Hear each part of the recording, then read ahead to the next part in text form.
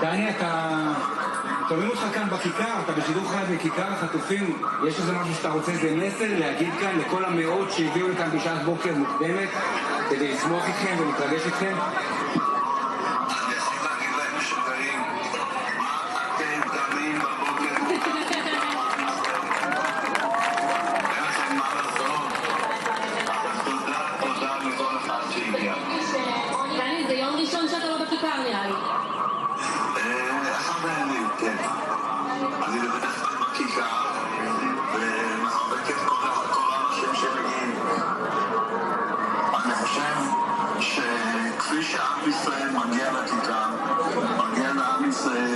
שמשפחות תסיינה ובעם ישראל שרימוקים, ישוקים, הכל אנחנו צריכים לקבל באהבה. דני, חיבוק גדול אומרים מכולנו כאן. ותודה רבה. תודה לך ושיקות. נסיעה טובה שתהיה. אנחנו רוצים לעבור לעוד כמה עדכונים של הדקות הללו. איתי בלומנטל, אתה מצטרף אלינו. איתי, בבקשה. כן, טלי, אז...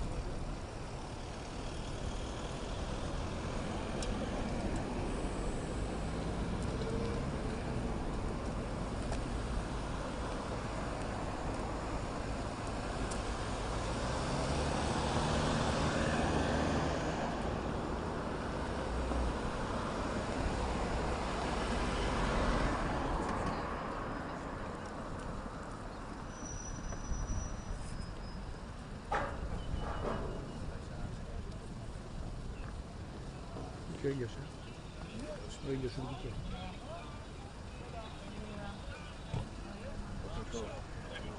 לוי, לא הביאו לי את הגדרות, נו.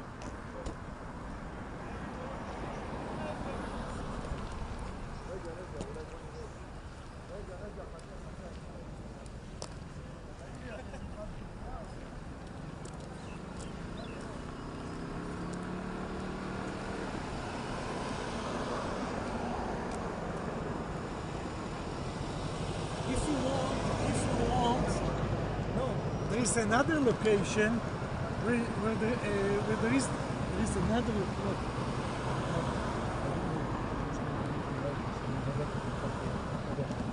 There is another location, much more people over there, which is a plane. Now there is a huge plane.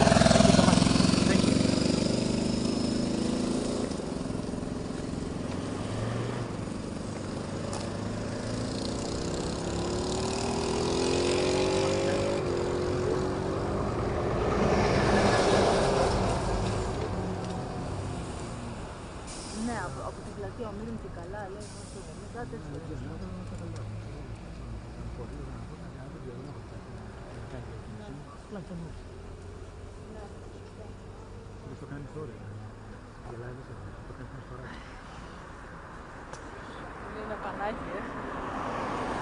Opa!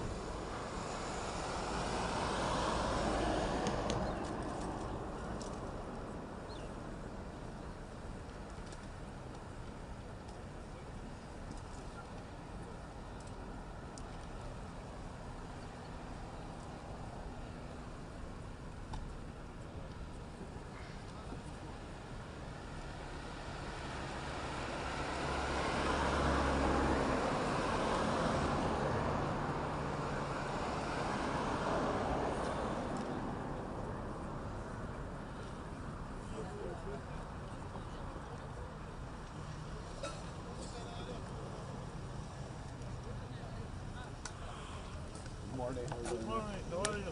Fine.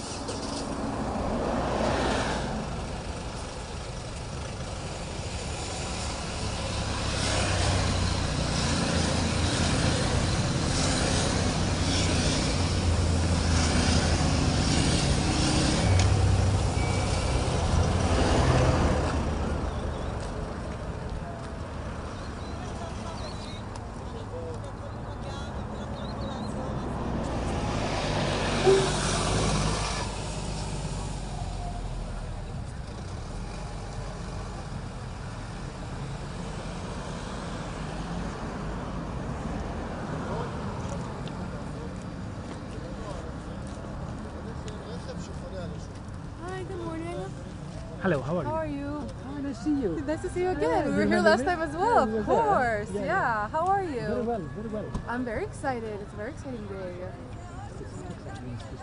Historical, you're right. No, a very difficult site. This approval. I think it's well. It's an important day. It's a monumental day. So, I don't mean to be rude. Just want to get your name again. Stamos. Okay, great. And I'm Mia, remember? So we're going to be here. Today our point is mostly here. We're going to be able to film the helicopters from there. I'm not moving. I'm staying here. Great. You're doing the light converters. It's already right. Yeah. Amazing. So at the moment we don't have any updates. Of course, if we have, we'll update you live here, and we'll also send you messages from the press desk. And I'm going to be here with my commander Alma as well. She's also going to be walking around. And If you have any information that you told, just give me. So at the moment I'm just walking around to see where everybody is. Mia. Yeah. Very nice to see you. Yeah, it's nice to see you again. It's very exciting. Stamos from work. Stamos.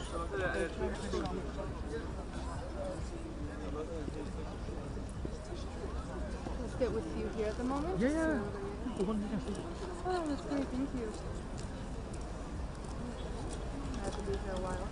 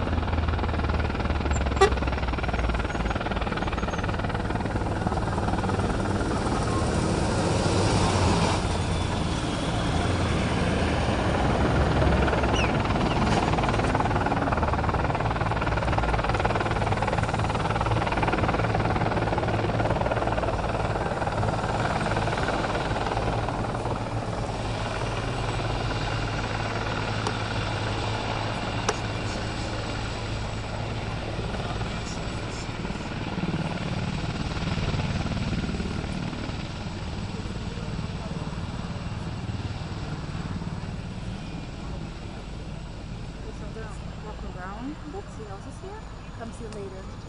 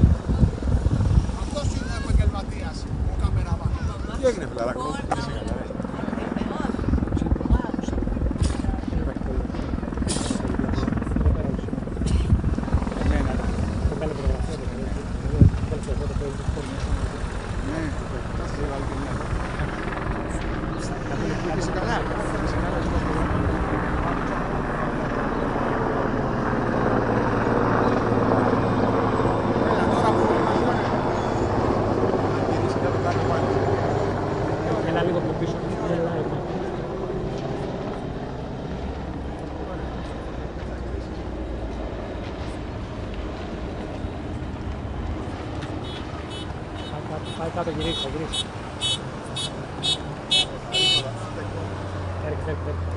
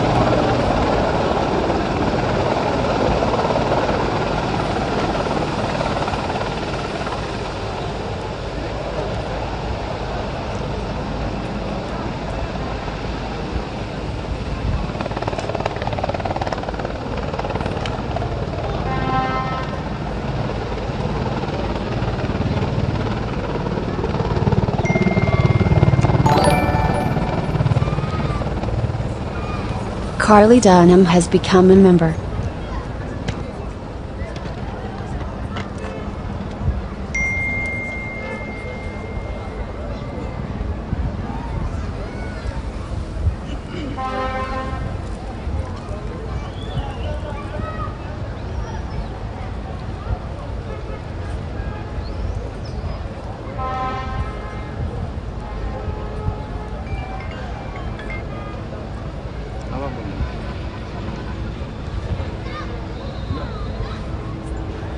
ثبته على البلاطه حيطلع، ما فيش شيء اثبت عليه فوق. هي على ترايبل قاعد، بس الترايبل حيطير، مش في هواء بيطير لحاله تحت. على الفاضي انا مثبته على الحجار، ماسك الترايبل بالحجار. كيف؟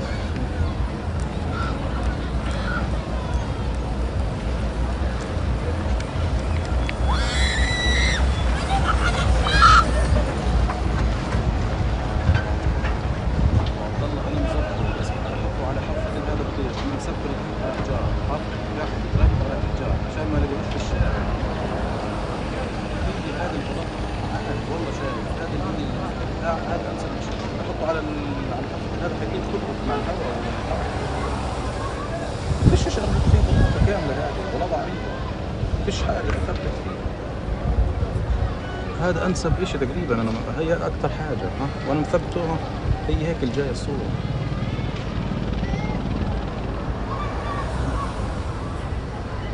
مش هذا خلص ثابت، هاي خلص ثبت.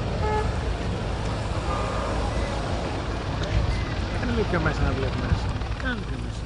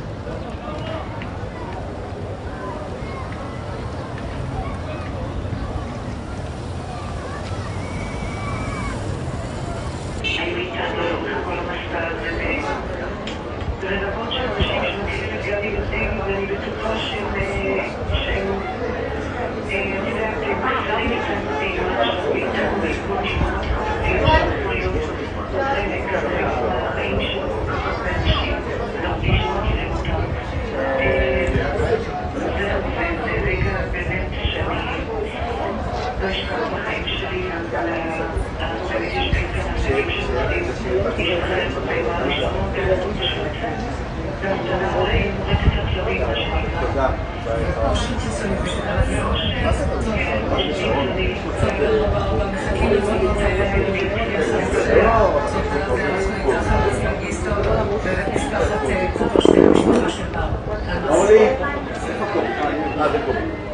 ימית אנחנו קלים ברורה, שנמצאת בשיחה, עם צד הרחק שבה, שנמצא במתחם ברעים, צד שלום לך.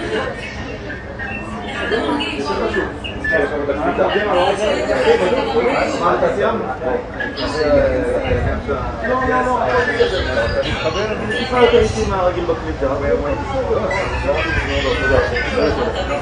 No, I mean the least for the second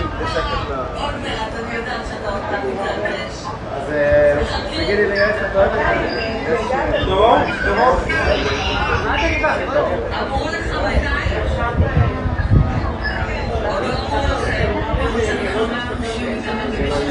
בידיים?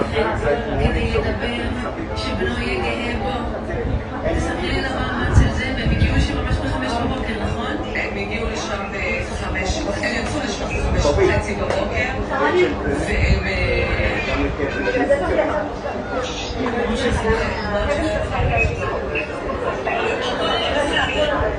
החלום שלו זה שהבן שלו יראה אותו עומד על הרגליים. כן, זה החלום שלו לראות את הבן שלו. ושהוא יעמוד כשזה יקרה על הרגליים, ושהוא ידבר ושהוא ישמע אותו מדבר. אחרי שנתיים של תקווה זה סוף סוף יקרה. המשפחה שמחכה לו בריא. תודה רבה לכם.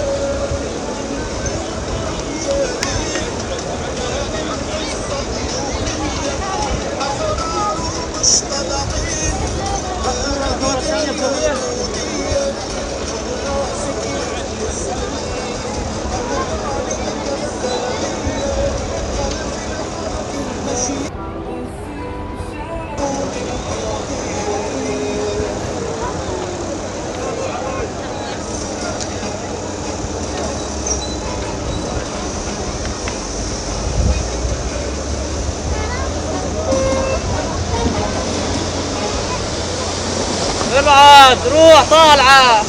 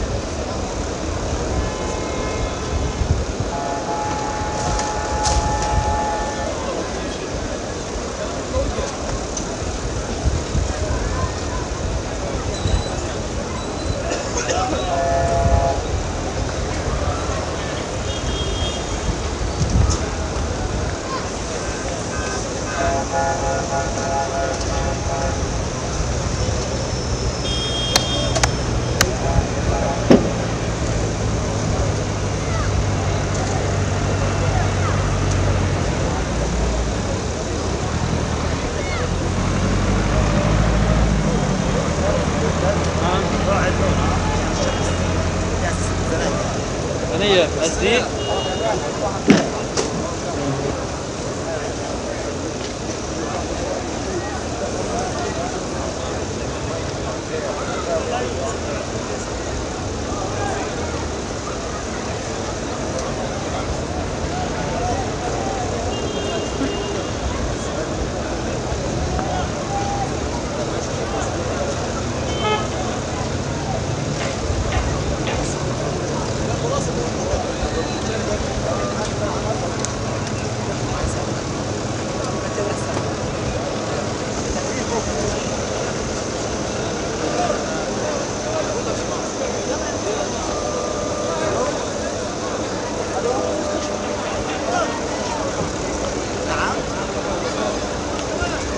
صباح الخير يا ابو.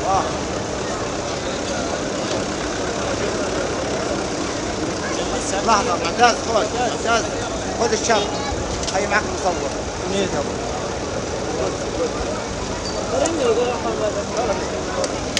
صباح الخير باشا.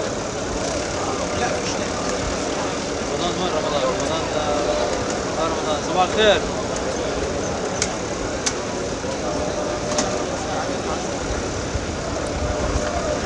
باشا صباح الخير. الو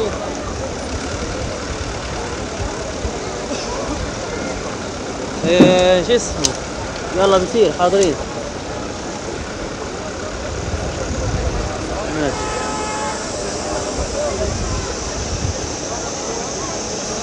الو معه قول.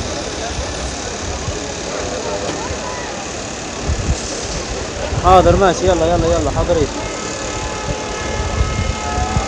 حاضرين لقيت جبت في الدفاع المدني في رسمية. حاضرين يلا.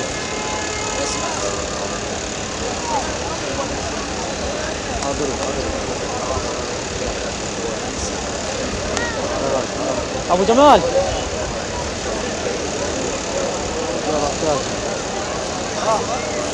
خذ يا صاحبي. انت مصور الثاني تفضل. هذا بدي يطلع هوا خلاص يعني انا خلاص اخذ صوره يعني قال لي بطلع.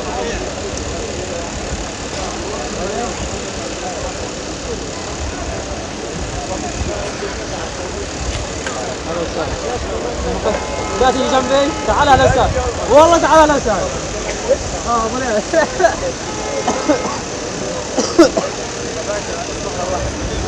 منارة يا منارة ابو جمال.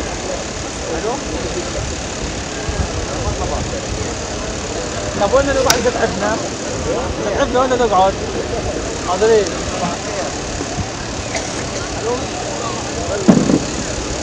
يلا يا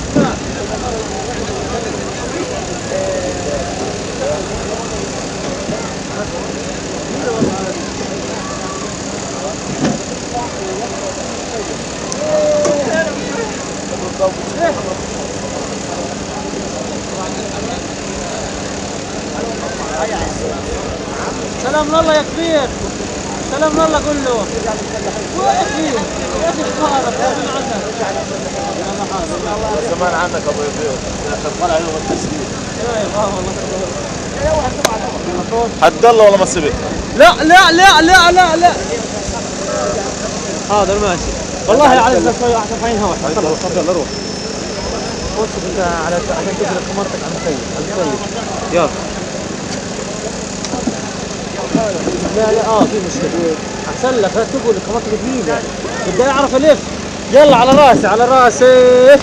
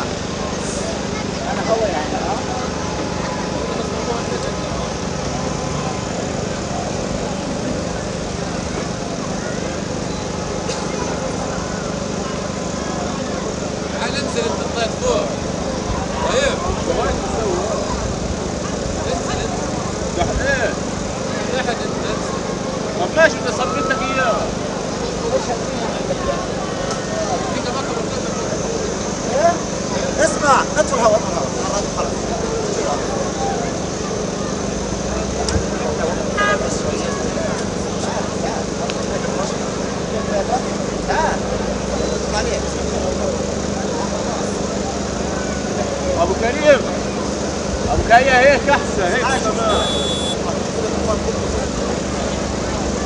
بس اسمع مدني برضه.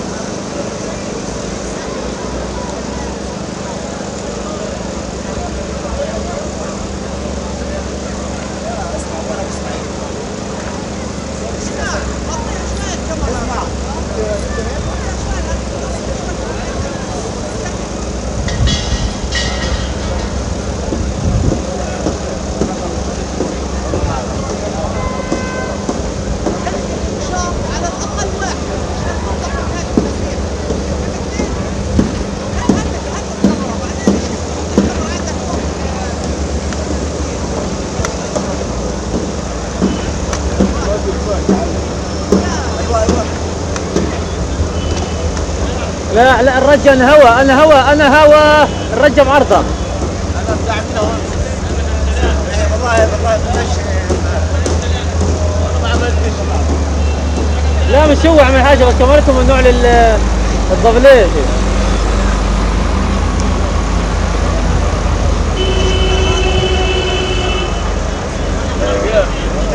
شغال النشرات.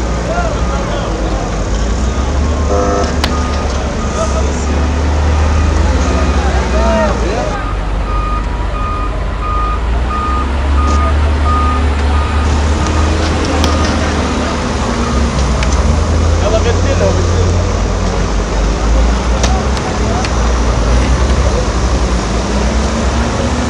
يا أحد بطاريات خليه قريب عليه.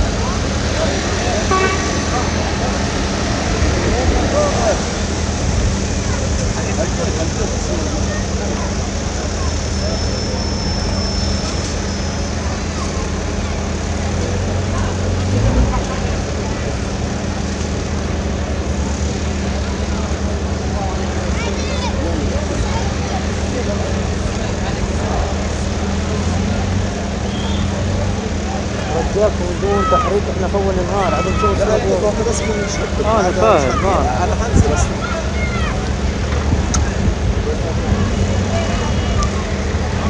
ايش ابو كريم؟ كيف الصوت؟ البكرة احسن لك.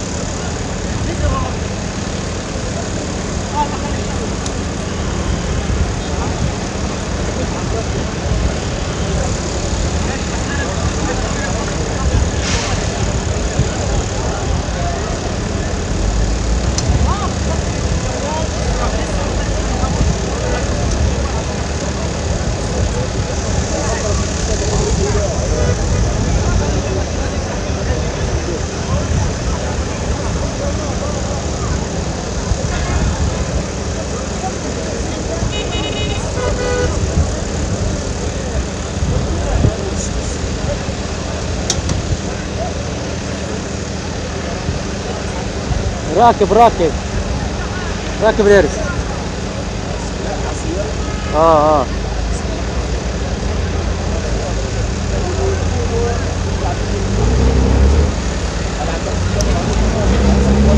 قيم هذا لا بعينك الله يا عمي.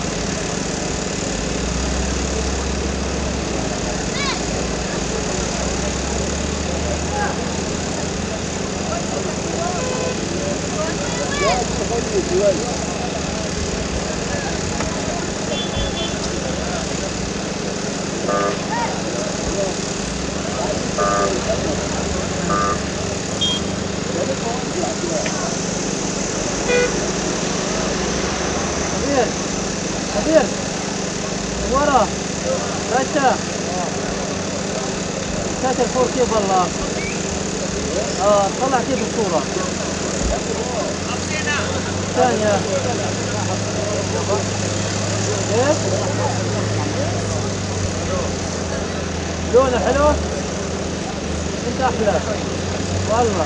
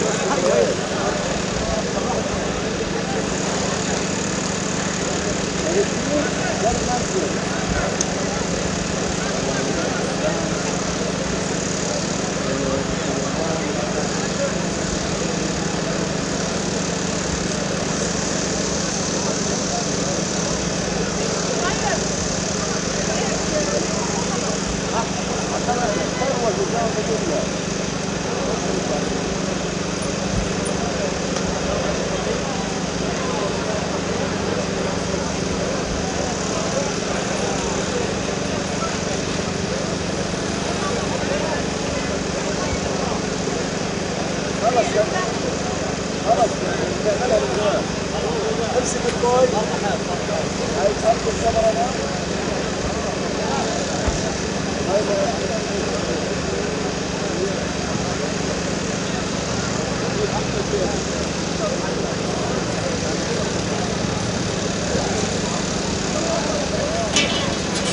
بس عشان تطلع من الفروة جو المنة هذا كمان كيف السبيد بالكاميرا هذا عشان السلسلة نصبح تحس او غيره.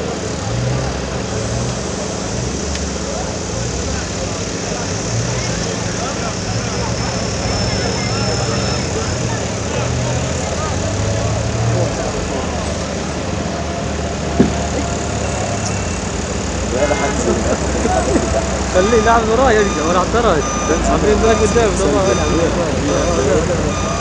عشان هوا ترفع ساحبين صورة راسك بين.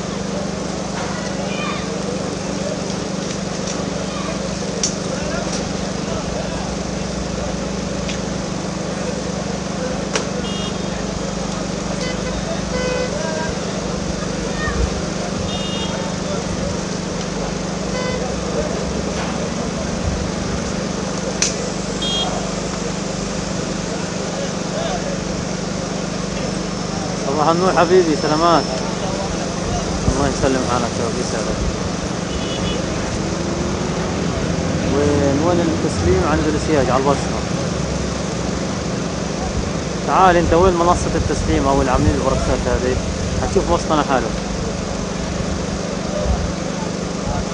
لا يا زلمة، ايوه مطعم جوا يا زلمة، خش ناصر جوا في ايوه عند الصحافة، خش جوا بقول لك وين بركسات التسليم. تمام جاهزة كل حاجة، طالعين هوا.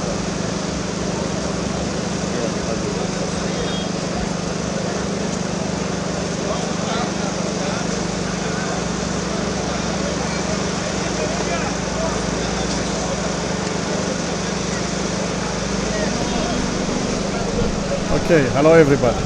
Testing, can you hear me?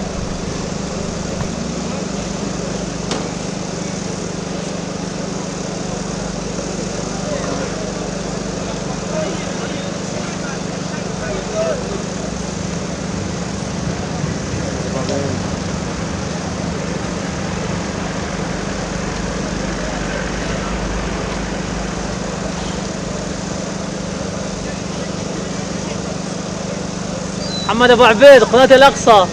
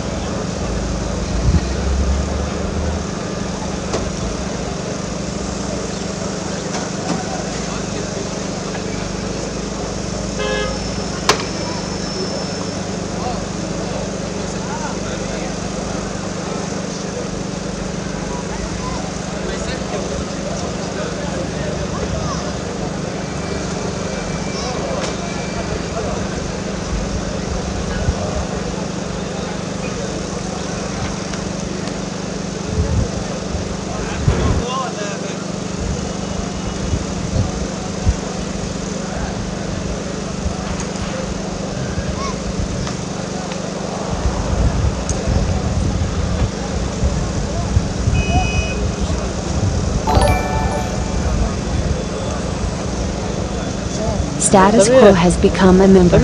Hear you 5x5 at DD Cyprus 1 click. Thank you, Status. Thank you very much for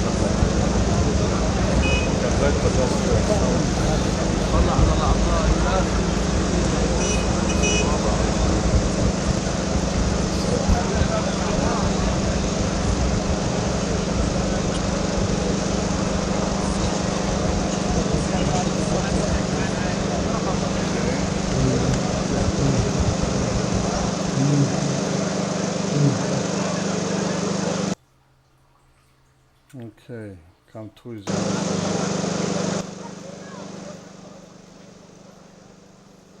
All right, so a big moment today we all been expecting for the last 2 years of this conflict war. So 20 hostages alive supposed to be released today. Let's see, hopefully everything goes smoothly. I was let us knew before that Red Cross is already on the site for the first hostage. At the first hostage release site 5 minutes ago. So it looks like it's going to take some time to release all of 20 of them. Hopefully they will release all of the 20 alive. And also there's another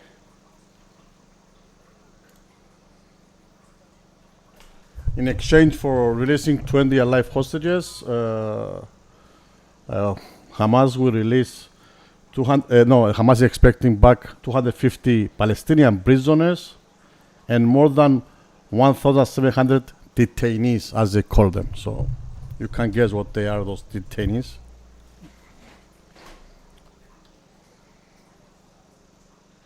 So it's just 250 Palestinians and the other side detainees, 1,700 detainees. I like how they word them, you know. So hello everybody on the chat. Hello to my mods, Original JJ, Wow, I saw here before. Pamdangelo, Crystal, Kali, Cadurato, all the members, thanks for joining. New members are welcome to join. New people, welcome to join. When we reach 1,000 likes, I will give five memberships free. So we're at 165 likes right now. Please smash that like button. 1,450 people watching right now. So we can easily reach 1,000 likes, even if half of them just click on the like.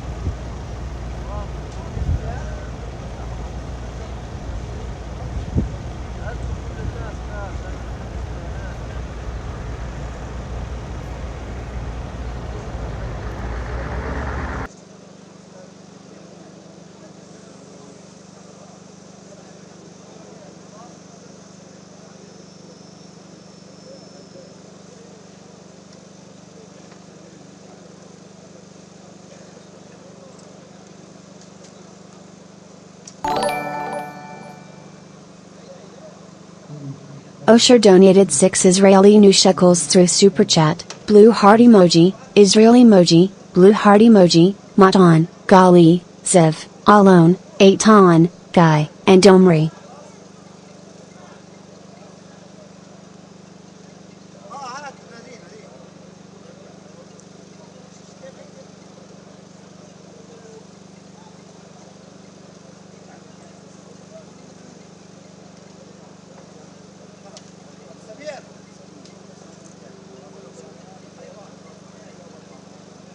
اسمع جماعة بعض احنا ما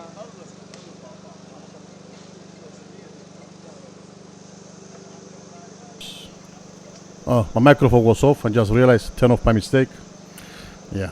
Okay, so I was saying before, to myself I guess, Trump is expected to arrive in to address the Knesset today. He's already there in Israel. We have on the camera 7, on the top left corner, it's Khan Younis. We have 2 cameras in Khan Younis. And camera 3, the next one is in Gaza City. Camera 5 in the hostage square in Tel Aviv. Camera 2, it's a mixed feed, so it's going to be changing from time to time to different feeds, showing what was important at that moment of the hostage release. Right now it's in Khan Younis. It's actually on the left side, from what I see now, on the left side of the Nasser hospital. So it's an area we've been streaming a lot. Just not this part of it, usually. It is on the left side. When the camera goes more on the right, you will see that it's Nasser hospital there. And camera 6, it's in the base, military base in Reim, Israel, where we'll see the helicopters will be transferring the hostages. They will transfer them there first. Usually they transfer them in Reim, Israel for first checkup with the medical doctors, military doctors, or I don't know what they use in medical staff.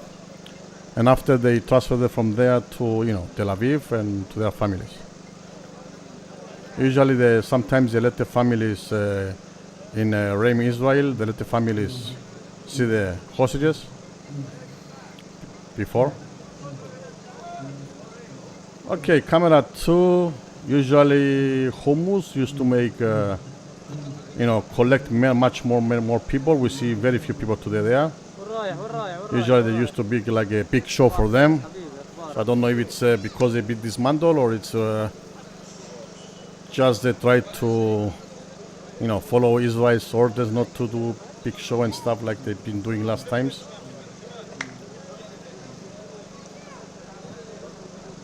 But all those people there, the ones that we see, either they are really Hamas or they could just be any people dressed up as them, just to show that they still have power. لا بطلت تنزلي كثير حراق كثير حراق. I'm glad we'll be able to help Carly. Thank you all for being here. Thank you all for being part of this family. We are on stream 1462 of this conflict on the Maticam stream. Of course, we have been doing many single camera streams, so I don't know how many they are, but on this channel we have about, I don't know, last time I checked it was about 11,000 videos, mostly live streams.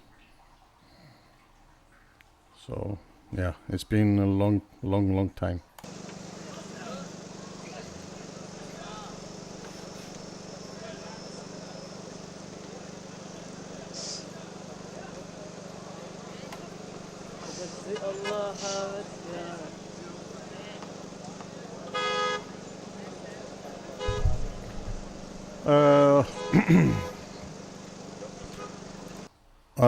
Before Trump arrived, he already declared that the war is over in Gaza. But as we all know, it's far away from over. This is not something that will be solved by like that. We hopefully will be solved, but we know that it's been a war that has been going on for thousands of years.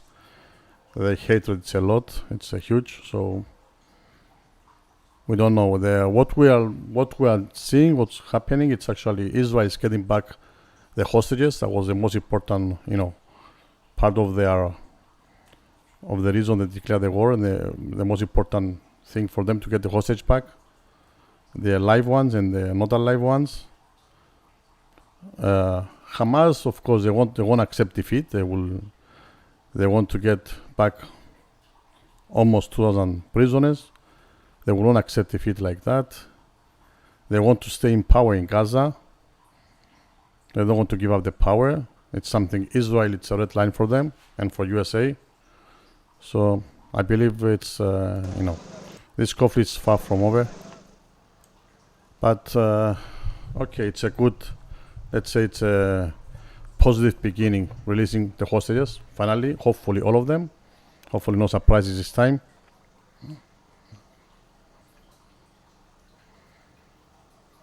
Hi Chihuahua Mama, haven't seen you for a long time on the chat. Hope you are doing well. Hello Sasha. Hello all the new watching us. On the Lucky Corner, on the members, all in the chat. As you know, it's a single camera, so for each camera on the stream, it's single cameras for various levels of membership. You can have them all one by one. From silver members to gold members to legendary members. Any camera on the screen, it can be viewed by members as a single camera on a different stream. On this channel, of course. All licensed cameras.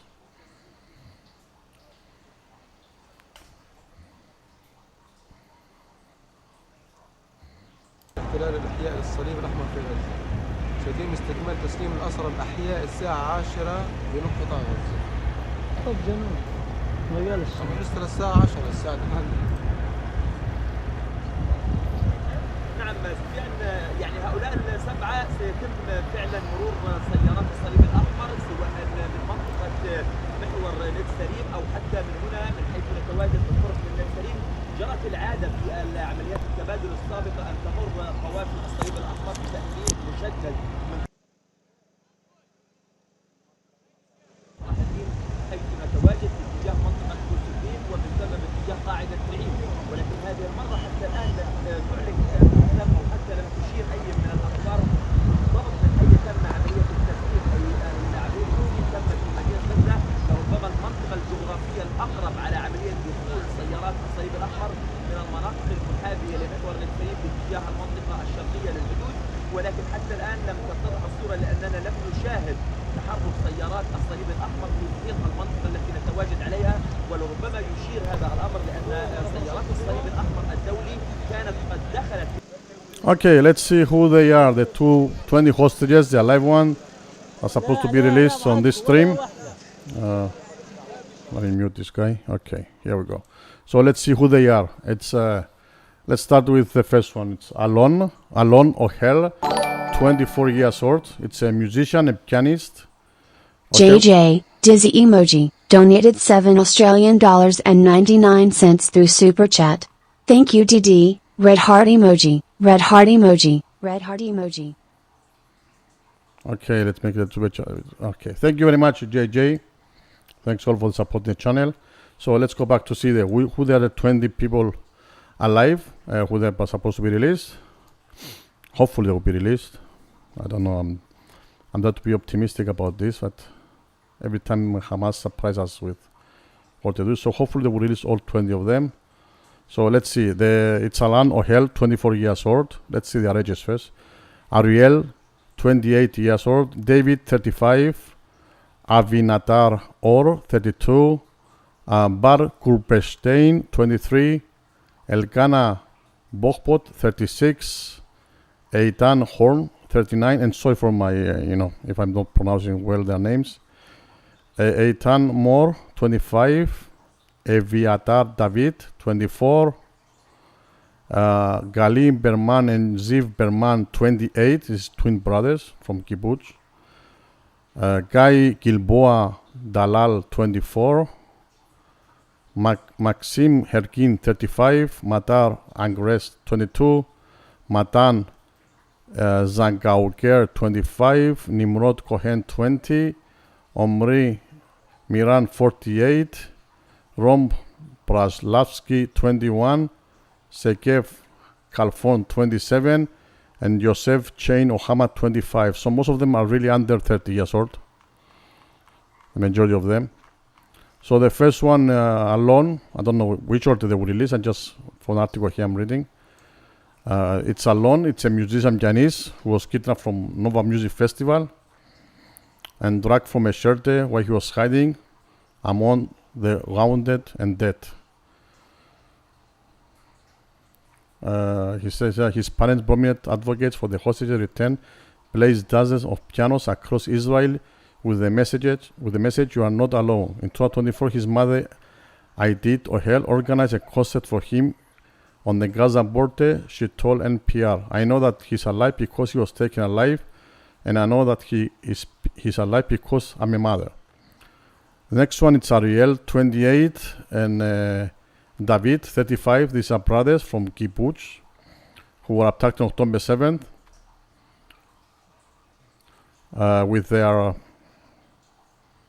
along with their wives and children. While their families were freed in early years, the brothers remained in captivity. In July 2025, their mother Sylvia said, "I always try to stay optimistic because there's no other way. I just want them all home." Another one, it's Avinatan, 32. It's the second of 7 siblings, holds a degree in electrical and computer engineering and work in high tech. He was kidnapped from a Nova festival with his partner Noah Argamani, who was rescued by Israeli forces last year. Footage of their abduction showing Hamas gunmen separated them because defining image of the October 7 attacks. In March 2025, released hostages delivered a sign of life from him to his family. Next one, it's Bar Kuperstein, 23 years old. Is the eldest of 5 siblings and family's main breadwinner after his father became disabled.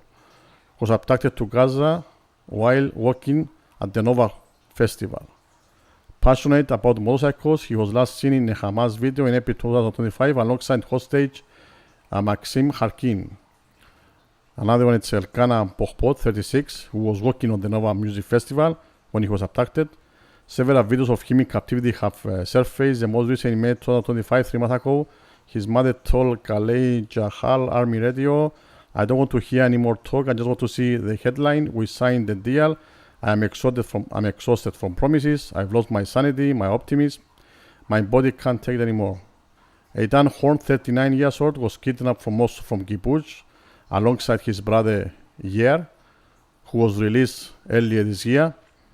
An informal education professional, Eitan spent part of his captivity with Yer and the brothers reportedly fled through Tunis during Israel airstrikes. Yer's release in February 2025 brought relief to the family, but left them deeply anxious for Eitan. Eitan, 25, the eldest of 8 siblings. He worked as a barista and dreamed opening his own cafe. He was kidnapped from the Nova Festival, where he worked as a security guard. Released hostages described him as a morale booster who even confronted captors on behalf of others. His family in Kiryat Arba has publicly opposed compromise deals with Hamas, arguing they endanger Israel's long term. Evaidar David, 24. He worked as a cafe shift manager and was planning a trip to Southeast Asia. He was kidnapped from the Nova Music Festival alongside his friend Guy Gilboa Dalal. In August 2025, Hamas released video showing him emaciated, digging his own grave. That's the one we show with the digging his own grave. That's a avatar. His own grave under the orders and speaking under to rest, urging the Israeli Prime Minister to agree to a ceasefire. The footage sparked outrage and dismay across Israel. Gali Berman and Ziv Berman, 28 years, they are twin brothers from Kibbutz, were abducted from the home on October 7. Lovers of soccer and travel, they ran a sound and lighting company together and had recently returned from a trip to Costa Rica. Release hostages report that as of February 2025, the brothers were alive but being held separately. The longest time they had ever spent apart, according to the older brother Lirano. Guy Gilboa Dalat, 24 years old, an animation and Japanese anime enthusiast who had planned to travel to Japan, was abducted from the Nova Festival on October 7 alongside his close friend Eviatar David. His brother Gal managed to escape in February 2025. Hamas released a video showing them witnessing their friend's release. Release of a hostages reported that Guy endured severe abuse and starvation, leaving him in extremely poor physical and mental condition. Maxim Hergin, 35, it's an Israeli-Russian Jewish national, an immigrant from Ukraine, was abducted from the Nova Festival, where two of his close friends were killed. A father to a daughter in Russia and with a partner in Israel. He texted his mother, "I love you," the day he was taken and has had no contact since. In May 2025, Hamas released a video showing him pale and thin. His mother told the media, "Until I get my son back, I won't say thank you." The soldier was another one. It's Matan Angres, 22 years old. The soldier was captured. He was a soldier when his tank was attacked by Hamas near the Gaza perimeter fence. A sports and soccer enthusiast, he reportedly endured abuse and interrogations by Hamas operatives, according to released hostages. His last known appearance was in a Hamas video released in March 2025. Matan Zagaweke, 25, was abducted from his home in Kibbutz, along with his partner Iliana, who was released in November 2023. The couple worked at the Kibbutz medical cannabis farm, and their home was among the first targeted by Hamas in October 7. Matan's mother, who raised him and his two sisters alone, had become a leading voice for the hostage families. It was named one of the BBC's 100 Women of 2024. Nimrod Cohen, a soldier taken from his tank during the October 7 attacks near Reim Kibbutz, close to the border with Gaza. He was 19 at the time. Hamas released footage of his capture, and the released hostage later confirmed he's alive through his poor physical and mental condition. A natural lover who enjoys hiking and video games, his mother Vicky wrote on social media after the ceasefire, "My child, you are coming home." Omri Miran, 48 years old, is the older one, I guess. Yes, the older one from the alive ones. A shiatsu therapist and a head gardener at Kibbutz, was abducted from his home in Nahal Oz on October 7, 2023, in front of his wife and two daughters. Hamas later released footage of his kidnapping. The ordered living hostage is still held in Gaza. His father, Danin Miran, has become a leading advocate for the hostage release. Speaking to NPR last week, he said, "I feel on top of the world and ask if my son has been born again." Rom Prousalis, 21, a soldier from Jerusalem, working as a security guard at the Nova Festival, was abducted after helping others escape, his family said. In April 2025, Islamic Jihad released a video showing him emaciated and in poor health. Contact with him was lost in July, but Israel's officials believe he's still alive. His parents have been leading voices in the hostage families movement. Last two, it's one of them is Segev Kalfon, 27. Kalfon was abducted while trying to escape Hamas gunmen at the Nova Music Festival, and Fredler told his family that militaries approached their car and seized Segev's a Tel Aviv finance student who had been diagnosed with severe anxiety just weeks earlier after a car accident. His mother feared for his death, saying he's been denied critical medication. And the last one is Yosef Chain Ohana, 25 years old, a bartender and an eldest son of a single mother. He helped at support, loved cycling, camping, and hiking. He was attacked from the Nova Festival after risking his life to help others escape the attack. Released hostages later reports see him alive, and in May 2025, Hamas released a video showing him alongside fellow hostage Elgana Bashpat. So these are the 21s alive, but hopefully will be released today.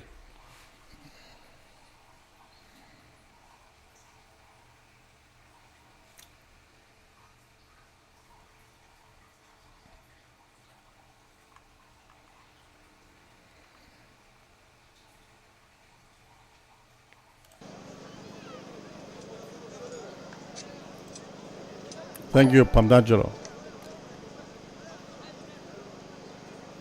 Pamdangelo donated $10 through Super Chat. Prayers, folded hands emoji, to all hostages and families, red heart emoji.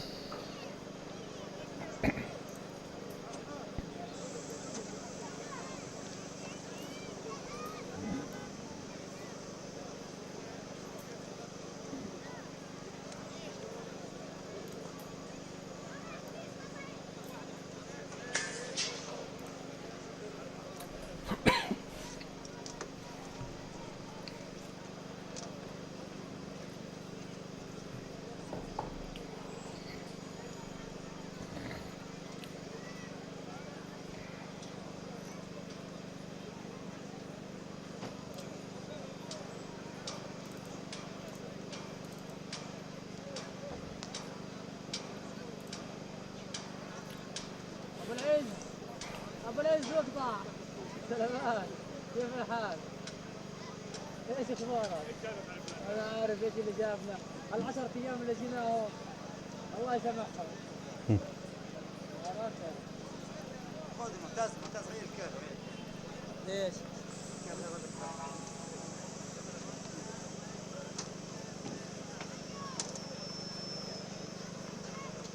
ايش يا ابو عبد الله؟ ايش يا عبد الله؟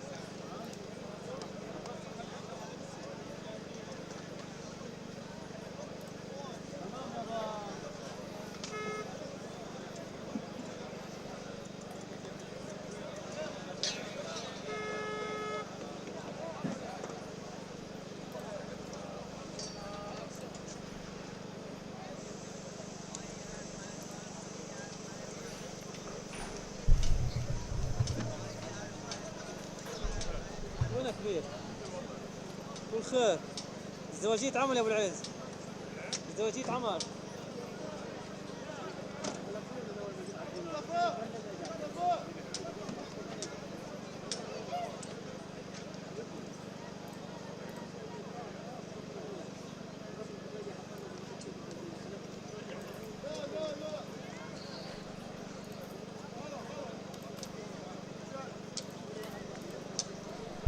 So this is the latest news we got. 7 Israeli hostages. Let me see if you can hear me. Yeah. 7 Israeli hostages in Gaza are now handed over the ICRC custody, official involving the pressure to REUTERS. It just reported 4 minutes ago.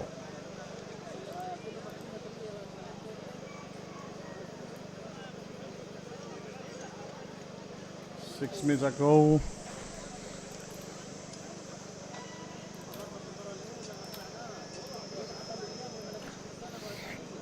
6 minutes ago, as before, first Israeli hostages transferred from Hamas armed wing to ICRC in Gaza. That was 6 minutes ago.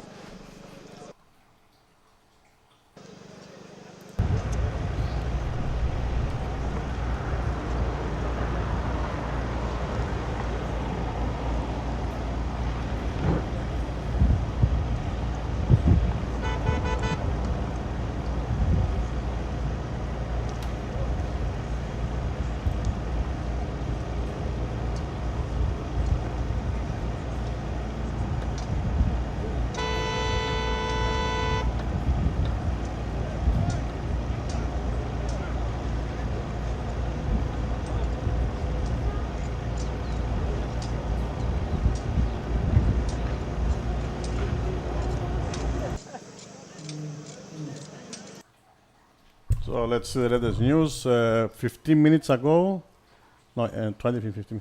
Okay, 8:29. That's 5 minutes ago. The father of the hostage, Guy Gilboa Dalal, has told Israel's news outlet Haaretz that his son was handed over to the Red Cross, and in 15 minutes he's expected to be handed over to the NDF, and then he will arrive here. This is a dream come true. We are euphoric, very excited, and died to hug him, Ilan Dalal says. That's 5 minutes ago from the hostage father.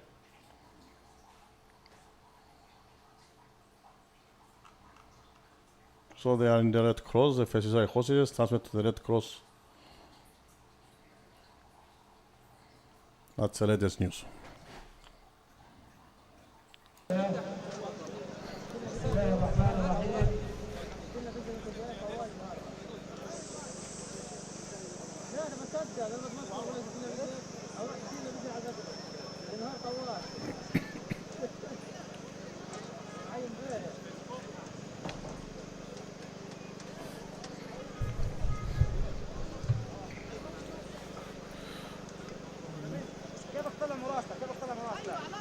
So let's see, 298 likes. We are far from the 1,000 likes. 1,000 likes, I will give 5 free memberships out. So yeah, a lot of people in the chat. We're about 1,666 at this moment, current on this stream. So yeah, smash the like button. We'll get to 1,000 likes fast. If only half of you smash the like.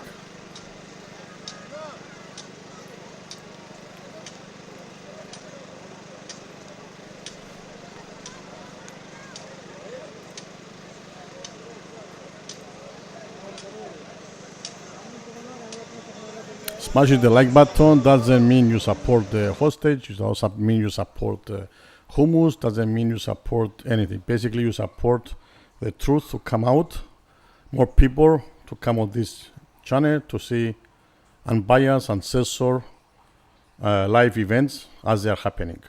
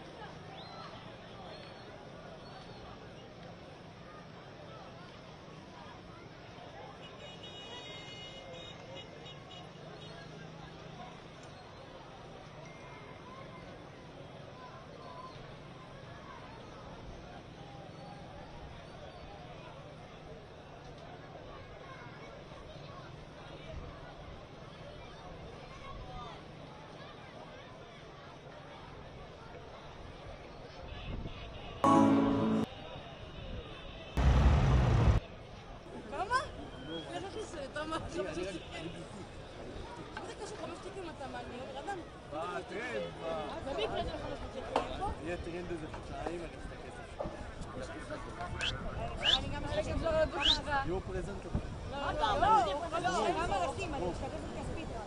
אני אהיה משקיעה, אני משקיעה, אבל אין לי כסף. משקיעה, יש לי 240, 225. בוא לעבוד במפעל.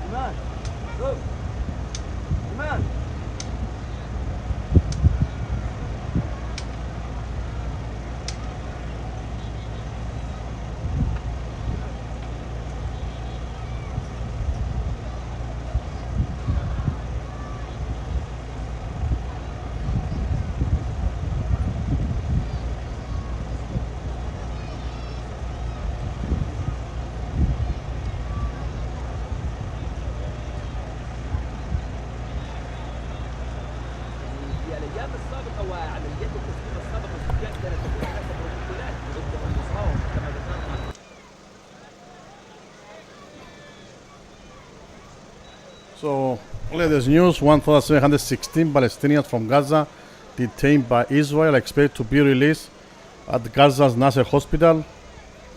250 Palestinians who had been serviced in life sentences in Israel prisons are expected to be released to the West Bank. And on the other side, Israel shekel gains 0.9% versus dollar as hostage release underway in Gaza.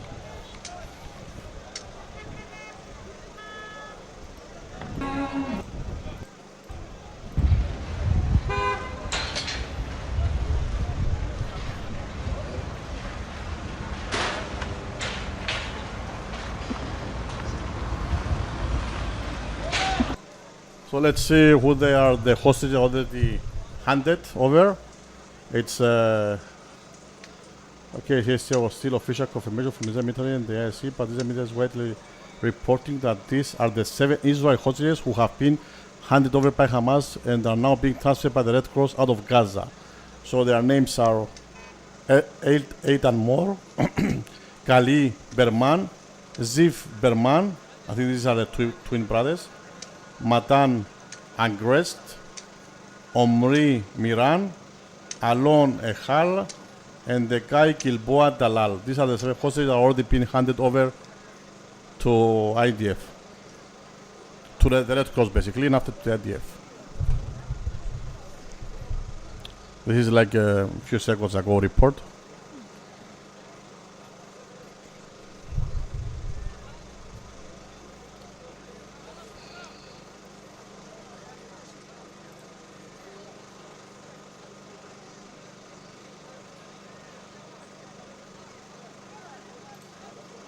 So let's see once again who they are. The first one, Eildan Mor. It's the 25 years old. He's the eldest of his 8 siblings who work as a barista and dream of opening his own cafe. He was kidnapped from the Nova Festival, where he was working as a security guard. This is Eildan Mor, 25. Galim Berman, and his brother Ziv Berman. These are the twin brothers from Kibbutz, were abducted on October 7, and they run a sound and lighting company.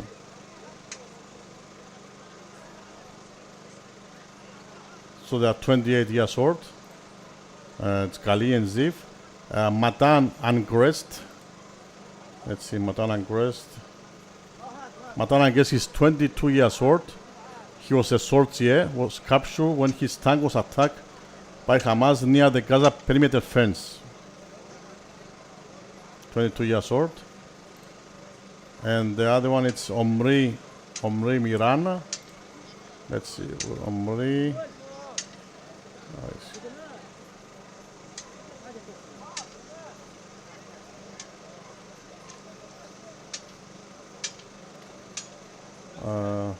I don't find him on the list here. Where is Omri Miran? Omri Miran, he's the oldest one. He's 48 years old.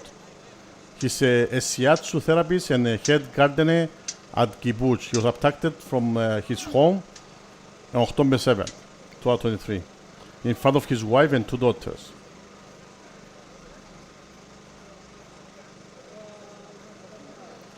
So he's the older one, Omri Miran.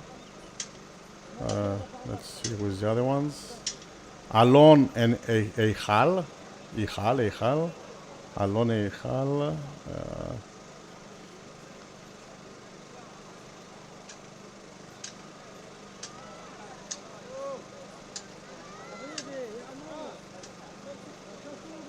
Alon, he's 24 years. Oh, Alon Ohel, that's the same one. Let me see here. Okay, I don't know. It says Alon Ichal, on the other it says Alon Ohel. There's another Alon.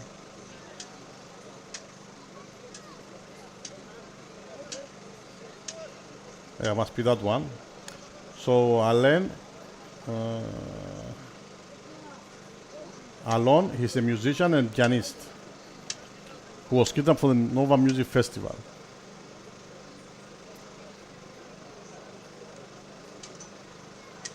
This is where his mother plays dozens of pianos across Israel with the message, "You are not alone." In 2024, his mother organized a concert for him on the Gaza border. Alon Ohel. Yeah, it's one article says Alon Echal, and the article says Alon Ohel. That's why I got confused there. See, thank you for correcting. And the last one, it's from the 7 that already been handed over. It's Gai Gilboa Talal.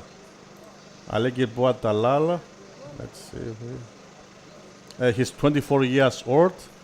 He's an animation and Japanese anime enthusiast who had planned to travel to Japan, was abducted from the Nova Festival on October 7, alongside his close friend Aviatar David. His brother Gal managed to escape. These are the 7 ones that they already handed over, as far as we know.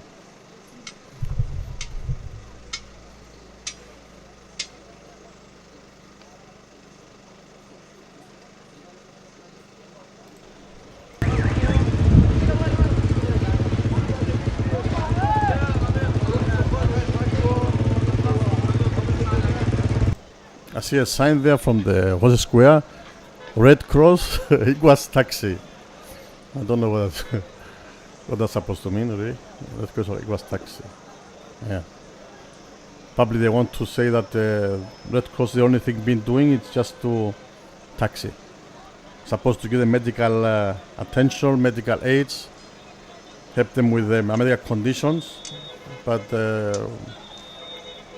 on the since October 7, the only thing we saw Red Cross doing is actually transferring them from Hamas hands to IDF.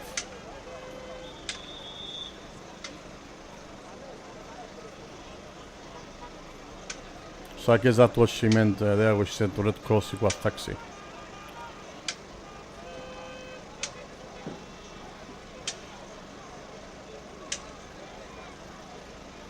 So cam 4, it's Khan Younis. The top camera, Cam 3 in Gaza City, Cam 5 in Tel Aviv, Israel, Hostage Square, Cam 2 it's a mixed feed.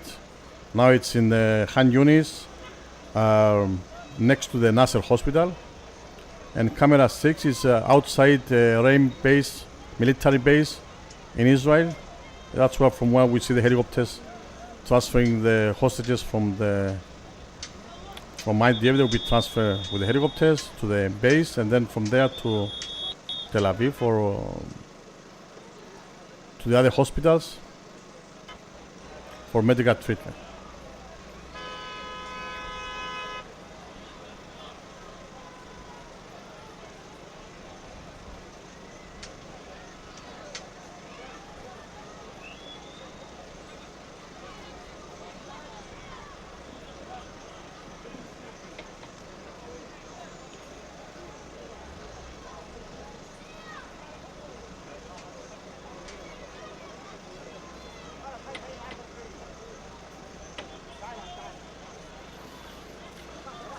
Camera 2 on the left, we see plenty of chairs, mostly empty.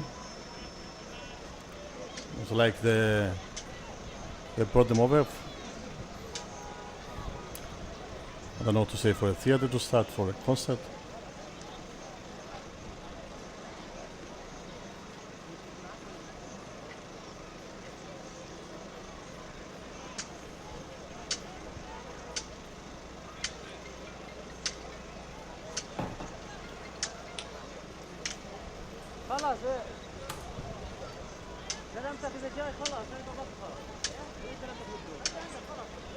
So let's see what the breaking news. We have the Israel confirms the handover of 7 hostages. This is a confirm now. Before we just have speculation. Now it says confirm. According to the information provided by the Red Cross, 7 hostages have been transferred into their custody and are on the way to IDF and ISA forces in the Gaza Strip. The IDF is prepared to receive additional hostages who are expected to be transferred to the Red Cross later on.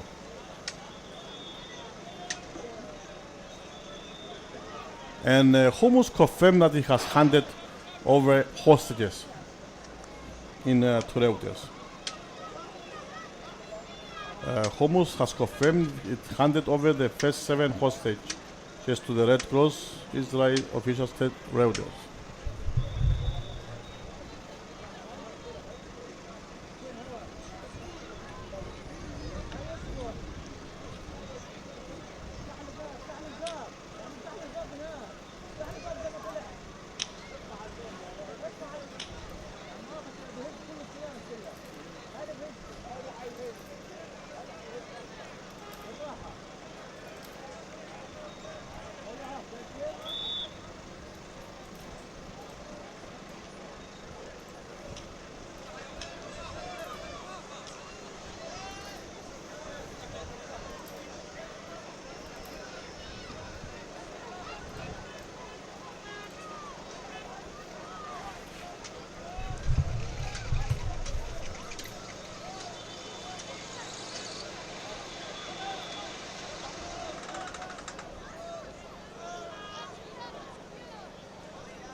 What's happening in our camera 2? Well, they're running for the seats.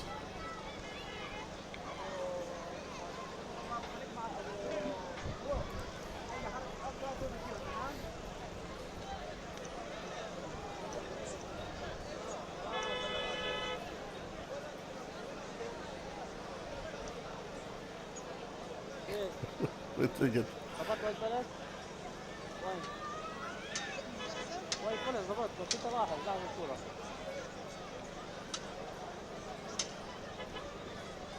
فرنسية فرنسية ايوه تتدخلش على شغلنا خشش على شغلنا دير بالك نعم طب انزل يلا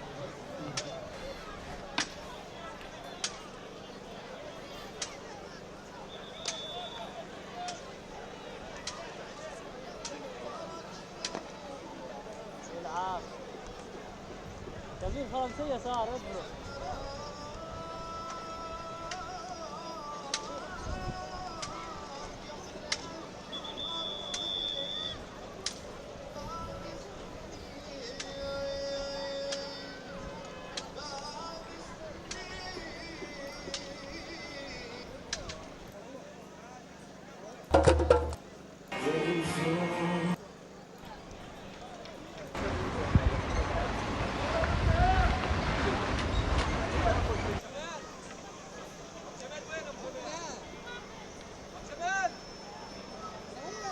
في الباص ابو عبد الله في الباص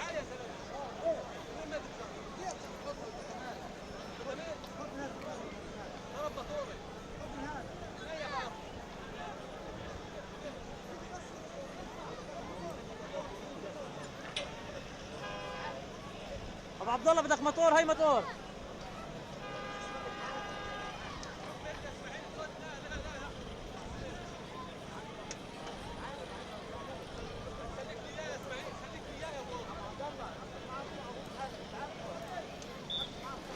طب خذ الكابل ابو عبد الله معك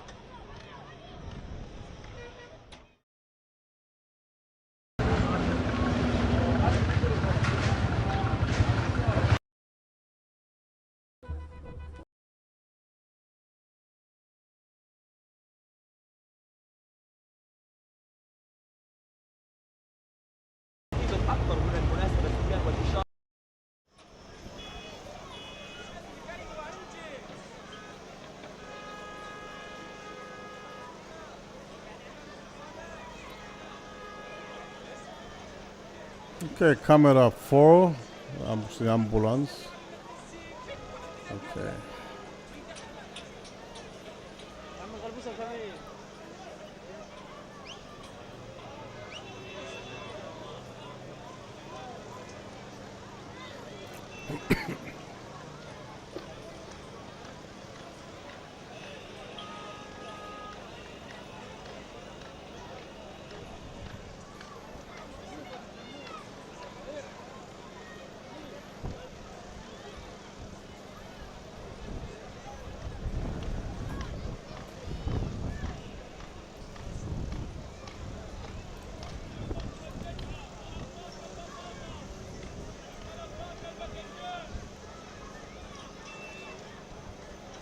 اسمع بلا مناره بلا حاجه اليوم فرنسيه قول له صورني تعال بطل تصور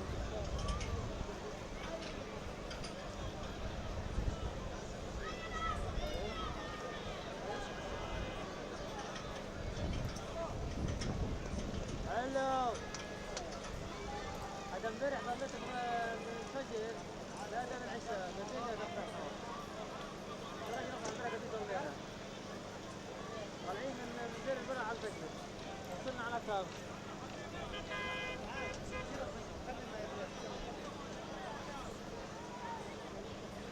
باشا ما يتطلب برا على البار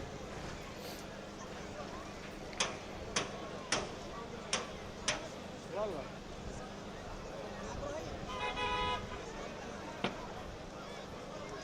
بعدين ولا بلاش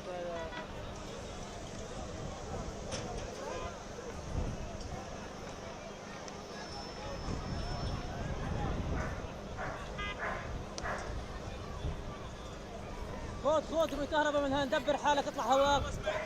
So the latest it's that we know 7 hostages have already been handed to the IDF and they're expected to be flown to the Reim military base in southern Israel. That's the Reim base. It's what we see here, camera 6. Camera 6 out. It's rather outside Reim Israel military base.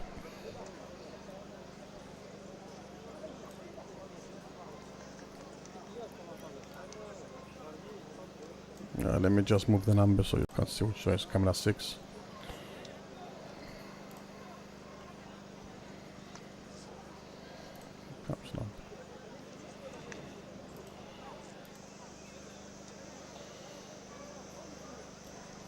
I'll just make a duplicate of the number.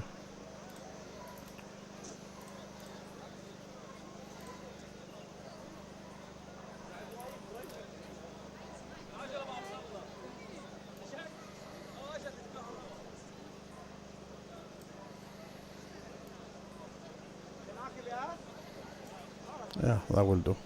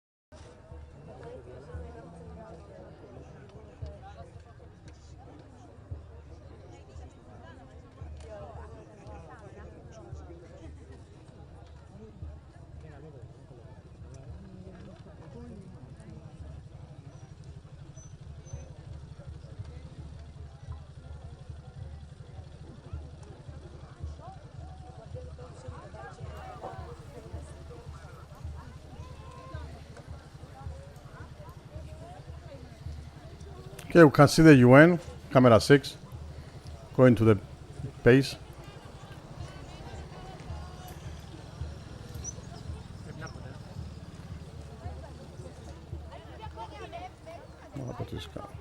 Live now, check.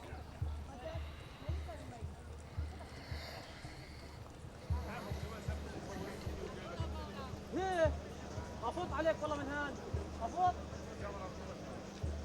عشان الكاميرا انا خايف الكاميرا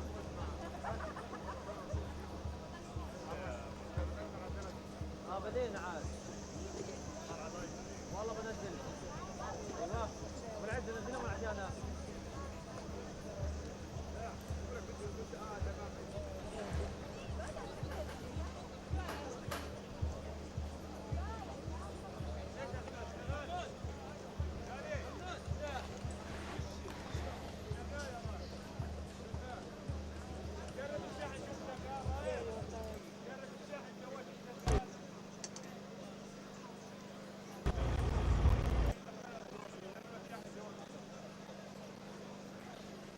تذكروا الانتهاء تذكروا الانتهاء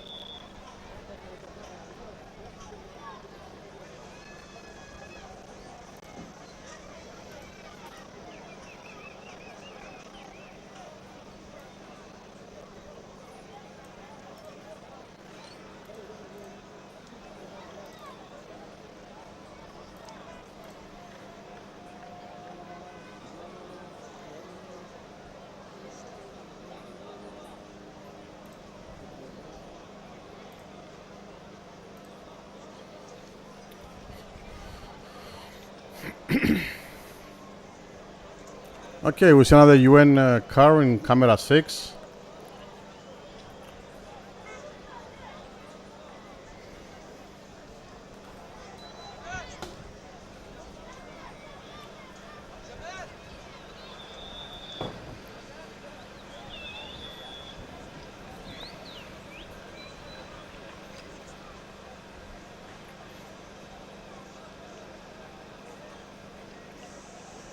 And the helicopter, camera 6, landing.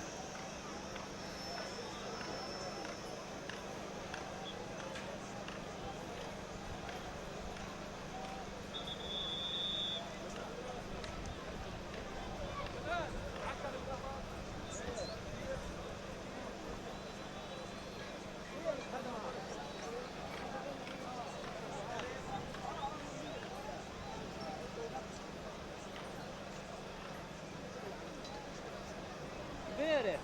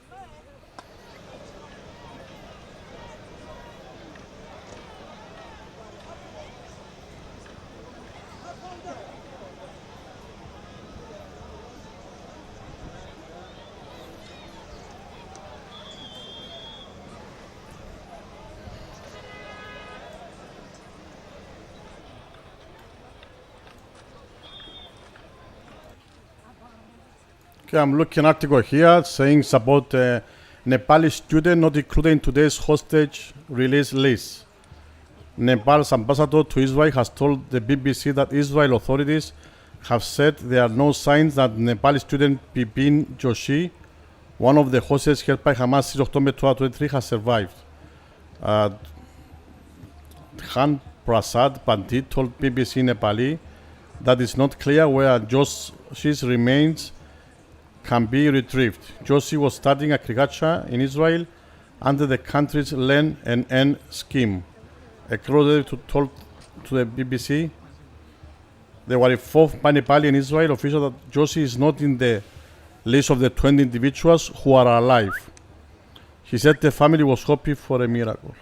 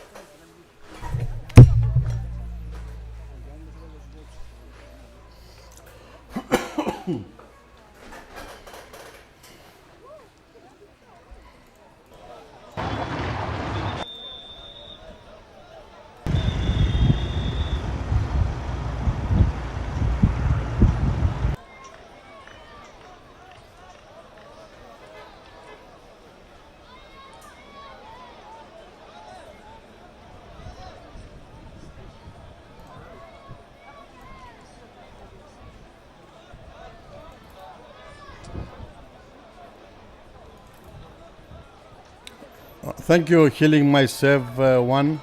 Thank you very much. Appreciate it.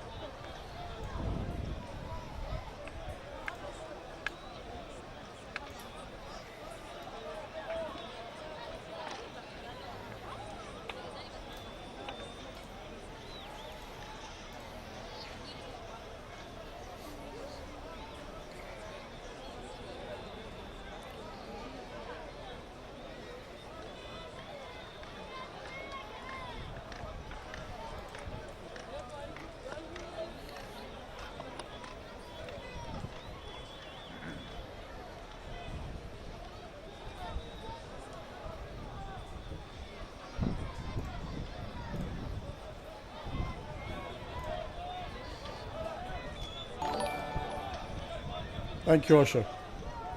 Osher donated 6 Israeli new shekels through Super Chat. Welcome back all the hostages, Israel emoji, folded hands emoji, blue heart emoji.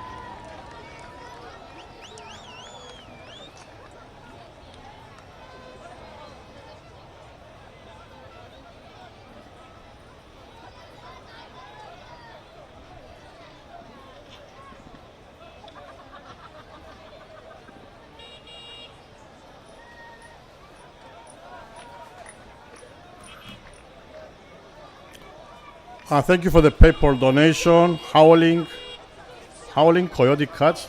Thank you very much for the PayPal donation.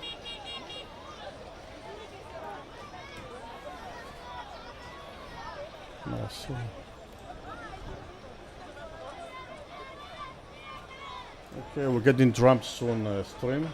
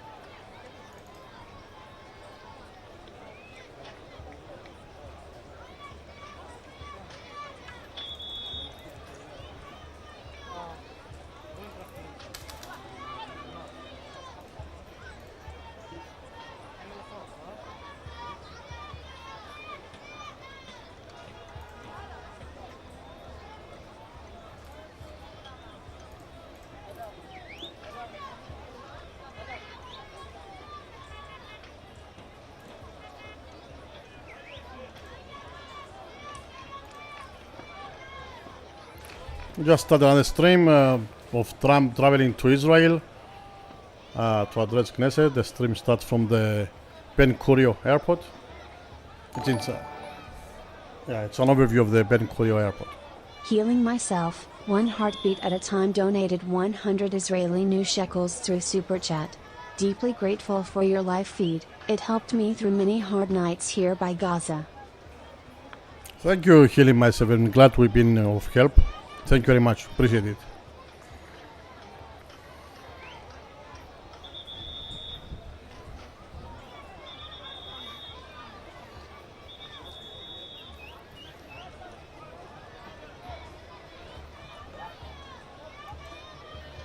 We're really grateful to feel like we've been helping people inside Gaza and out Gaza through the live streams, showing what's going on and clearing the cloud from the propaganda that's going on. Of course, as you know, the first victim of any war, it's the truth. So we've been very happy on this channel to be able to filter most of the propaganda, if not all,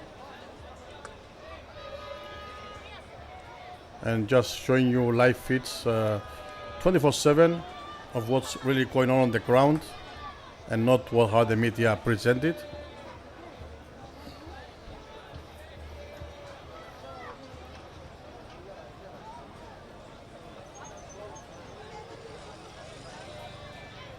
Hearing myself one heartbeat at a time.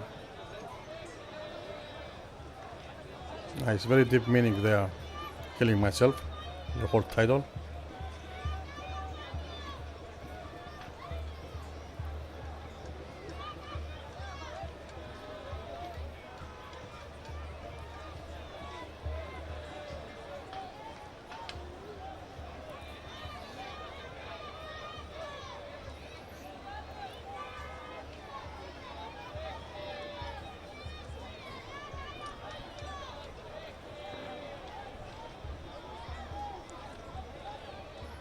Another positive sign of how important is this hostage release. I got it from REUTERS before. The shackle, it's a 0.9 up against US dollar. Since this morning.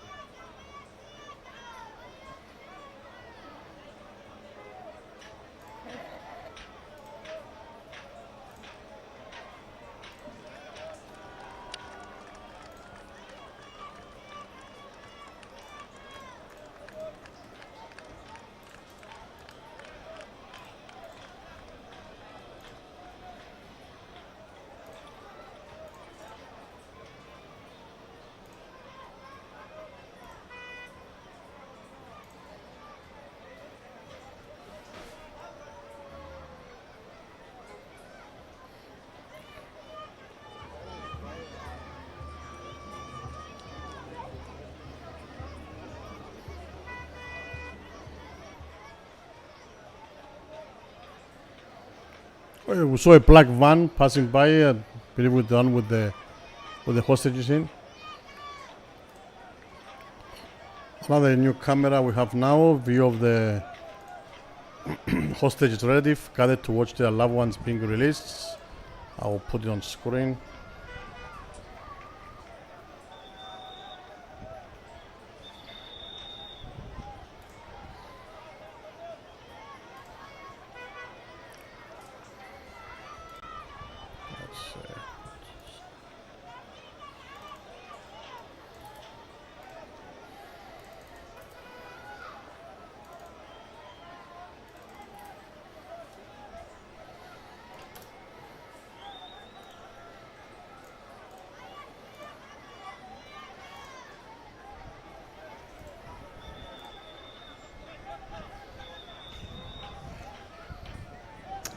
Five. New camera number 7.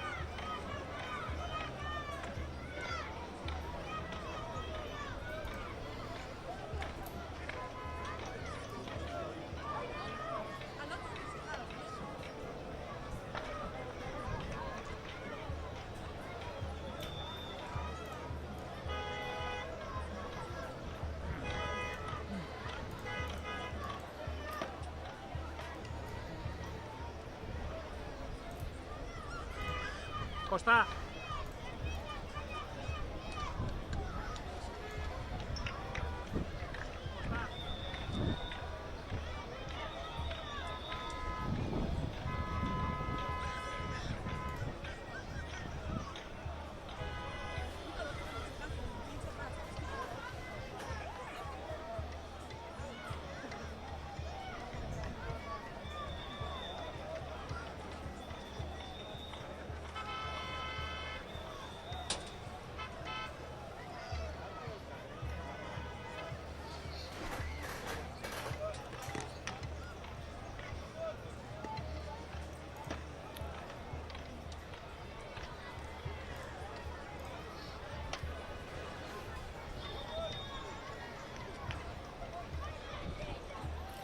I think the camera 7, it's a family relatives of the Alon Ohel that they are watching. We have on screen on camera 7.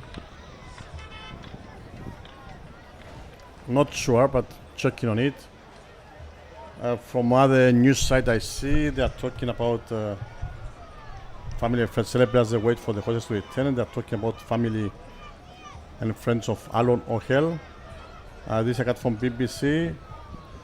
On REUTERS, they don't confirm which camera we're watching, and the camera is from Reuters actually. So.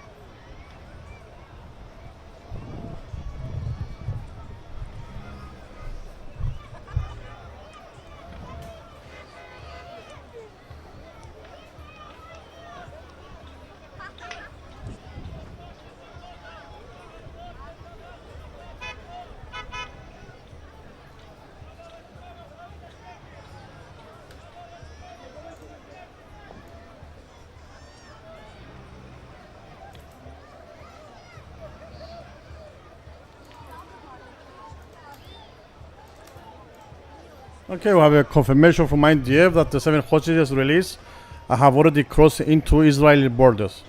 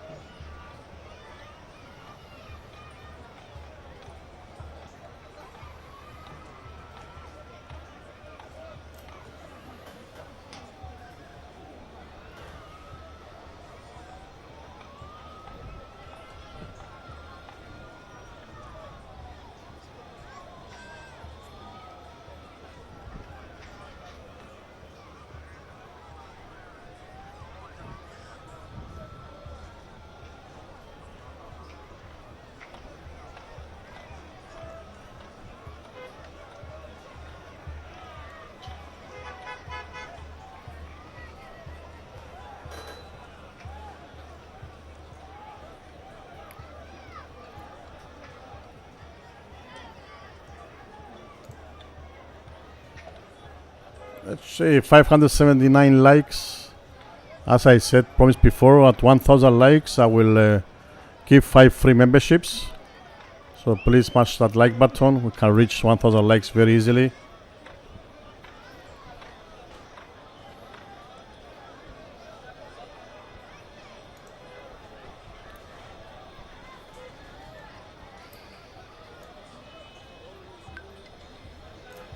Alright, we're now on camera 2 inside the car through the convoy, following the convoy.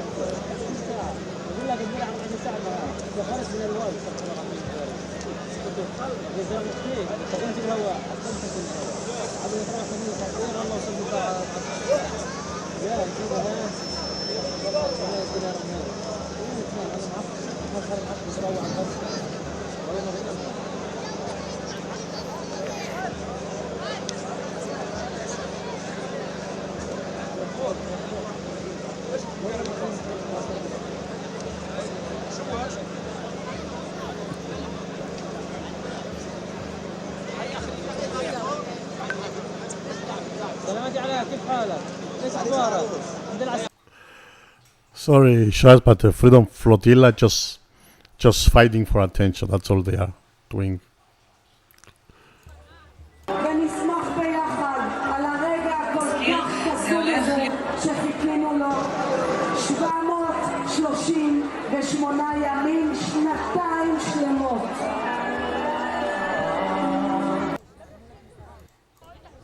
את התמונות האלה של הנשיא, משהו שהיה לו חשוב לעשות, את יעף הזה, את המחווה הזו לישראלים. צריך להדגיש, הדבר הזה לא תוכנן מראש, זאת אומרת, ממש ממה שאנחנו מצליחים להבין, אנחנו רואים את התמונות עכשיו מעל הים, וגם המטוס שמגיע ישירות לכיכר החטופים, הם דברים שלא תוכננו מראש, רק לאחר... Okay, this audio comes from probably from a TV there, on the camera 7, while the relatives are watching. שידור חי עם תיעודים די נדירים מתוך המטוס עצמו שדובר את הבית הלבן. רק אז מחליטים שם בצוות של האיירפורס 1 מחווה עבור הישראלים. כך בחוץ, לילה בצפון. لا خليك حنين ودرني صار اهتزاز لا بس خليك عيب يعني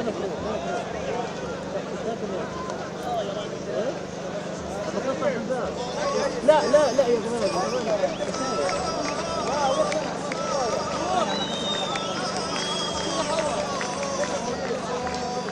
هاي مدير سيارتنا متابعين على راسه عبد الله منصور بس هاي مدير سيارتنا انا جيت هناك هو بقول لك هو كان حرس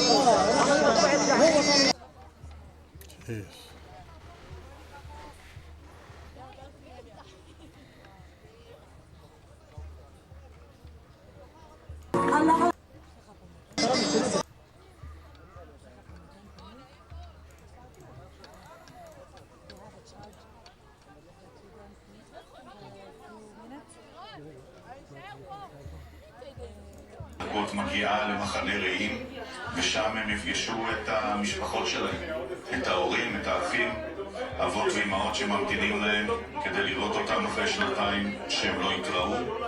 זה דבר אחד. והדבר השני, אנשי הצלב האדום מגיעים בעוד דקות אחדות לנקודת החבירה השנייה, שם ממתינים 13 חטופים נוספים. ואנחנו צריכים לראות שגם הפעימה הזו, שגם המסירה הזו עוברת בשלום, ושהדברים הללו כמובן קורים ללא תקלות וללא הפרעות.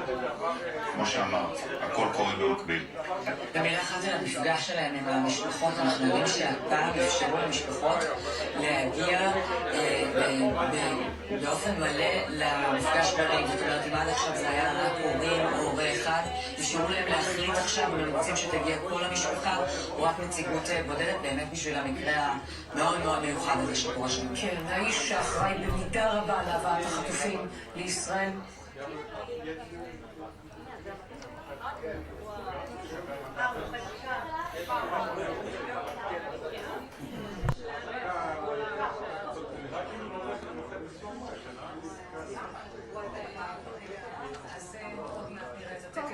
אז בנתב"ג, על קו הטלפון דני אבא של אורי, אחרי שאני הצלחת לראות אותו, דני, ספר לנו מה ראית. ראיתי ילד כפי שחשבתי וכפי שאמרתי מהיום הראשון, בריא ושלם, וזה אחרי שאני מכיר. אני חושב שזה השתנה הרבה. אחרי שאני אשמע אותו אני גם אדע אחרת, אבל פיזית הוא נעה 10. ספר לי גם, כן. חוץ מהטרנינג הג'קמה כזה שהלבישו אותו. אנחנו רואים את התמונה של ישי, רואה אותו גם עכשיו על המסך. כן. אז ספר לנו עוד קצת על זה, דני לטלפון. לא, הילדות כבר, אחרי שראינו אותו, בסדר, ניתנה הוראה להורים של ישי להביא אותם כבר לבית החולים ולהיות ביחד. כן, פעם אחרונה שהוא ראה אותן, הן היו קטנטנות, הוא ממש הפסיד 2 לחיים שלהם. תראה, אני לא יודע אם אלפה תכיר אותו. אם אלפה תכיר אותו? כן, הייתה עוד חצי שנה? אבל רוני בטוח תכיר אותו. כן. ותתנפל עליו. ותזהר פרטי. דני, תודה רבה ששיתפת אותנו בדברים האלה. העיקר שראית אותו, העיקר שאתה אומר, נראה בסדר. נראה, אומרי שאתה זוכר. תודה לך. בסדר, אתה רואה את זה שם בנמל תעופה בינתיים. ניסית רחב בעצם להשלים פה את משהו בינואר, להחזיר את כל החטופים וללכת לכיוון של מזרח תיכון אחר. זה יהיה המסר שנשמע עכשיו, זה השלב הראשון, אבל בוודאי לא האחרון. נאמר, זה הישג דיפלומטי הגדול ביותר שלו. ונראה לי שכדאי להגיד לנו, רואים את התקציב האלה. זה לא דבר שחשבתי. כן, זה תמונות שהוא רואה, יש שם תמונות בתל אביב. כל אדם שחושב שהוא לא יכול לשנות, שהוא לא יכול לקום ולשנות את המציאות. האנשים שליוו אתכם, אתם, המאבק שלכם, המאבק הציבורי להחזרת החטופים, כל זה היה מעולם של נשיא ארצות הברית. ממש ככה. אני אפילו אקח אותנו רגע להתחלה. אני מזכירה שביום השלישי למלחמה, ב10/10 היו 5 מטרות. אף אחת מהן לא כללה את החזרת החטופים. לקח עוד כמה ימים, כבר מאבק שלנו, פגישה עם ראש הממשלה, השתנו מטרות המלחמה, שמנו את זה על המפה, שמנו את זה על השולחן.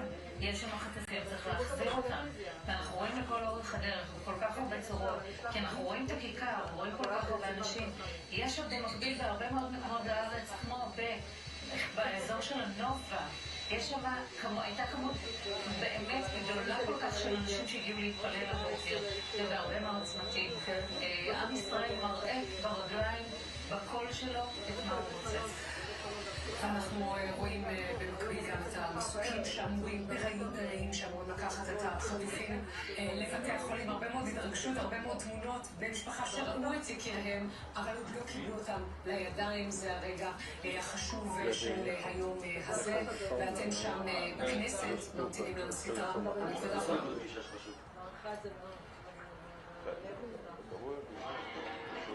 תודה, יש שם איתנו. המתוודה שומעים אותנו בכנסת? נגיד שהתהליך מסירה אמור להתרחש, צפוי להתרחש בעוד כחצי שעה בנקודת החבירה באזור ח'אן יונס, ואנחנו ממתינים גם לשם, העין גם לשם, לא רק לעשייה. שנייה, 13 בידי צה"ל בדרך למשפחה, זה עוד 13. ואנחנו ממתינים לראות שגם זה עובד בשלום.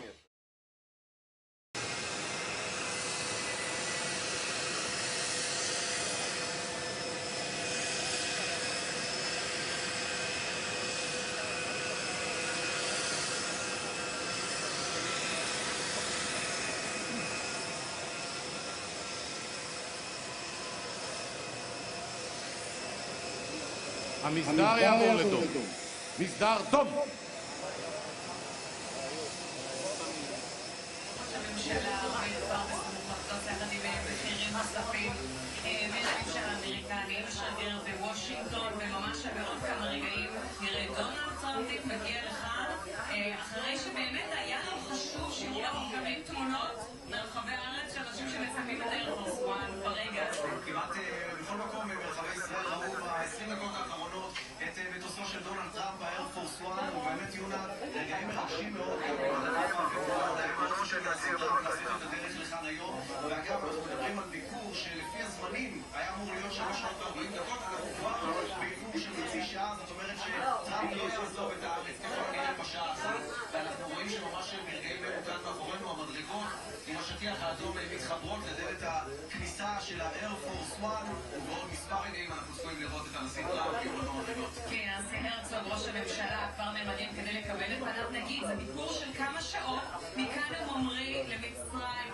לפסגה שתארח שם עם מדינות ערב, פסגה שישראל לא משתתפת בה, הוא לא אפילו עושה את הלילה במזרח התיכון, אלא ממשיך ישר חזרה לבית הלבן. כאשר אנחנו רואים את התמונות שמגיעות בבית הלבן, באיירפורס 1, הנשיא טראמפ יחד עם הצוות שלו צופים בתמונות ובשידור הזה שמועבר אחד בכל העולם. הם צופים בשחרור של החטופים, בתמונות שלהם, הם מפיצים ברשתות החברתיות את הרגעים הדרמטיים האלה של כיכר החטופים, את הרגעים של קריאות האושר שמגיעות עם הרגע הזה בין מה שקורה כאן בלבן, כיכר החטופים, ולרגעים המאושרים בבתים בישראל. אנחנו מדברים בדלת נפתחת ממש ברגעים אלו, ונשיא ארצות הברית דונלד טראמפ צפוי לצאת מהמדרגות האלו ממש יעבור לדום. מסדר דום. יעבור לנוח. מותנוח.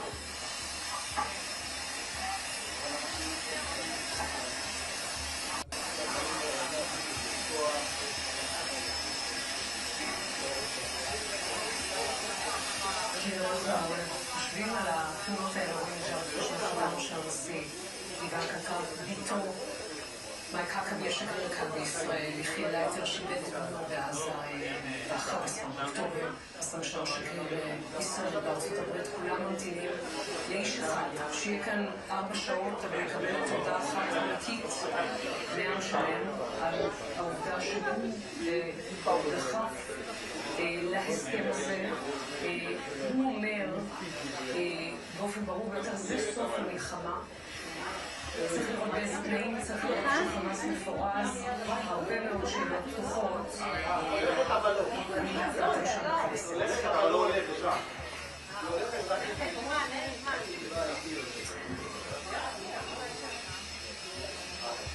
יונית, זו הפעם היחידה אי פעם שאת תגידי על ביקור של הנשיא האמריקני בישראל לפני כן המילה במקביל. זה לא יכול להיות משום מדינה אחרת שבא אצלנו. סליחה, אתה יכול לשתף את צופן בעובדה שאנחנו שאלנו את עצמנו מה יקרה בזמן נאומו. לנסות לראות עם טראמפ איך אפשר תחת האילוצים האמריקנים שלא לחזור למלחמה עדיין להביא להזזת חמאס מהשלטון ובעיקר לפירוק חמאס מנשקו, וזה אתגר מדיני. גם להשבה של כל החטופים החללים, אנחנו יודעים שבהסכם על הנייר יש הקמה של מנגנון שאמור לאפשר שיתוף של מידע כדי לאתר את כולם ולוודא שכולם ישובו, אבל זה ברור שאלה שני האתגרים הדרמטיים, קודם כל להשלים את השלב הראשון, להשיב את כל החטופים החללים שלמיטב הבנתנו לא יושבו לצערנו כולם לחיק משפחותיהם לקבורה ראויה כאן בישראל, ומהצד השני באמת לאפשר את שלב ב', את אותו פירוט של חמאס, את אותו שלטון אחר ברצועה, וגם את אותו חופש פעולה צבאי שישראל הייתה רוצה לשמור לעצמה ככל שתימשך פעילות של חמאס ברצועה. על כל הדברים האלה יצטרכו לדון גם הנשיא בראש הממשלה נתניהו, כמובן גם בשארם, כל הדברים האלה על הפרק, אבל במקביל באמת רגע סמלי מאוד, אנחנו רואים את רכבי השרד נעצרים בקצה השטיח האדום, ממתינים לנשיא ארצות הברית שירד מהאיירפורס 1 ומשם ילקח בשיירה לירושלים, לכנסת ישראל, לפגש במשכן עם משפחות חטופים, פגישה קצרה, או לפחות כזו שאמורה להיות קצרה, אבל שמענו, אתה יודע, נועב, בחודשים האחרונים, בטח בשבועיים האחרונים ביתר שאת, את טראמפ מדבר על משפחות החטופים, מדבר למשפחות חטופים, מדבר אל השומרים. אנחנו לא אנשים תמימים, ובכל זאת זה ממש היה נשמע שהלב שלו נמצא באירוע הזה, והמפגש הזה הוא בוודאי מפגש שיהיה לו חשוב, ואחריו, כאמור, נאום בכנסת אצלנו בירושלים. כן, ותמונה שאתם... אוקיי, אז כמו שאתם רואים ושמענו, גם מישי קיבלה שיחה מעמרי. גם מישי, נביא מירן, תיפגש עם עמרי בעוד כמה דקות. החיבוק הזה שלו כל כך חיכינו, גם היא, גם הוא. איזה רגע. ובמקביל טראמפ עולה על הרכב שרד, ייסע לכנסת, אנחנו נעקוב אחרי זה, אבל הכי חשוב, שהחטופים שלנו חוזרים היום הביתה. דווקא בגלל לשונו המשוחררת והאופי האינטנסיבי שלו. כבר שמענו דברים מעניינים נאמרים למרגלות מטוסים על ידי הנשיא האמריקני ללא ספק. הנה, איציק, אנחנו אליך. איציק זוארץ שם בריאים. מה מרגישה? איך הוא נראה לך? מה ראית? זה הבן שלך. He's excited to listen.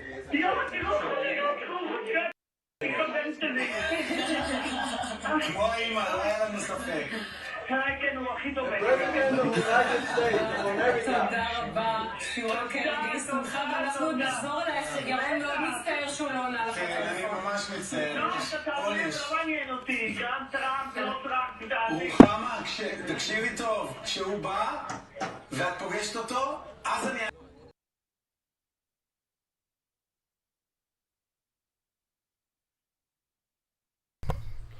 I see a news here. Trump to receive Israel's highest civilian honor. U.S. President Donald Trump will be awarded the Israeli Presidential Medal of Honor, the Israeli government highest civilian honor, according to the Israeli President Isaac Herzog's office. The award recognized Trump's effort and secured the release of 48 hostages held by Hamas. Herzog will inform Trump about the war during their meeting in the parliament later today. The matter will be presented in the coming months. להיום תצא ב-10. הפעימה הראשונה ממש מתקרבת לרעים בדקות האלה. ברגע שנראה שהם חוברים למסוק, נעדכן אתכם. קצת בגלל נשיא ארצות הברית, האיש החזק בעולם שיגיע לכאן לכנסת ישראל, והמון בגלל התמונות שמשודרות ממש עכשיו. כאשר נשיא טראמפ יגיע לכאן, הנסיעה הכי מהירה שהייתה אי פעם מנתב"ג לכנסת ישראל בירושלים, בלי פקקים, אז אני חושב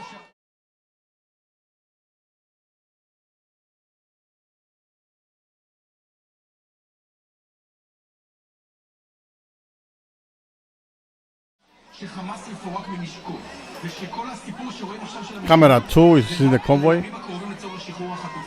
And President Trump or camera 3. ההבטחה הזאת, האם הוא יחזור להתחייבות ממסיבת העיתונאים עם נתניהו שנראית כמו לפני שנתיים, הייתה כולה לפני שבועיים, שהוא יאפשר לישראל to finish the job. ב7 באוקטובר, עכשיו אנחנו בימים אחרים, בימים סמוכים, הם חוזרים והם צפויים לעבור כאן ממש בדקות הקרובות.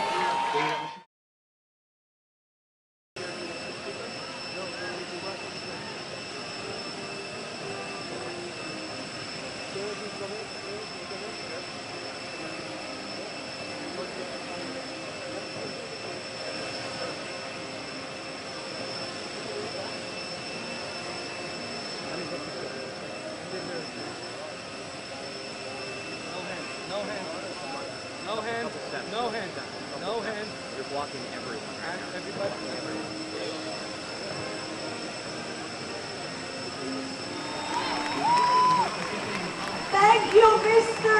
President. Thank you, Trump.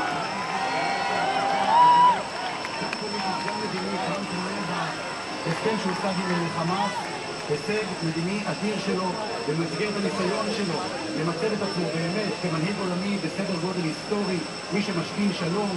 הוא עשה את הסכמי אברהם עם האמירויות, ועכשיו הוא רוצה להיות חתום על מה שבעיניו זה הסכם שלום היסטורי שיוביל לשלווה במזרח התיכון. ליאל, גם אם זה לא יקרה, לפחות מבחינתנו טראמפ מביא להסכם שמביא את חטופינו הביתה, את סיום המלחמה.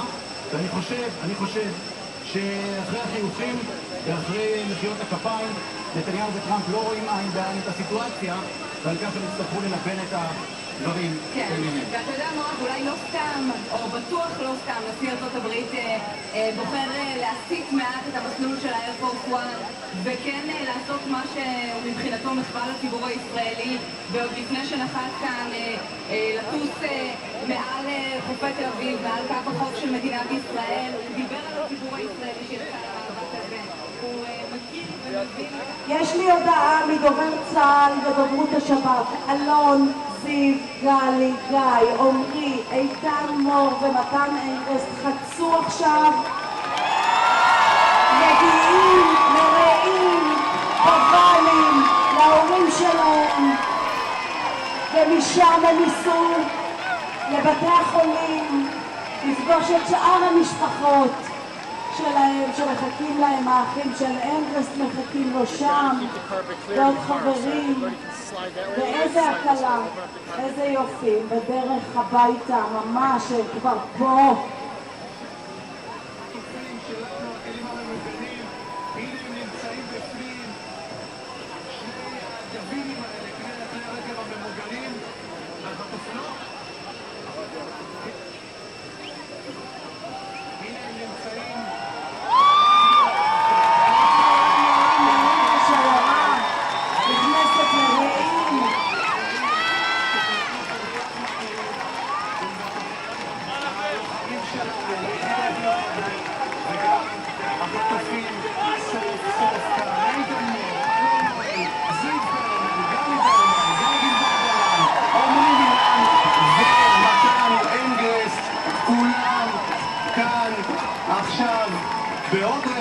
זה יקרה, המפגש הכל כך מרגש עם בני המשפחות שלהם.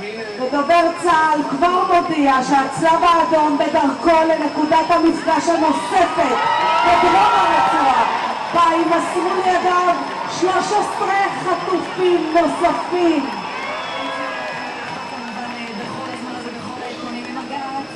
השיירה שנושאת את השבים, הבנים השבים לגבולם, הישר אל המשפחות שלהם.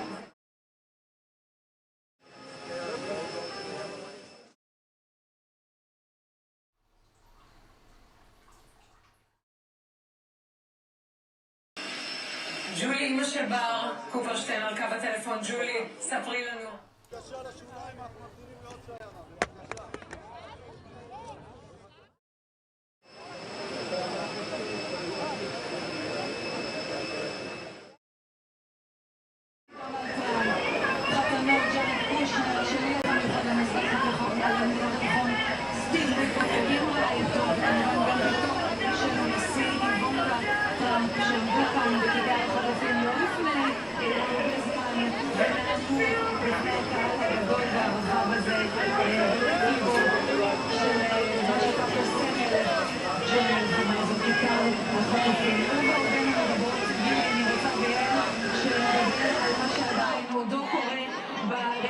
המשפחות מקבלות כל הזמן טלפונים, מדברות עם הבנים שנמצאים עוד בשבי, ופנינו אל השחרור הבא של הבנים. מתי ואיפה זה צפוי להתרחש?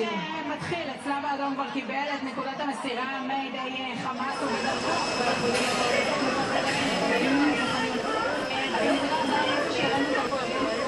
ההתארגנות בין מעשה הנקודה הבאה בפינוי דרום הרצועה, שם לפחות לפי הדיווחים אמורים להימסר כל החטופים החיים של אותו, כלומר 13 במספר, זה לפחות לפי הדיווחים שמגיעים מהצד הפלסטינית האלה. ובעצם לפני השחרור הזה, עוד לפני שבעדם כמעט כל המשוחררים מדברים עם המשפחה שלהם. אני חושבת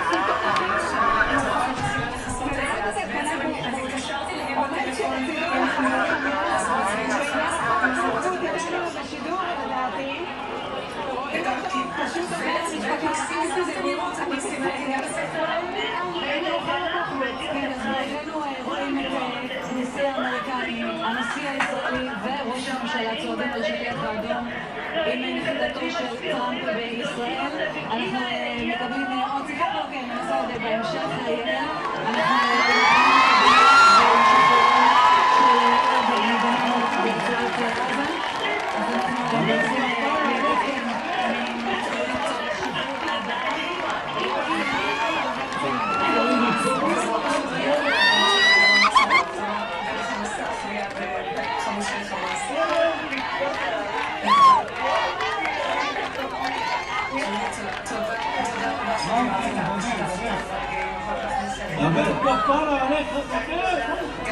דבר כפרה עליך, איתנה בוקו!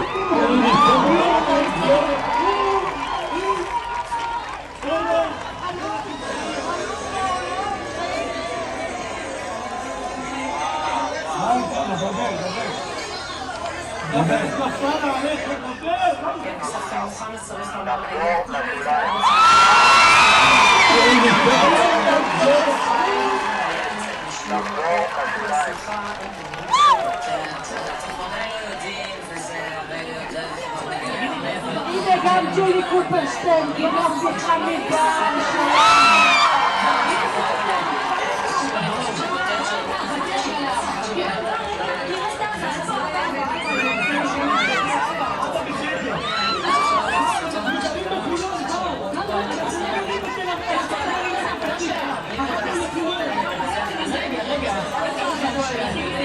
כמה מידע בשניות.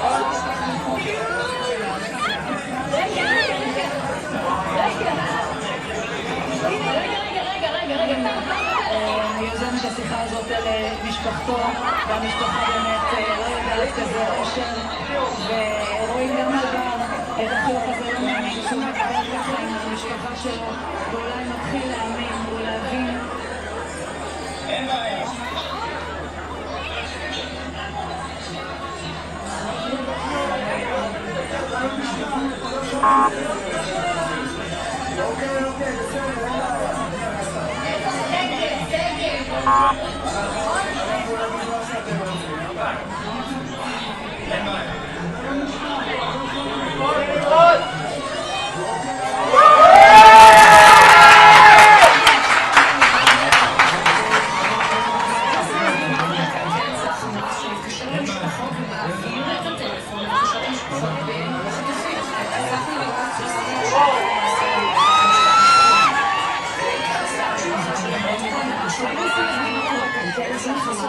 כל המשפחות ומערבים מבקשת לדבר לשמוע את התוך הזה של הדברים זה מדברים את בכלל עם המחבלים שמעבירים אותם בקרסה המשפחה שרוצים לראות באמת להגיד מה שאתם רוצים והוא מדבר עליהם בעברית מבקשת לדבר להגיד מה שאתם רוצים, אבל שאתם מבינים שחמאס יושבים פה מביים אגב, הצלחנו לשבר קושי ספרה שמדברות על סינרגיה, אנחנו לא הצלחנו, אבל ממש נראה בסדר. נראה לי שגם ראינו במחלקות רובוסלבסקי, אפילו גם נראה בסדר. הייתה דוד ולצעירים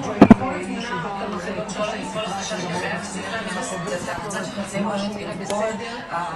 הטרור הפסיכולוגי של חמאס פה שמתקשר להם, לפחות אנחנו יכולים עוד לפני שהם יגיעו לכאן לראות שהם בסדר וישרים. בימים נורמליים היינו רק מתארים את התמונה הזו לנתב"ג של נשיא ארצות הברית וראש ממשלת ישראל, אבל אלה, כמו שאתם מבינים, לא יתארו לי בשום צורה. דני וקרן, כן, תכף נהיה מה שקורה כאן בכיכר, כי זאת אווירה שקשה מאוד לתאר אותה בכלל. יום עצמאות בחזקת לא יודע כמה, אבל הנה עוד שיחת טלפון שמגיע אלינו. שיחת טלפון חשובה במיוחד, אביתר דוד מדבר עם משפחתו. בואו נראה את השיחה. We want to tell you, thank you, Mr. President!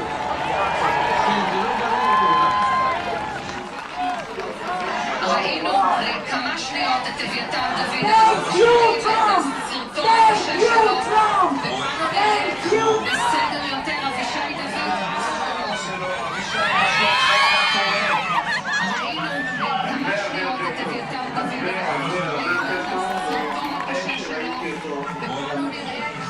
איפה נראה לך אבישי דוד?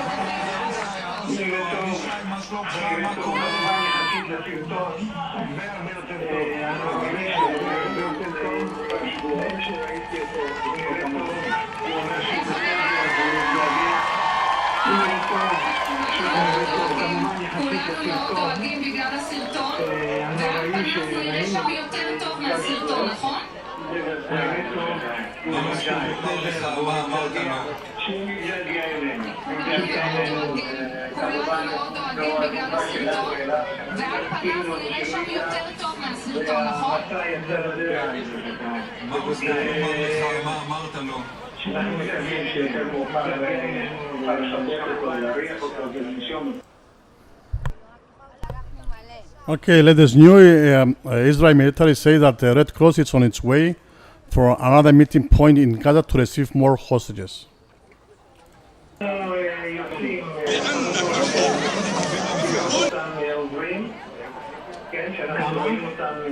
מתי זה אמור לקרות? מתי אתה אמור לראות אותם? מה אתה יודע? ואחר כך אנחנו מתקדמים עליו.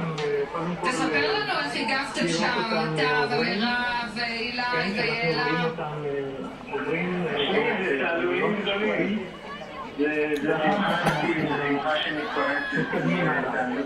תספר לנו איך הגבתם שם, תודה ומירב.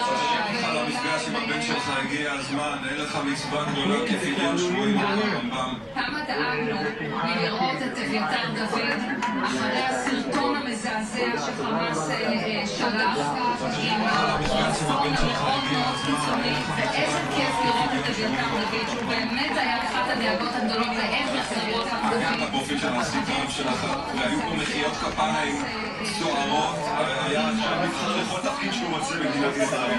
הגנה של החבקה, שמת עם ישראל חי, אנרגיית יצור בעצם שלנו, נגרח כדורגל כשישראל בטיסה את נורווגיה, מה שלא קרה. זה היה סרטון של אביתר דוד וגם הלחמה הפסיכולוגית שהם עשו כאן לאורך השבועות האחרונים, נתנו לנו להבין כאילו עבד הקשר עם חלק מהחטופים, ואתם רואים שכולם על המבט בכלל ההתנהלות של חמאס הסרטון ההוא שהוא וגיא דלבוע דלל המתינו בבן וראו את השחרור של החטופים האחרים, זה היה סרטון קורע לב. וגם היום טעינו מהבוקר איך חמאס לא משלם תמונות של שחרור החטופים בבן שלהם לצלב האדום, הם עשו את זה בדרך אחרת עם הסרטונים. אגב, אנקדוטה מעניינת. זה אומר שכל שחרור וההפקה שלו, אז הם אמרו, אסרו עלינו לעשות טקסים, אז עכשיו אנחנו נוקטים בדרך אחרת, והפקות החמאס ישאלו על השיחות האלה. זה באמת אירוע שאנחנו לא יכולים לדמיין אותו. אנקדוטה מעניינת, גלי וזיני ברמן, אוהדים של מכבי תל אביב, החגים שלהם יעלו. זה כל משחק לכבודם טלוויזיה, בבקשה. זה השיחת וידאו המדוברת, השיחה עצמה. לא. כן, זה לא יושב עכשיו. כיוון שמצלמים לי את הטלפון רק הוריד את ההודעות.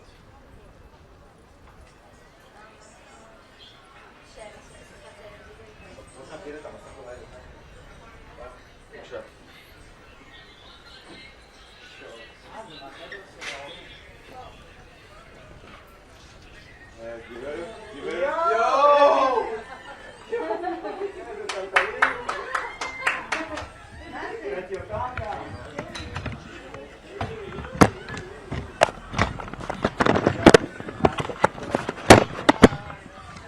המשפחה שלמה עוד רגע.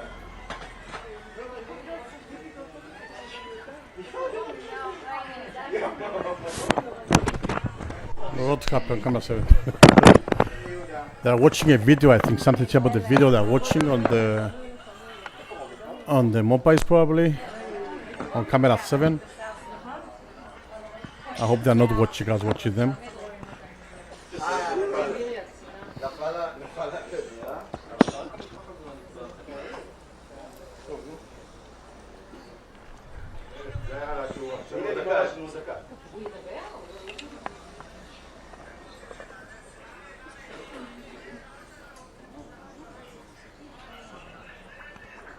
What's up?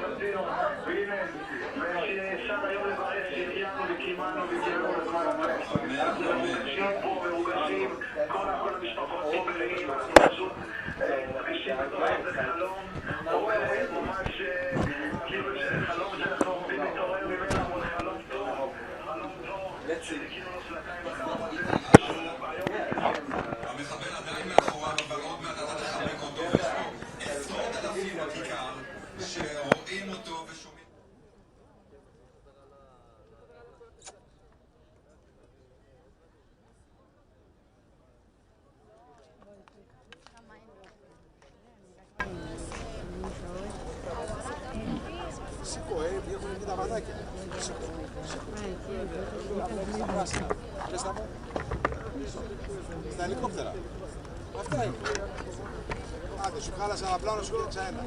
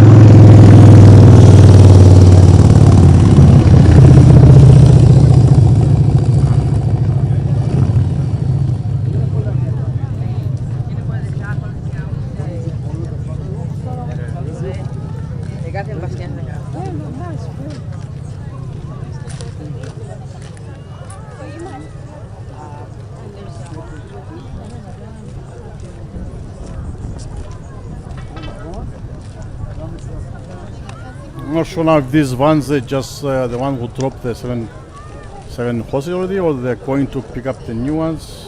But no, actually the Red Cross already in Gaza side to pick up new hostages. Maybe these ones are going to transfer from there to these ones.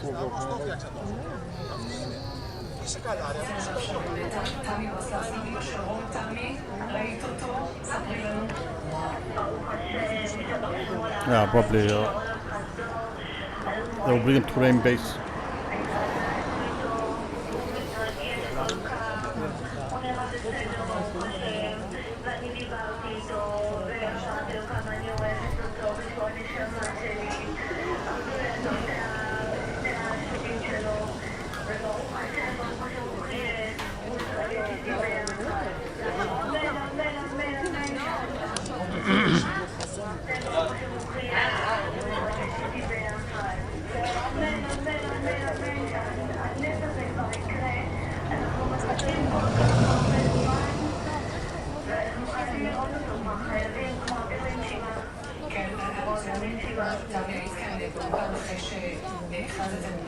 לפרסם סרטון שבו הוא באמת היה נראה במצב בריאותי קשה מאוד, בדיוק שמור, והיום את רואה אותו, אנחנו רואים אותו גם עכשיו את התמונה הזאת בצד שמאל של המסך שלנו. את קצת נושמת לרווחה, את קצת אותו לידיים ואת נושמת לרווחה.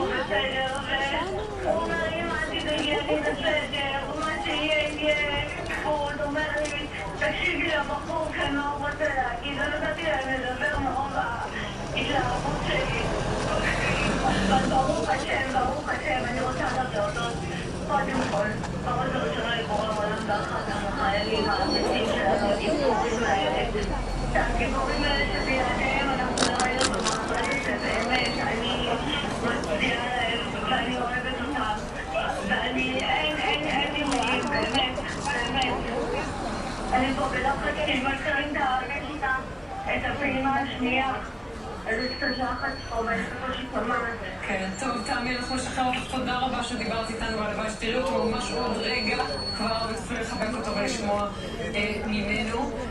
אנחנו שומעים כל הזמן דרך השיחות האלה, ירון, דן, אמיר, אנחנו כן שומעים את החמאס מנסה להגיד, תשדרו את זה בחדשות. זאת אומרת, זה ברור לגמרי שזה חלק מהתעמולה, עדיין חלק מהשליטה שלהם, להראות את השליטה ולתת את השיחות האלה שלהם בטלפונים שלהם. כן, היו להם הרבה שבסיס את צה"ל הזמן, כשאנחנו חושבים על הדבר הזה.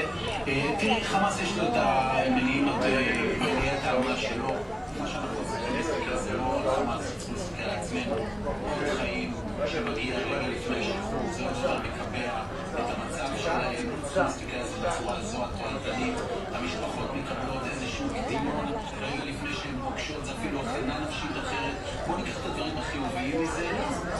רואים את זה, שהם בסדר. שווים, בגלל מדהים, שהתמונה האחרונה שהיינו ממנו, הייתה תמונה חדר של עצמו. ממש, ועכשיו אנחנו רק יכולים לשפוט מה שאיננו רואות, אבל אפילו בסדר ביחס לעובדה שהם שנתיים, בוא נגיד ככה, מצב תקין יחסית לעובדה שהם היו שנתיים בשבי, כמובן שנצטרך לראות אחרי שהם יעברו בדיקה רפואית. יש משפחות שעדיין לא קיבלו שיחה כזאת, צריך להגיד, זה מטריד אותן כי היו כאלה שכן קיבלו וכאלה שלא, יכול להיות שיהיו הצליחות בהמשך. אני שמע צריך לבדוק את זה עד הסוף, אבל לפחות משפחה אחת, צריך לבדוק את זה, סירבה לקבל את הטלפון בגדי קצה. סירבה, זה גם החלטה שלה, עוד רגע אני פשוט, זה בסדר, כל משפחה בהחלטה שלה, אבל בסופו של דבר, וזה עוד לפני שאנחנו פוגשים את המשפחה. כאן שחמאס קיבל כזאת מהביטחון והראש עומד בהסכם ולא עושה טקסים למרות שהוא מבין את המשמעות של טקסים ועומד בשחרור בזמן.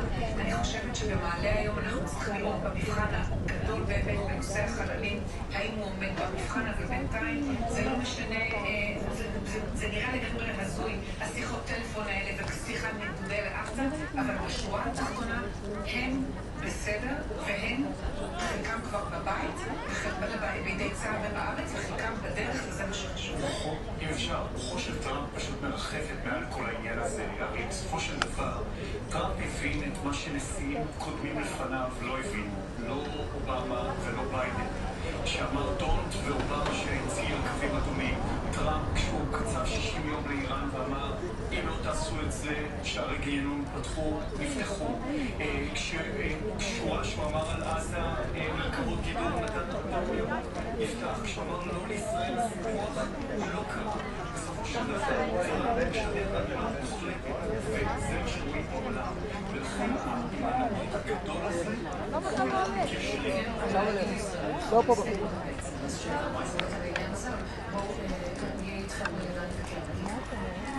כן, ואומרי רם ואלה שמשוחררים בפעימה הראשונה, ממש נמצא בדרכו לארץ, ישי, כולנו מכירים אותה, אשתו כבר ראתה תמונות שלו, ועכשיו בואי נראה סרטון שהיא מבשרת לבנות רוני ואלמה, שאבא תכף הבית. דוחות מהעניין אמרה לכם? שמי יגיע בקרוב? אני רוצה אמרתי שאבא יגיע בקרוב? אז אבא הגיע. אבא חזר מעניין זה רוני.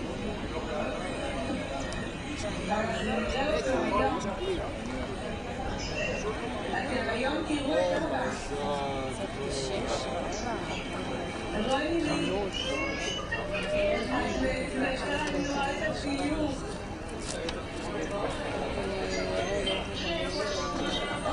אתם עוד מעט תיסעו, וואי וצרתם כבר את החולצות.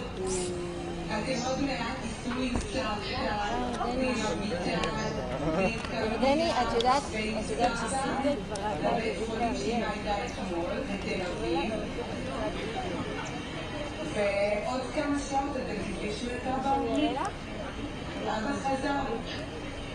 רוני, המשאלה שלנו מסתכלת לפני שמה.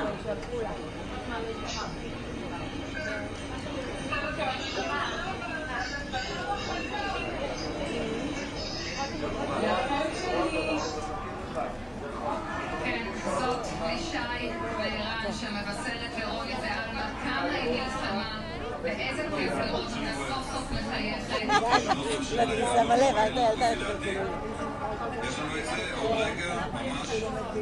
אתה יודע, דני, וזה זמן לסגירת מעגל. תיזכר בשיחות שהגיעו אליך לאולפן בשמחת תורה ב-2023 של האנשים שהיו בממ"דים לחשו לך, אנחנו צריכים עזרה. איזה הבדל בין השיחות ההם אז לשיחות האלה עכשיו. ואני מקבל שיחת טלפון גם מראובן יבלונקה שחוזר מהאזכרה לבן שלו ממש עכשיו.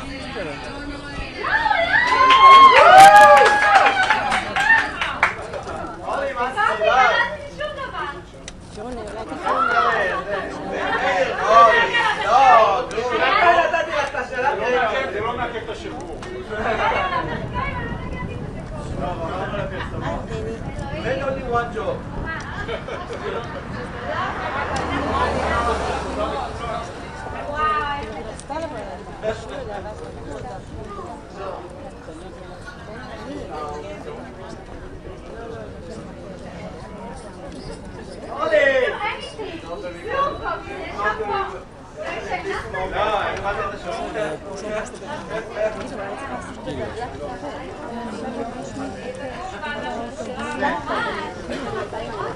זה בטוח תקדים ועדת מדינה. זה הרבה יותר חשוב.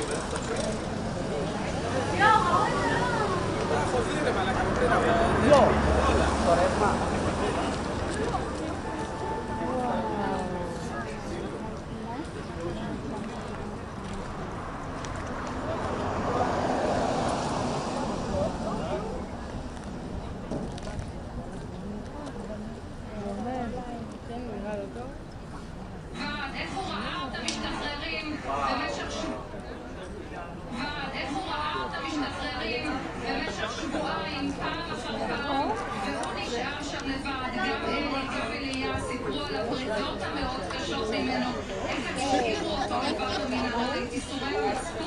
שמלווים אותם מאז, ממש הניצוץ הקורא לזה נשארה וכמה אני מניחה שהם שמחים עכשיו לראות את אלון יוצא לחופשי וכמובן משפחת אוהל שתודה קבוצות שהם הכינו לו כולם בקהילה, א' אוהל בעצם ולאלת כולם התארגנו למפגש הזה המשפחה של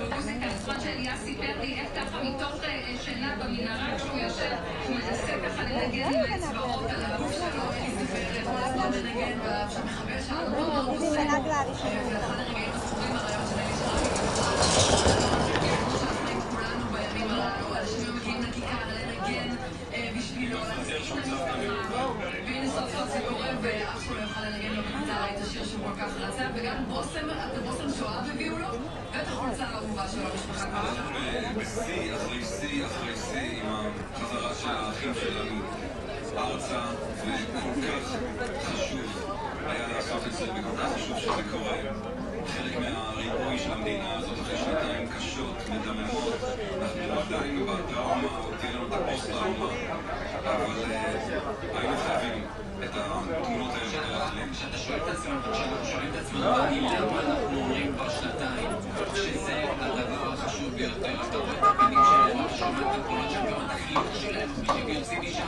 בשיחה הראשונה עם אבא ואמא ואתה רואה את התמונות ואת החיוך לא יוצא מהבית היום הזה ואתה מבין שזה באמת הדבר שהכי חשוב לעם ישראל להרגיש אותו איתנו בבית אז זה חייב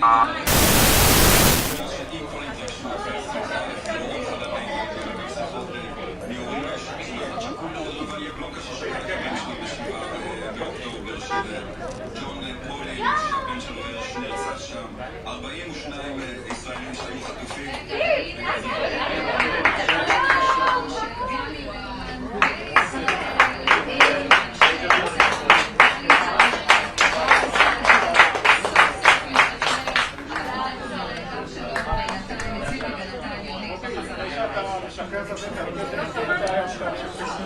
אלי שרבי שהכי מעלה אותו רואה אלי את התמונות של אלון אלי, אני מניח שראית את התמונה של אלון עומד נמצא בחיים הוא נראה יחסית טוב ולמה שאספת אותו מה יש לך להגיד? אני מאוד מאוד מתרגש אני בטוח שהרואה שיהיה לו עכשיו ביצה לשרוצים, ועוד מעט הם יחבקו אותו, ויש ממני על היום הזה, ואני מקווה שבעדים הקרובים גם אני אעבור לשדר על הכושר בעצם השחורים, עוד על הרגליים, לראות במצב טוב, ועכשיו השחרור האמיתי שלו נתחיל.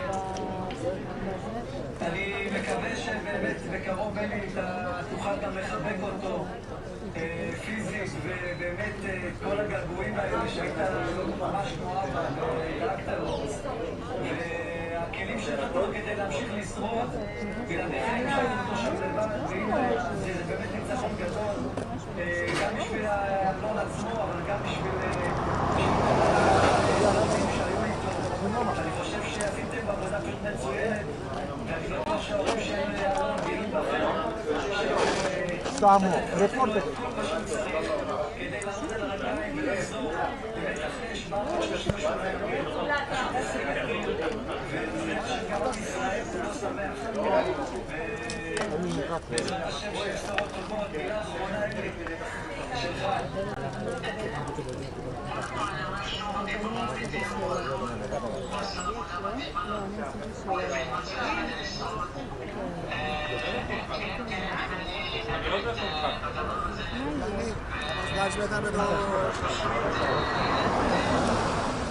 Το κύριο Στάμο έχουμε ανά 2 χρόνια βγάζει μια φωτογραφία στο Ισραήλ, στα Αμichay.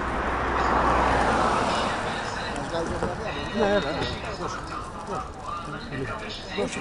Σε λίγο. Δώσε μου όποτε θέλετε.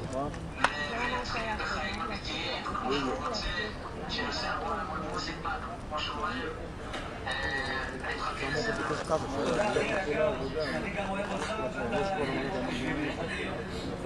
תודה רבה, תודה שדיברת איתנו, תודה שרון.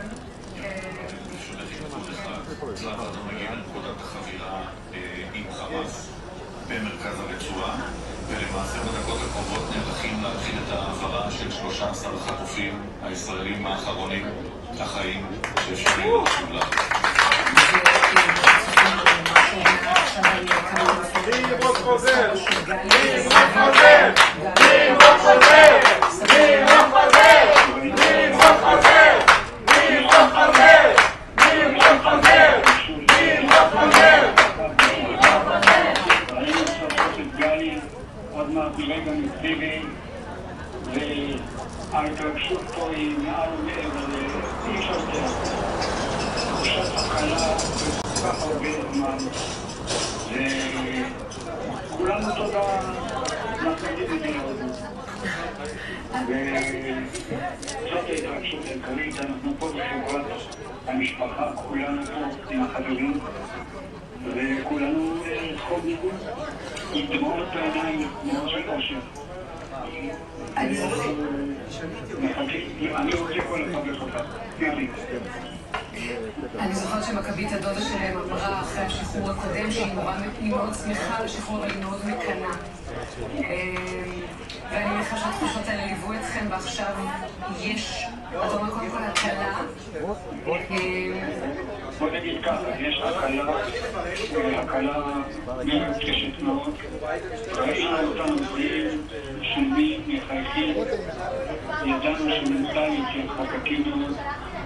ועכשיו אנחנו מתרגשים בקושי חזקים. דנו להרים לחפשה אותם. התנועה נפגשו אותם, מכבית וניר. ואנחנו כולנו מחכים. תודה רבה לך שדיברת איתנו. אנחנו מכיקה איתכם להנדקר. יונית, יש תמונות ראשונות של דל קופר שנפגש עם בני המשפחה שלו במחנה רעים, ואני מקווה שבתוכם כן באו, ואני מקווה שבתוך זמן קצר נעלה את זה ונוכל לראות את המפגש הזה, את הרגע החיבוק שלו עם אמא שלו. כן, שמענו את ג'ולי המאושרת באדם, שלא הייתה בדרך מיד אחרי שהיא ראתה את התמונות האלה. כן, אנחנו כאן יונית צריכים לדבר עם אליה כהן, שהיה כל כך הרבה ימים ושבועות וחודשים ארוכים עם אלון אוהל. אליה, אלון בחוץ.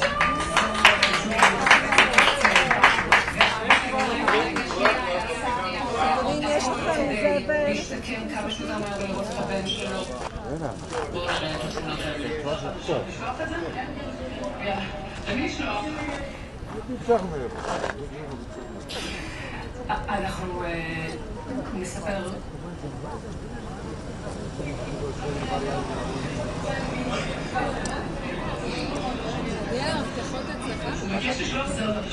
זה עוד לא דבר, זה ג'ולי שרואה אותו בטלפון באח שלו, ואבא שלו טל, שיושב על כיסא גלגלים, עבר אירוע מוחי. ליווינו אותו גם בתהליך השיקום שלו, כדי לראות את הבן שלו בפעם הראשונה ולעמוד על הרגליים. הם מבינים שזה לשלוח את זה כמו ששומעים מחבלי החמאס. סליחה, אנחנו איתכם שם בכיכר, קרן ודני. אליה כהן שהיה עם אור, שהיה עם אלון אוהל במנהרות. שלום אליה.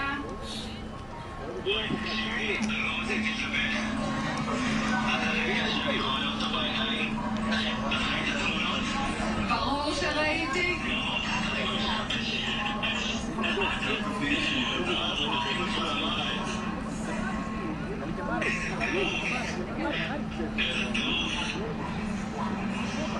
מה, מאיפה הוא נראה לך ביחס לאיך שאתה זוכר אותו?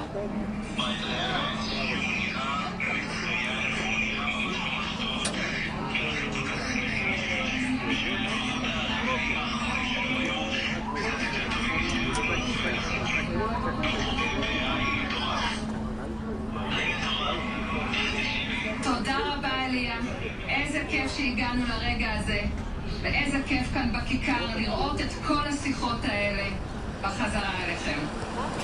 אמילי דמרי איתנו, אחרי שראתה, אני מקווה אמילי את התמונות של גלי וזיגי. אמת, אני כאן איתכם, ברוך אתה אדוני אלוהינו העולם שהחיינו וקיימנו והגיענו לזמן הזה. ספרי לנו קצת מה עובר עלייך, אמילי. מה עובר עליי? אני עובר עליי של אמיתי. אפשר לשמוע גם שהקול שלי לא במיטבו אחרי צעקות רבות, חגיגות שאי אפשר להסביר למילים. ובאמת ככה להגיד תודה רבה לכל העוסקים במלאכה, לצבא ההגנה לישראל, לכוחות הביטחון, למשפחות השכולות שאיבדו את ואיזה זכות ואיזה כיף שעוד ממש כמה שעות בעזרת השם אני אוכל להחזיק ולחבק את גלי וזיני בידיים שלי. זה הדבר הכי מטורף. זה הרגשה הכי מטורפת שהייתה לי בחיים, ואז לפני שעות בודדות אני עדיין לא הרגשתי שאני יכולה לחיות בחיים שלי כמו שהיה מגיע לי אחרי השם, ורק עכשיו אני יכולה להתחיל לחיות את החיים שלי מחדש. ואת בטח מחכה גם לשמוע מהם, הרי נכתבתם ביחד, אבל נפרדתם לא מהר אחד מהשני. נכון מאוד, אני מחכה לשמוע המון, מחכה להתעדכן מהם, יש הרבה מה לשמוע. אני למדתי ככה ביני לבינם בחדרי חדשים. יש גם איזו תחושה שהקיבוץ מקבל בחזרה לידיו, שכפר עזה מקבל בחזרה לידיו את החטופים, החיים האחרונים שנשארו. אמת, זה מאוד מרגש את כולם, את כל הקהילה, זה משהו שמלווה אותנו. אנחנו כבר ימים חוגגים בלי סוף. הגענו לרגע הזה עכשיו, ואנחנו פשוט באמת כולם, כולל כולם, ואומרות חלק בכיכר, חלק אצל המשפחה, חלק בשפיים, חלק באמת כל הפיצול הזה שנגרם מכל החסיבות של 7 באוקטובר, אבל עדיין לא שבו אותנו, נשארנו חזקים. וזהו, ואין, זה אושר, זה הכל רק אושר. זה באמת מדהים, אמילי, כי לא ראינו אותם בשום סרטון, לא ידענו איך הם נראים במהלך השנתיים האלה, ועכשיו שמסתכלים עליהם רק בעיניים לא מקצועיות, אנחנו לא רופאים, אבל הם עומדים על הרגליים ומחייכים. הם נראים בסדר. את מכירה אותם קצת טוב. הדבר שאמרתי לאמא שלהם, טליה כל הזמן, זה טליה, את צריכה להבין בראש שלך שהם הרבה יותר חזקים ממה שאת חושבת, וכשהם יחזרו את הביני הזה, והנה היום, כולם יראו את זה. לא רצו ממש אותו כשהם איתו החוצה וקצת תרגישו מה זה גלי וזיני. כולם יבינו בדיוק כמה דיברתי. יש שני אחים מיוחדים, מלאים בזה, בטוח, שכל מה שהם רוצים לעשות זה באמת טוב, בעולם הזה, בין אם זה לקהילה, בין אם זה לחברים שלהם, בין אם זה ברגע הזה ב7 באוקטובר שקל יגיע אליהם בלי לחשוב פעמיים. תכף כולם ירגישו ויתאמו מהם ויבינו במה מדובר וכמה עוצמות יש בשני האחים המטורפים האלה וכמה עוצמות יש באמא דליה שסחבה על עצמה את העול המטורף הזה תוך כדי שהיא צועדת את אבא שלהם. כן, נדמה לי שזה דומה לאיך שפתאום כולם הכירו אותך ברגע שיצאת ולמדנו כולנו לאהוב אותך ולקשר אליכם. לי תודה רבה שדיברת איתנו במשמח הזה. תודה ואנחנו נזכיר שממש עכשיו כנראה מתבצעת החבירה של חמאס לצלב האדום. אולי אפילו נוכל לראות תכף את התמונה שעוברת בשידור חי באחת הרשתות. הגיעו לשם רכבי הצלב האדום, 4 לפי מה שאנחנו שומעים בדיווחים, וזה אמור להתבצע ממש בדקות הקרובות, אם לא מתבצע כבר עכשיו. פעימה שנייה, שלפי מה שאנחנו מבינים כוללת 13 מהחטופים שהוחזקו כנראה באזור דרום הגבול. אז אנחנו מחכים לזה ויש לנו תמונה של גיא גלבוע דלל בפעם הראשונה. We also expect soon to see the release from the Ofe prison, the Palestinian prisoners, 250 Palestinian prisoners and 1,700 detainees. From Gaza, including 22 children, in the coming hours they should be released. Also, I just put on the chat some 7 high-profile names that Hamas demanded as part of the exchange, including Marwan Baghouti and Ahmad Shadat. Despite last-minute negotiations on Sunday, they were refused to be released by IDF.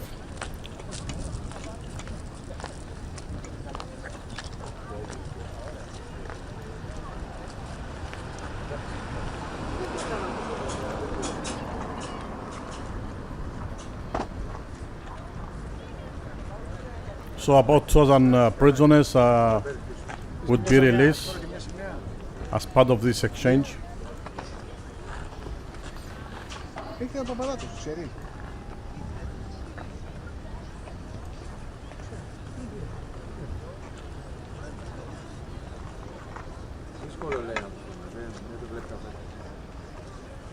The reporters on the camera too, I hear them, they are Greek, speak Greek. One of them named Stamos is the one we got in the GAZA, which we all love, the way he's panning the camera and he's zooming in. He's now there, covering this event. Camera 2. And he's talking to another one person who is Greek. I don't know which one of them. It's I have many names here from live production.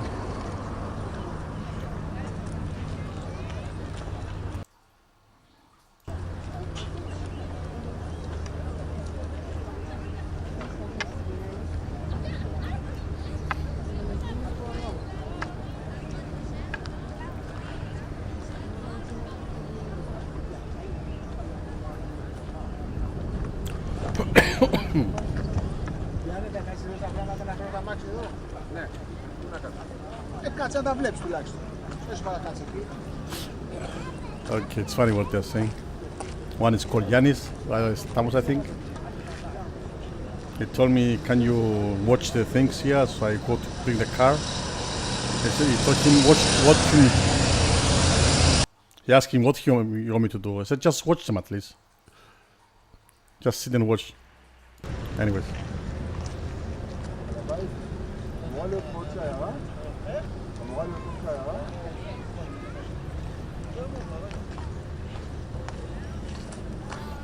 You are a reporter. You are the best reporter.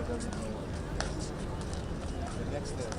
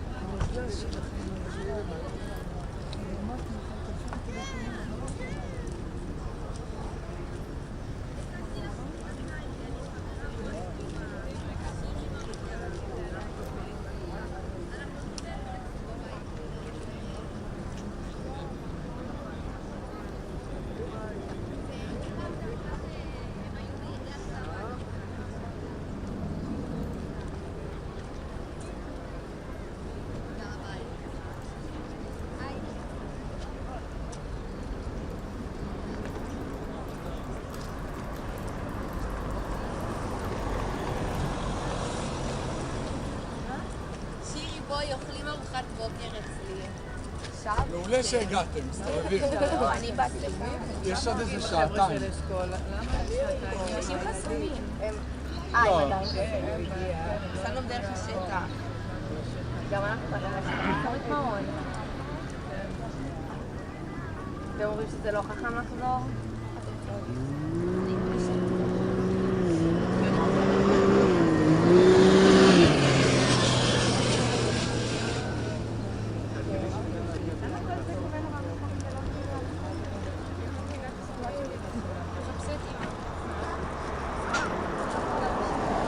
שם הכל אשכול, כאילו... הכל אשכול. לא, כאילו שם יש כזה עמדה של אשכול. ראינו, אנחנו בעוז, נו, בסדר, נמצאים לנו שעה.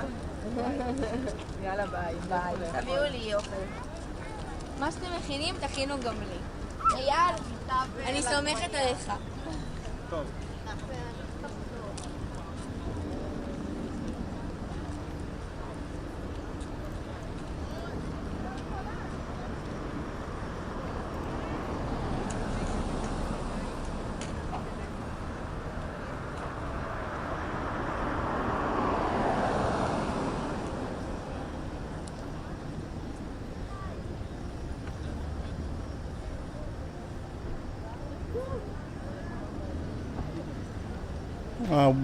You remove them actually, Shash. Which comment? You already removed them.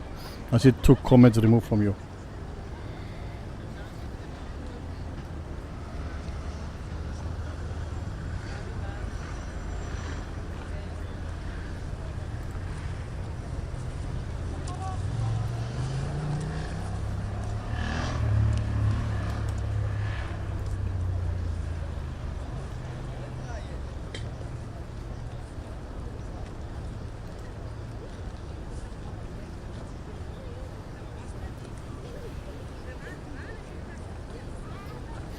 Camera 3, it's the convoy where Trump and Netanyahu and many others from the Israeli government that are traveling, going to the probably to the Knesset, where Trump will address the Knesset, the Israeli Knesset.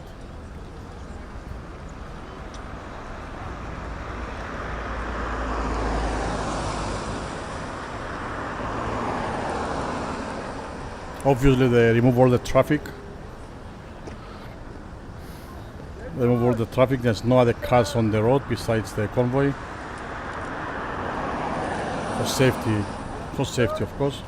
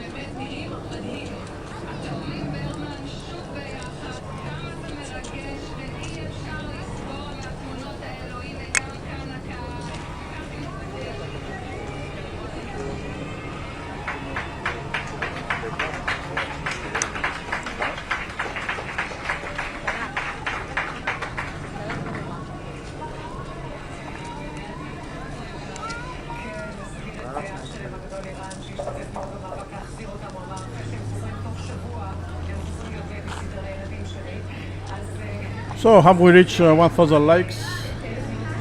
So I can release 5 free membership, let's see. 739 likes. 260 more likes. And I will give 5 free memberships on the chat. 5 random winners. So please smash the like button to reach 1,000 likes. It's 1,789 people watching at this moment. Should be easy, very easy to reach another 260 likes to reach 1,000 likes.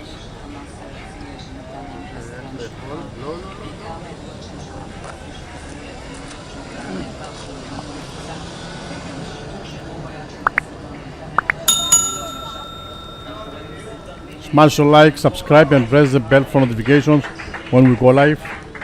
24-hour live streams anyways.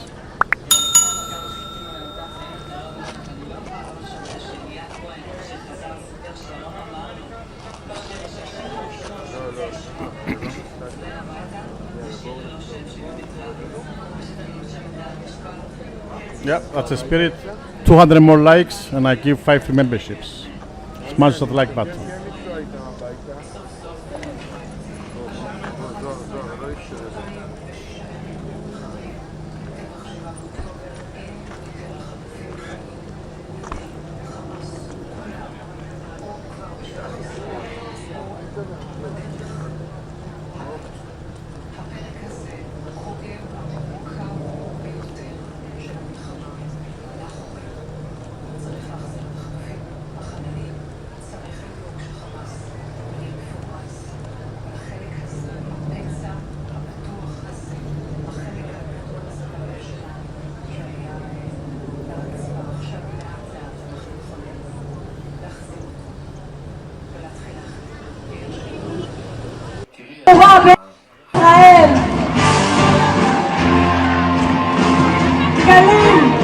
הדגלים שלכם מונפים.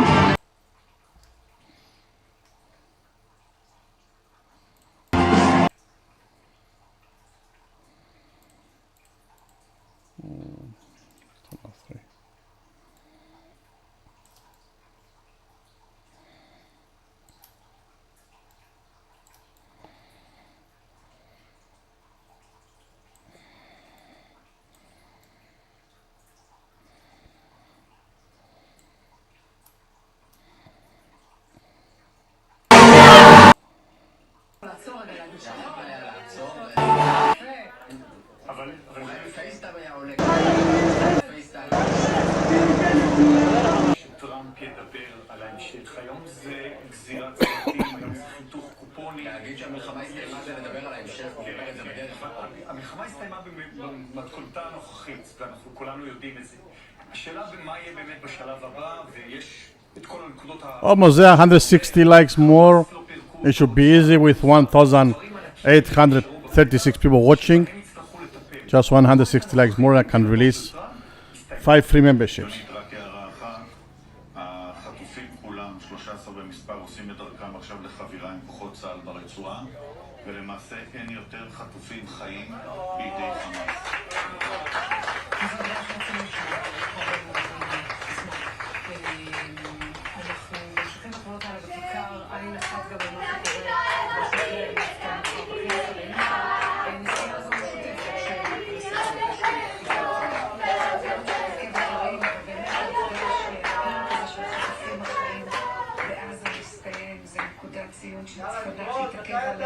במעלה היום הזה, גם הנאום של טראמפ, גם הפסגה, ואחר כך גם המפגש של המציאות הכואבת של משפחות החללים שממתינות גם הן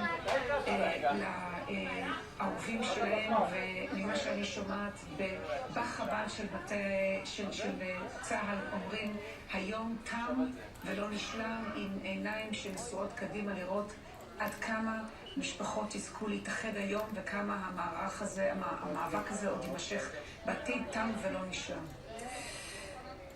אנחנו רוצים לפנות למזרחי שנמצא המשפחה של נתן אגרס.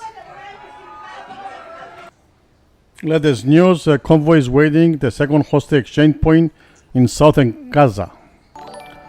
Expecting the second release of Israel hosted by Hamas armed wing, officially involved in the Sigma donated $5 through Super Chat.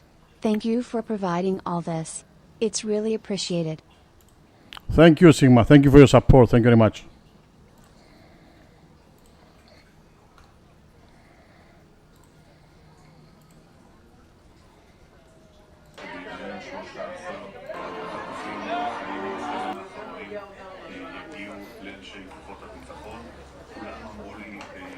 דוחות עצומים למכוניות, כולם בתרגיל שלהם ונראו בסדר. כן, אני מקווה שעכשיו אפשר לשמוע, פשוט הרעש הוא מאוד חזק והשמחה תוך כדי. התמונות הראשונות, צריך להגיד שכאן חיכו למתן התמונה שלו לצורך היום מההתחלה, וזה הגיע בסוף אחרי הרבה מאוד זמן, ואלו התמונות של עכשיו, הרבה שירה, שמחה.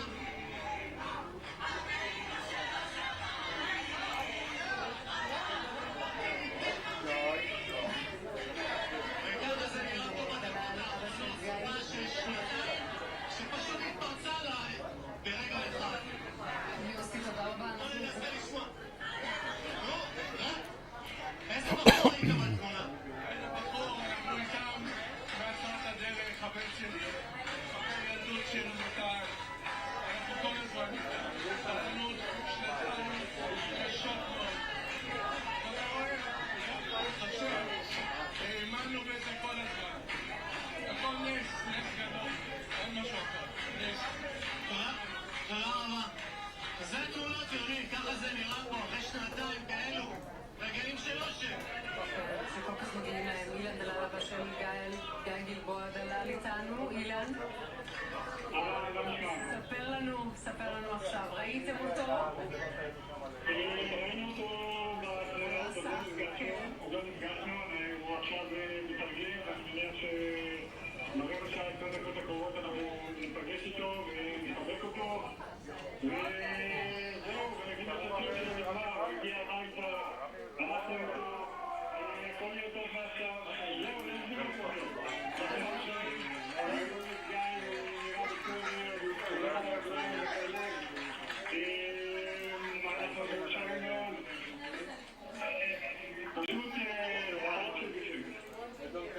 ספר קצת איך המשפחה נערכת ממש לראות אותו, להתחבק איתו.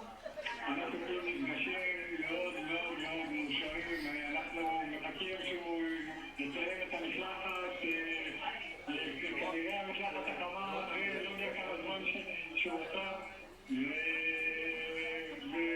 וזהו, ואנחנו נרוץ עליו ונחבק אותו, ונתחיל, אתה יודע, תחזור לחיים מחדש, נתחיל נצא מהלכים של 70 באוקטובר.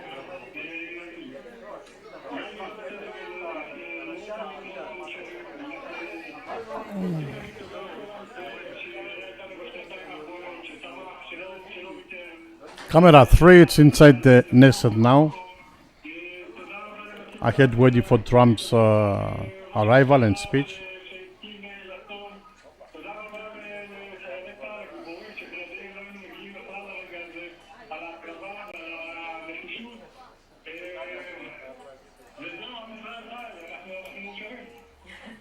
רק שיהיו רגעים שמחים מעכשיו. אילן, תודה רבה שדיברת איתנו. תודה רבה לכם, ביי ביי. נראה לי מיכל זה מזכיר לי כתבה שצילמתי איתם רק לאחרונה, בני שנה וחצי, אבל אמר לך אילן, אני אדם שלא ידע לדבר 4 אנשים היה מפחד קהל. 880 likes, we need 120 more, so I can release 5 free memberships. They go randomly to the viewers, well, most likely the ones who are watching on the channel, not the members already. The one who are not members, they will get free membership randomly chosen by YouTube. So let's reach 1,000 likes and I'll give 5 for free, 5 free memberships. Thank you, Yvonne Yoni Escoli. Thank you very much. Escoli donated €2.49 through Super Chat, red heart emoji, reminder ribbon emoji.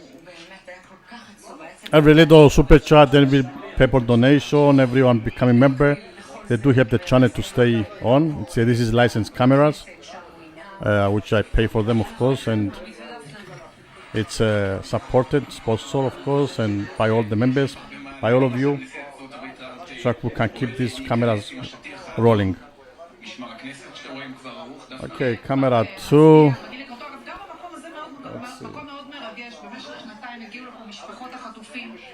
יום שלא היו פה והשמיעו מפה את הזעקה שלהם בוועדות, במסדרונות, והנה הן זוכות לסגור כאן מעגל שנשיא ארצות הברית, מי שהן רואות, האחראי המרכזי אולי לשחרור שלהם, מגיע לפה, יהיו משפחות ביציע, ראינו רבות מהם גם שורדי שבי. ואם אני יכול להגיד משהו על האחראים, טראמפ אחראי ונתניהו אחראי והמפגינים בוודאי מגיע להם גם... Also be transported to Israel. Police handout. חיילי צבא הגנה לישראל, אני מקבל תמונות מהבוקר של חיילים בלבנון אחרי 4 סבבים בעזה, של חיילים בעזה שמשקיפים, ואותם 995 חיילים שלא רצו להפוך לסטיקר, אבל יצאו להגן על המולדת ולהחזיר את החטופים ולנצח את חמאס. Big van truck probably to transport the prisoners. Thank you, Kat. Have a nice rest. ועוד יום היינו בתל נוף כאשר הגיע גלעד שליט. היה מרגש מאוד, אני חושב שלא מרגש כמו היום.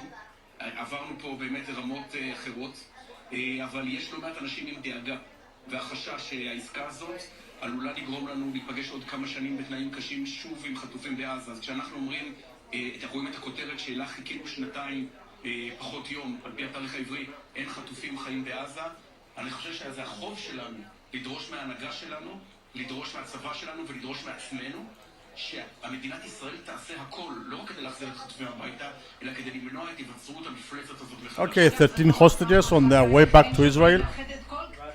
That's the latest report we got. Second group, 13 hostages. 13 alive.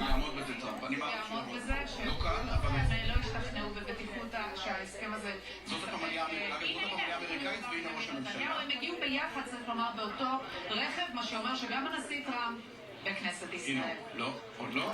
אתה רואה רעמה, אבל היא לא בהכרח רעמה רלוונטית. לא כתומה כמו שזה. רעמה בלונדינית. אז אנחנו מדברים רק כדי להסביר, הכנסת עכשיו סגורה ומסוגרת. היה צריך ללכת קילומטרים ברגל למי שלא הספיק כמו דפנה, או לתסכים לתפוס מונית. אבל מה שמעניין הוא, הם נמצאים עכשיו בקומת הכניסה אל המליאה.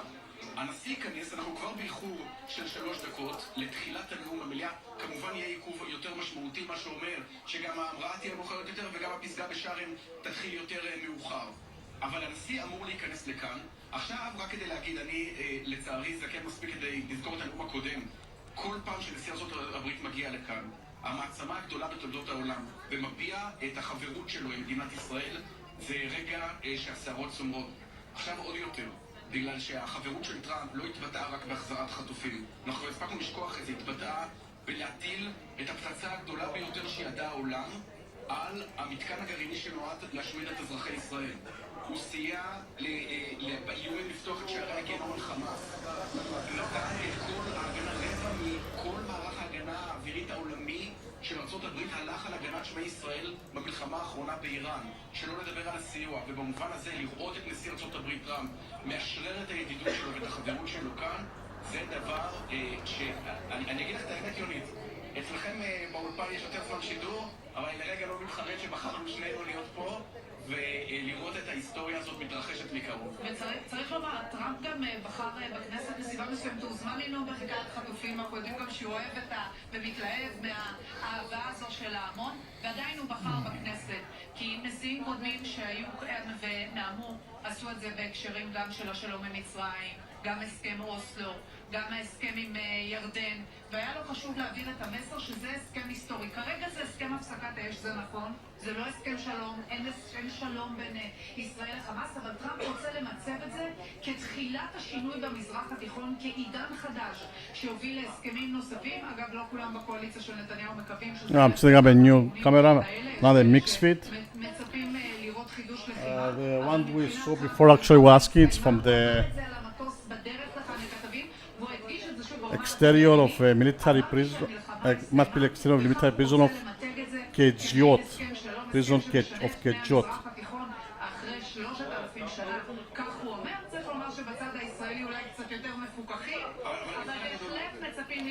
Exterior prison of Kejot, where buses carrying Palestinian prisoners headed to Gaza is set to leave.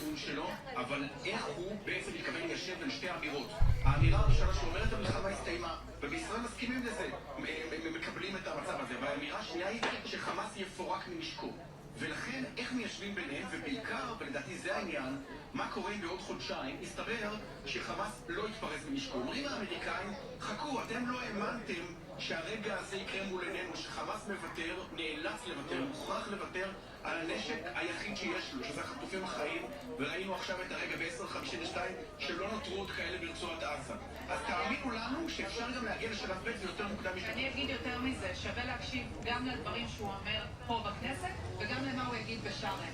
יש שני מוקדים היום שהם מאוד חשובים מבחינה מדינית, גם המסר כאן, גם הוועידה שישראל לא חלק ממנה, אבל אולי דווקא בשל החברות של טראמפ עם ישראל, הרצון שלו להראות שהוא לא מוטה, שהוא מתווך הוגן, בטח בסוגיה... Yeah, it's good shot. ולכן אני חושבת שיהיה מאוד מעניין להשוות בין המסרים שנשמע פה לבין מה שיקרה שם, ועידה עם שורה ארוכה של מדינות, כולל הרשות הפלסטינית, ישראל לא חלק ממנה, ויהיה מעניין מאוד לראות מה טראמפ מביא איתו לאורך כל היום הזה, יום שמתחיל כאן, בכנסת ישראל, בנאום חגיגי, וגם עוד מילה, עם משפחות חטופים ושבים שרוצים לבקש מטראמפ להיות מחויב לנושא עד החלל האחרון. יש פה גם את משפחת גולדי שנמצאת בכנסת ומאוד רוצה להעביר את המסר הזה, לא להשאיר הפעם אף אחד מהפעם. תודה רבה לכם, אנחנו עוד נחזור, אנחנו רוצים לראות את התמונות האלה של מקסים הרקין בפעם הראשונה.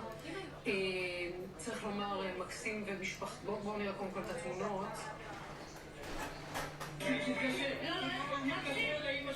שיתקשר לאמא שלך בטלפון, זה אצלה? היא לא נמצאת פה. אני תקשר לאמא שלו, מה עם סגל?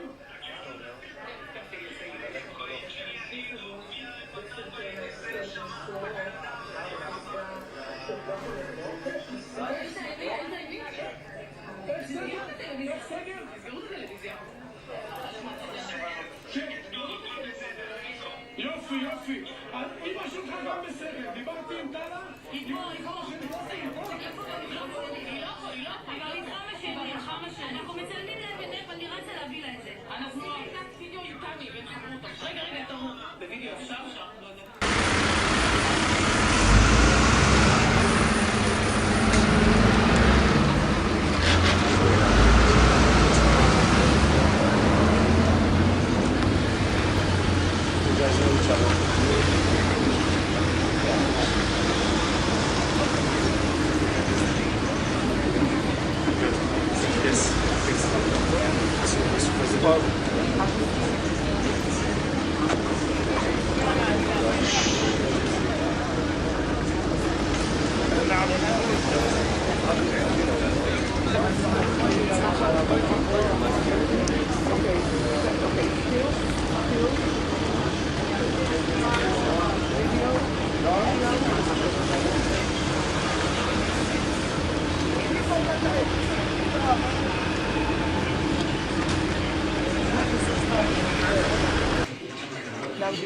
Then here, this one, happy?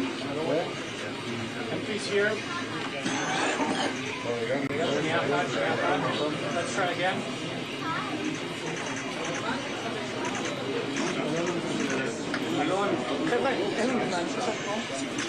Now here, please, to Avi, everyone. And White House, photographer, please. Daniel. עכשיו על הספר? רגע, הראש מוטי. להסתכל על הספר? להסתכל על הספר? נועם שיפה את היד השם. כן?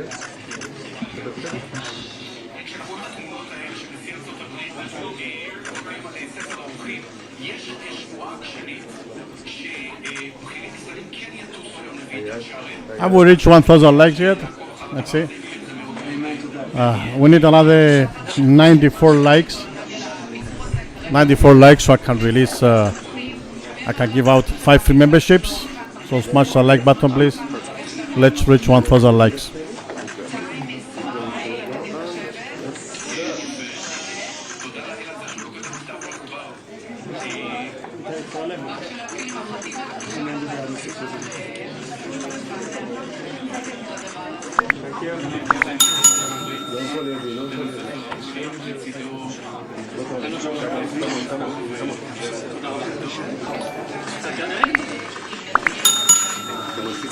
Shaz73 has become a member. Much love DD, thank you for the cams, red heart emoji. Thank you Shaz, thank you very much. 24 months. Thank you. time passed fast, right?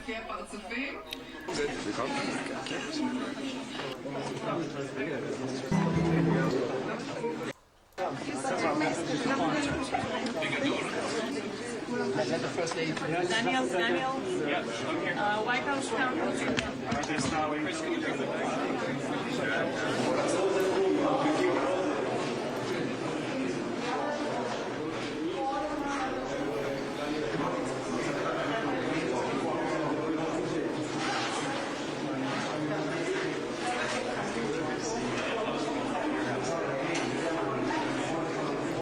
Look at that guy at camera 2, he's really raving it. Really enjoying the moment.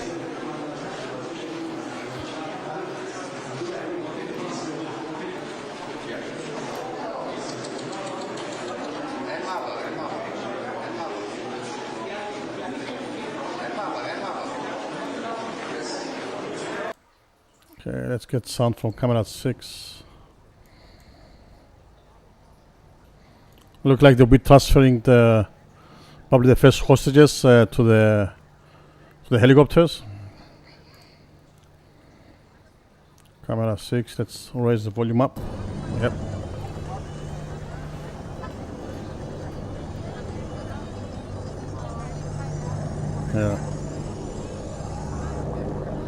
Yeah, let's not forget Ohayon.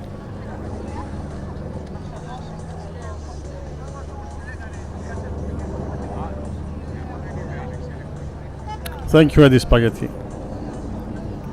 He will be addressing the Knesset later on. Let me see what time is scheduled.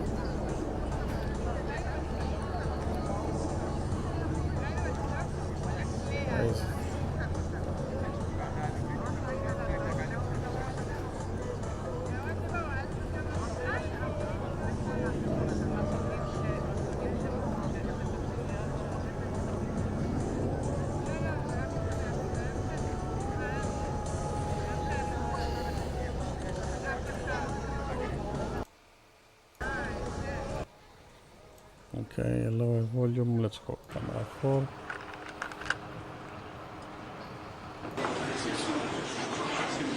Camera 3. משאירים אף אחד מאחור. אנחנו עם ישראל, הלב שלנו ינחה אותנו, אנחנו יודעים מה נכון. עד החטוף האחרון.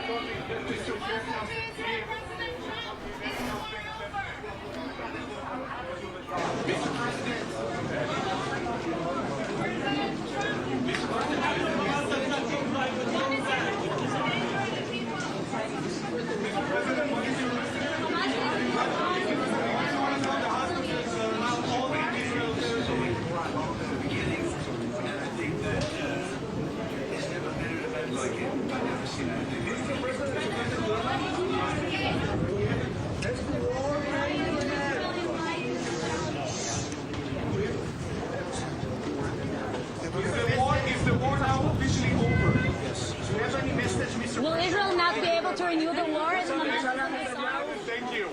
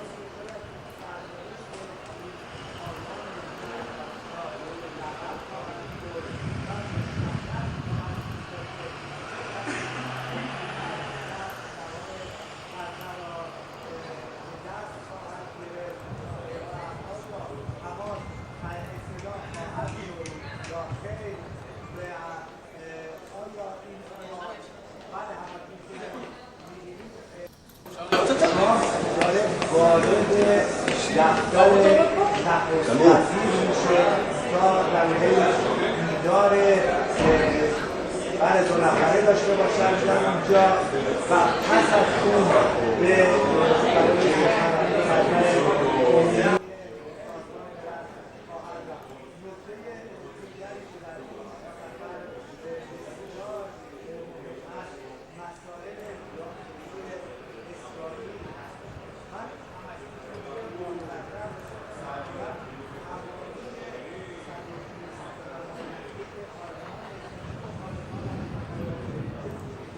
50 more likes and I will give free 5 memberships. 5 free memberships out. We need just 50 something more likes. 55 more likes. So we'll reach 1,000 likes.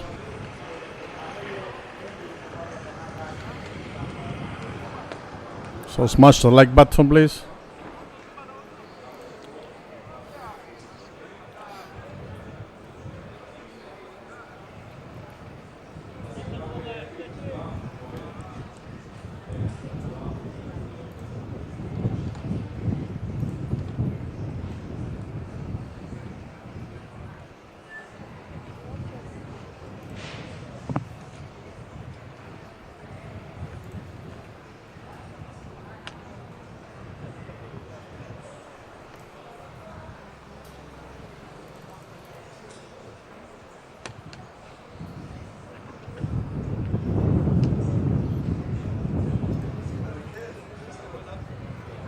Okay, new camera is at the Knesset, so let's set up.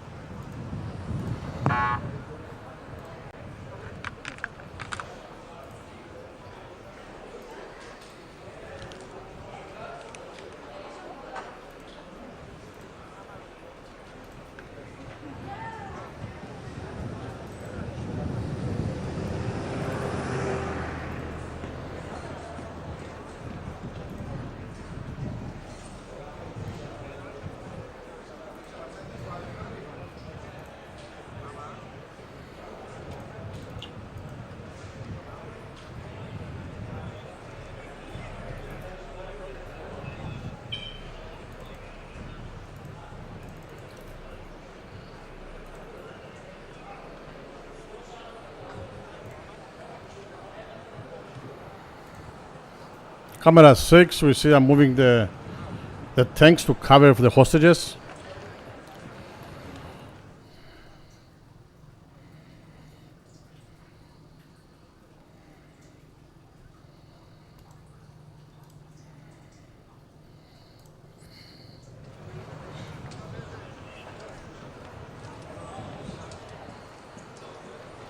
Have a new camera inside the Knesset.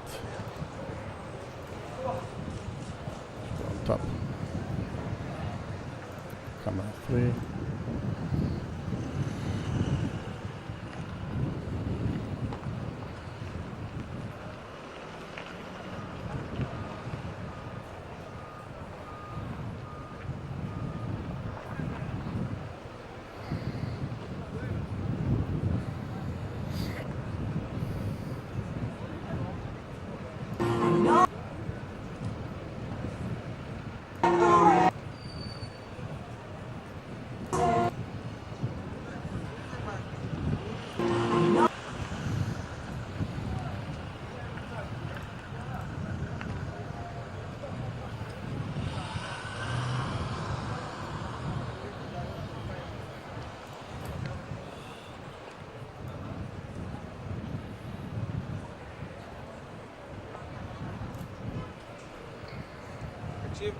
תקשיב מה אני עושה, ותקשיב מה אני עושה.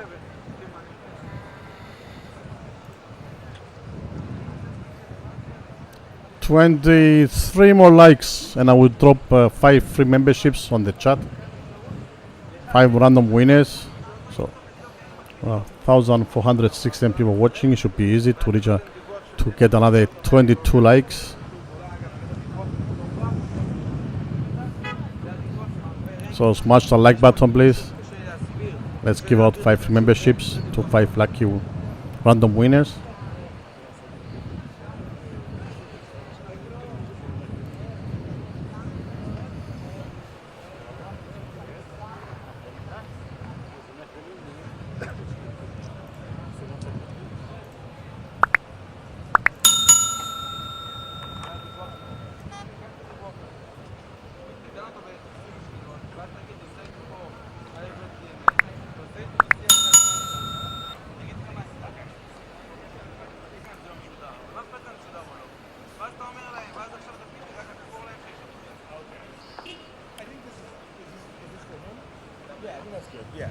Well done, we just reached 1,000 likes. Thank you all very much. I knew you could do it. Thank you.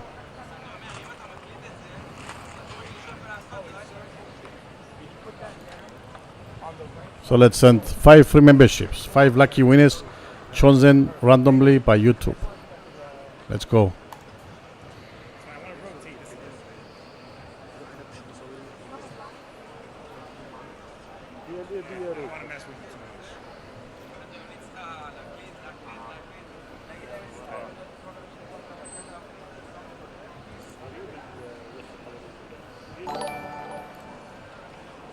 Nice, welcome new members. Carlos Calati, Fabrizio Rosa, Shano Brickman, Anna Metallica, and J&J. J is a not member. Welcome back, J&J.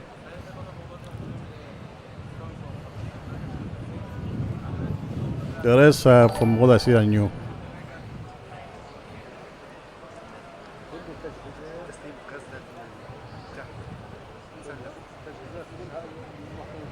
Thank you, Brad C95.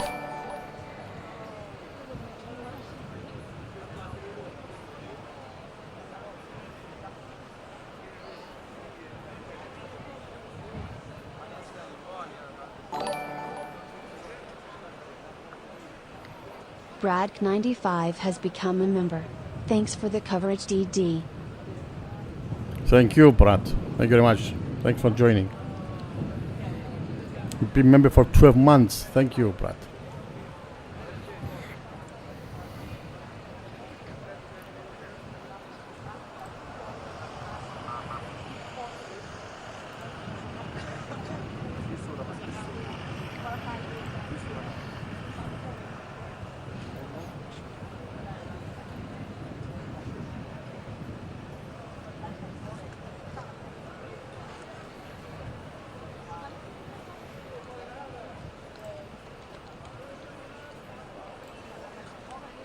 Welcome back, JJ.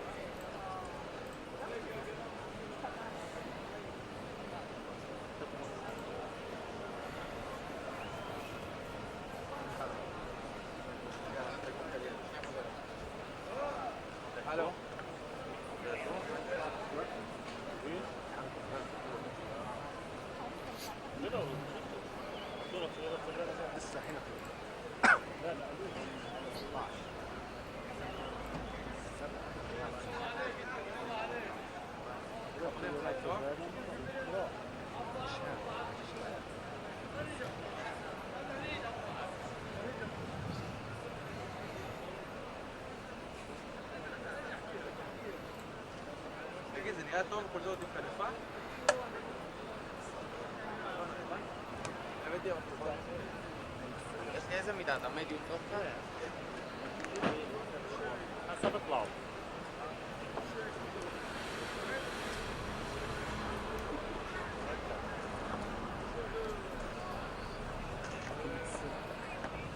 هسه بيطلعوا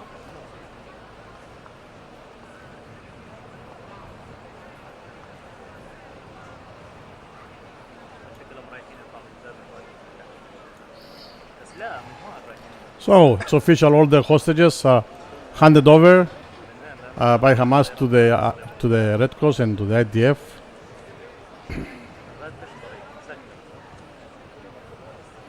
And say the bodies of the deceased hostages will be handed over later.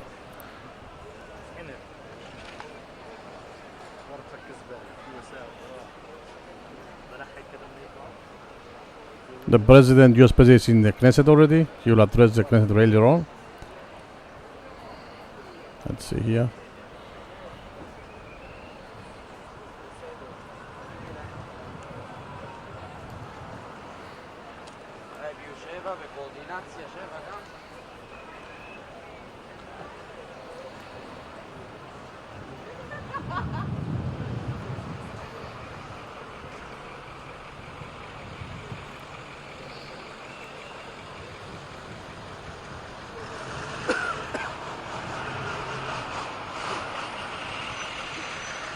The IDF released already some images of the first hostages. Let me see if I can put them on the screen. Where I fit them now. Let's see. The window capture. Oops.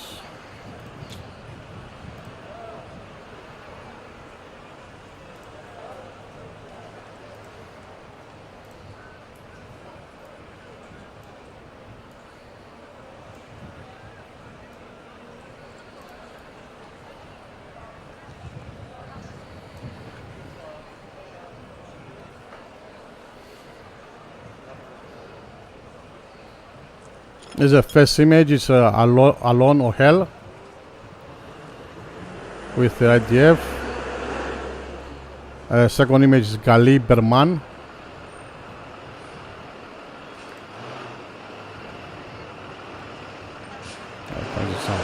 Come for.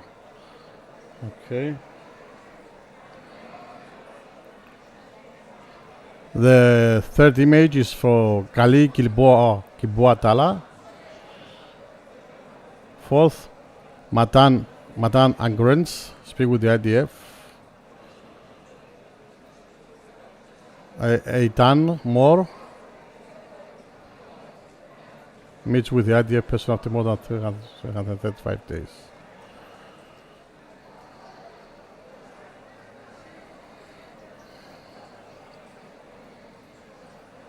Yeah, they all look skinny, very skinny actually. Even the clothes they wear to hide how skinny they are, you can see they are skinny.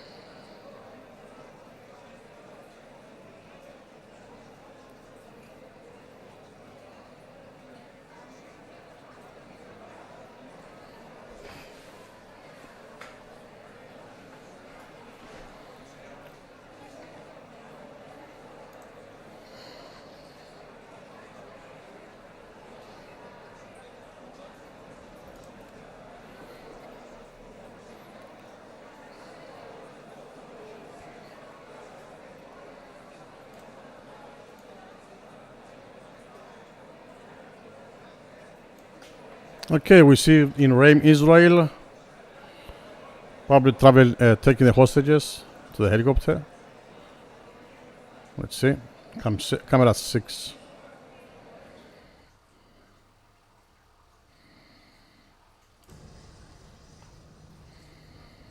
It's camera 6 is a Reim military base where the helicopters are landed.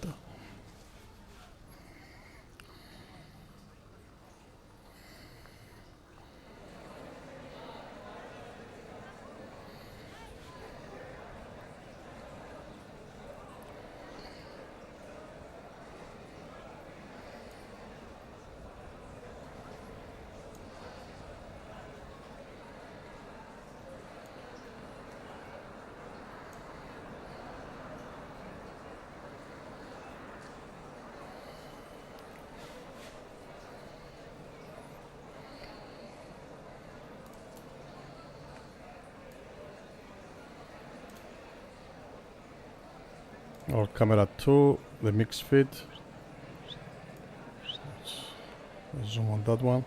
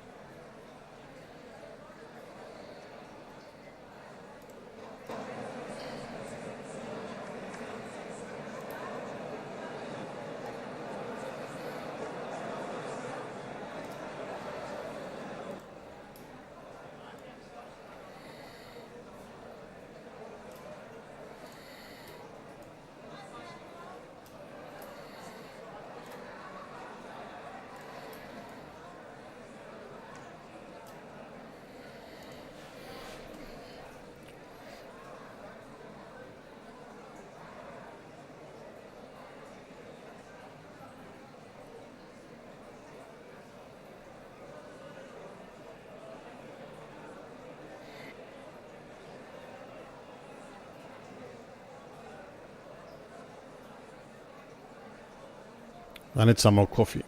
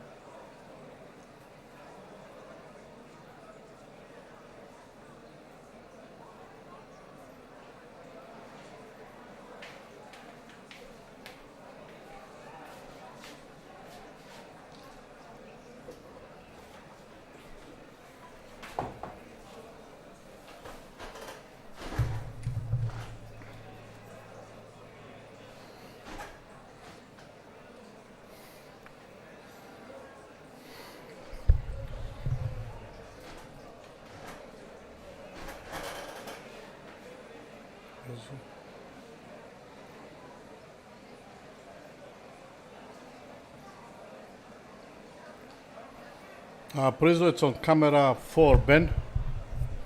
What will swap it? Which one? I mean, I can make the camera 2 to be small and squeeze another camera there.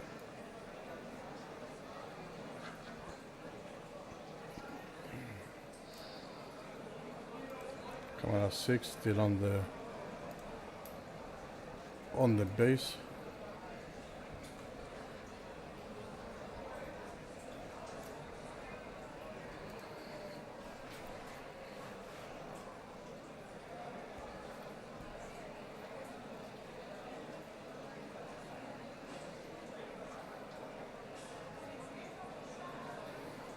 Are you mean to swap camera 6 with camera 4? I could do that, but camera 2 is been changed. It's a mixed fit, so it will be a different view after a while. And then we want camera 6, which is a military base, the Reim military base.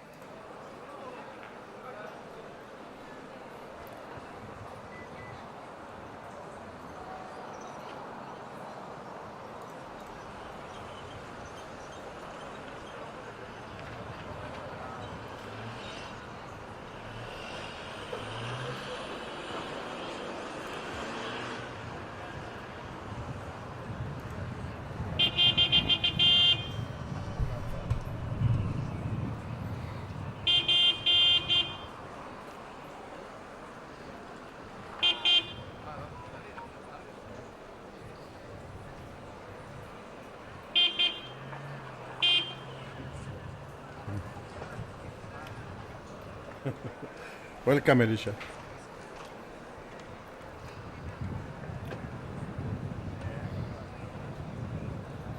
They are not all home yet, but they've been transferred to the Red Cross. The first 7 one before, as we saw, and we're waiting for the next 13 to be transferred. From Hamas, they all been transferred. Now probably they're in Red Cross, and we should get them for the medical first medical check on Reim base, or I don't know elsewhere, and then they will travel to their houses. I mean, they will stay in the medical centers for probably some time, maybe a week or so, or I don't know, probably not a week. I really for maybe 1-2 days, depends.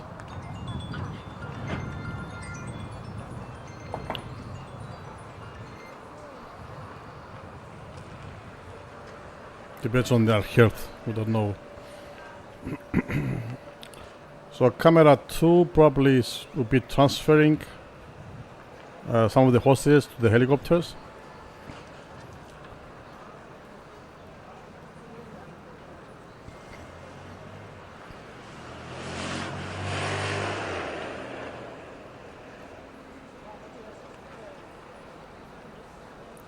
Thank you, Sasha. Thank you very much. I appreciate it. Sasha 22 donated £19.99 through Super Chat. Thank you, Didi, for an excellent job. X, well done, you. Thank you, Sasha. You rock.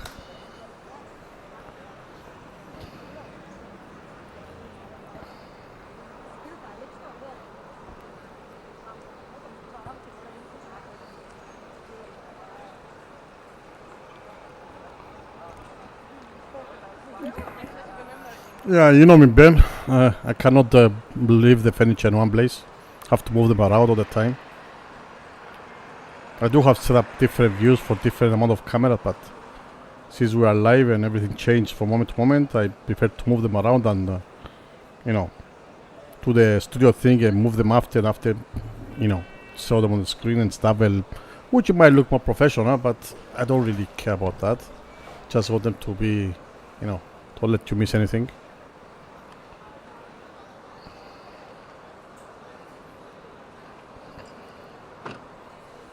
Τετούλη, τι είναι αγάπη μου, έλα. Yes, my doggy. My last doggy, έλα ρε. Εντάξει, ποιο ρε μαλάκα. Say hi. Say hi. Τι είναι ρε, τι είναι. Είναι ρε. Τι είναι ρε παιδί. It's our little baby. White Fury baby.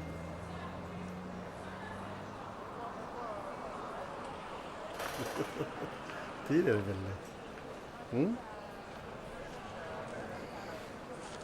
Βάζε εδώ, έλα. Έλα, it's something under this, it's your desk. Don't throw my coffee on me, and don't press any buttons. Wait, wait. See, good boy.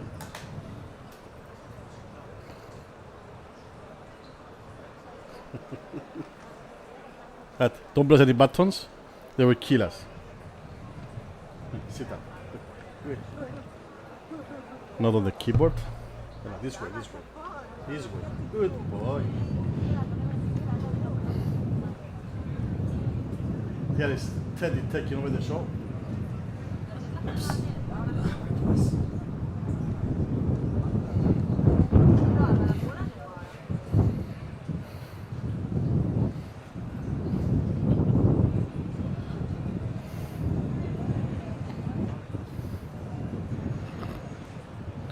Yeah, I told you to stay off the buttons, yeah. He's dangerous, not the keyboard, but it's okay.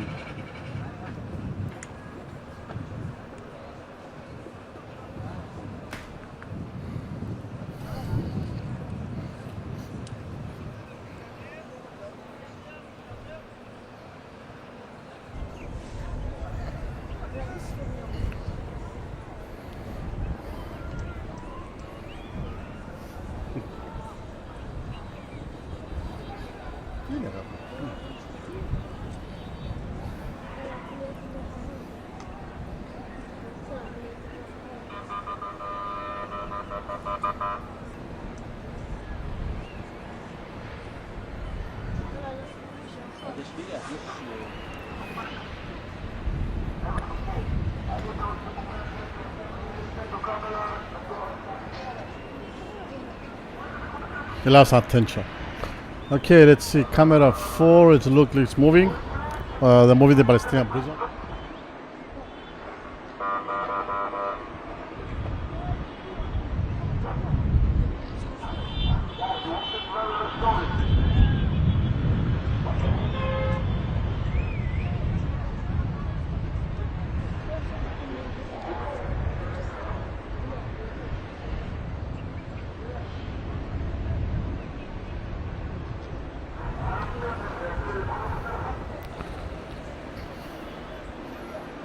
And camera 2 moving the hostages to the probably to the helicopters.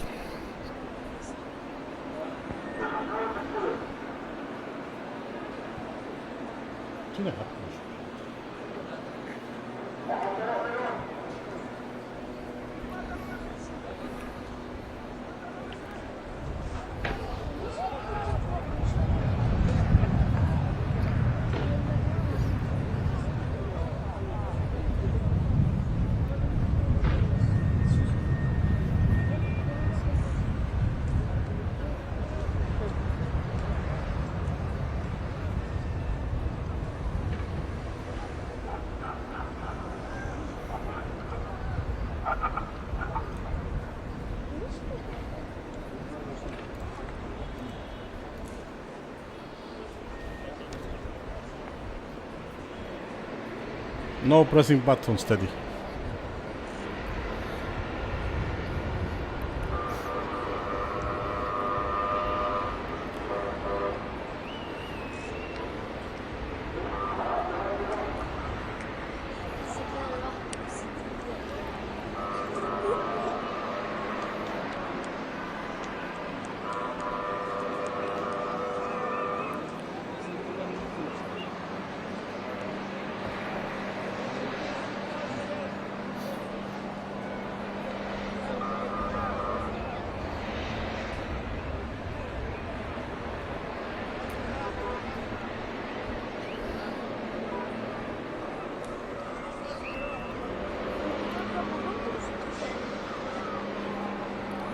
They haven't released any on live yet, Sim. No, Sasha. They're not yet released, yes. It's just only the 21st live ones that they are released.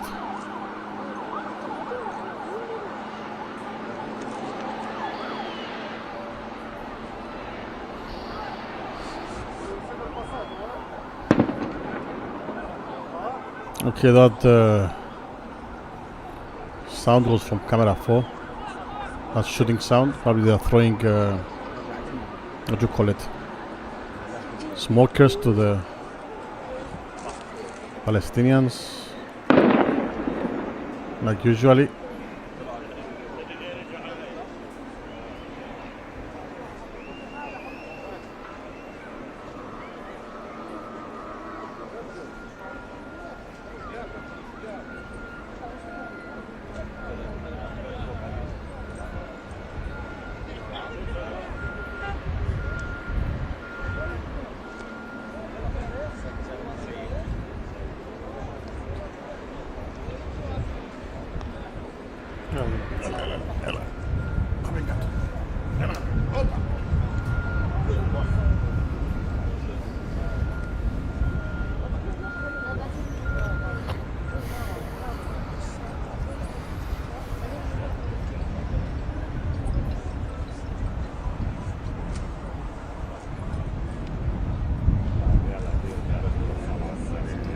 So IDF have received the second group of the 13 hostages.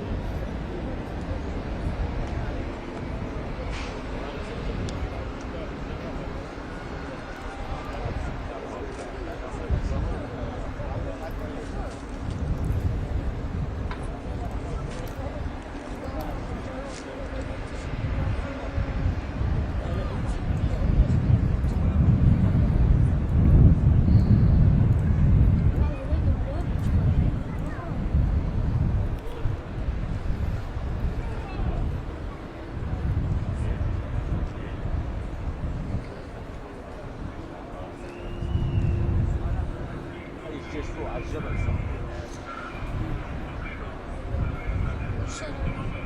هاي طلعت الناس بس انا قبل جيت وصلت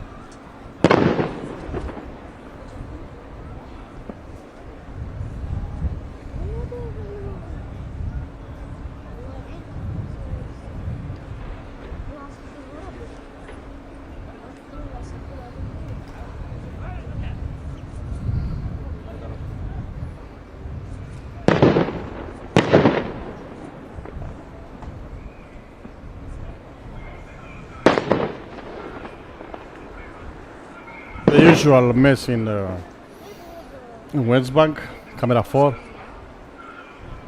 IDF tried to release the prisoners and people are usually blocking IDF and so on.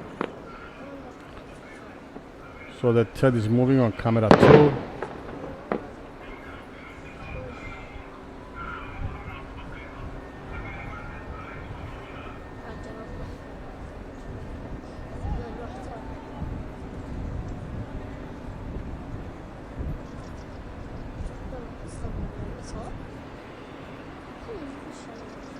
So it looks like some of them are going towards Reim base, the last group probably.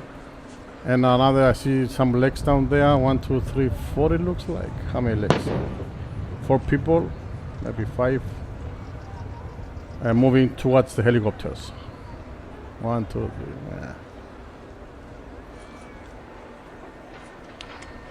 From the military base, probably taking them to the medical center.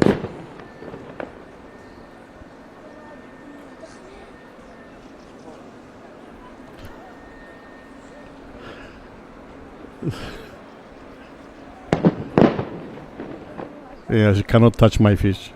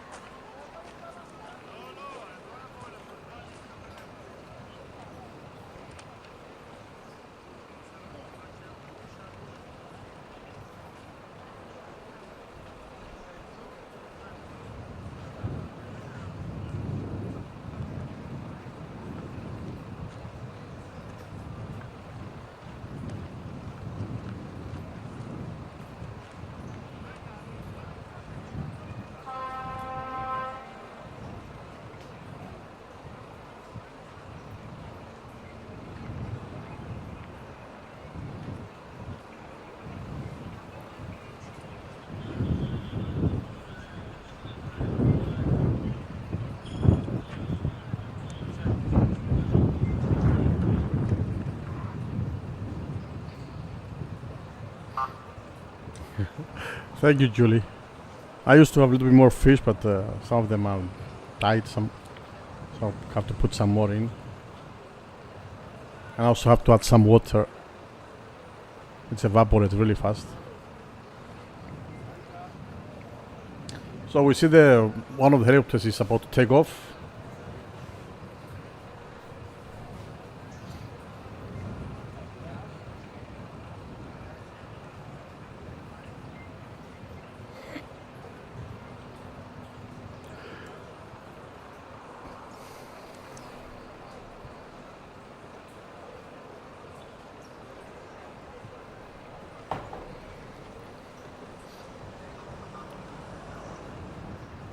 And camera 4, they are moving the prisoners.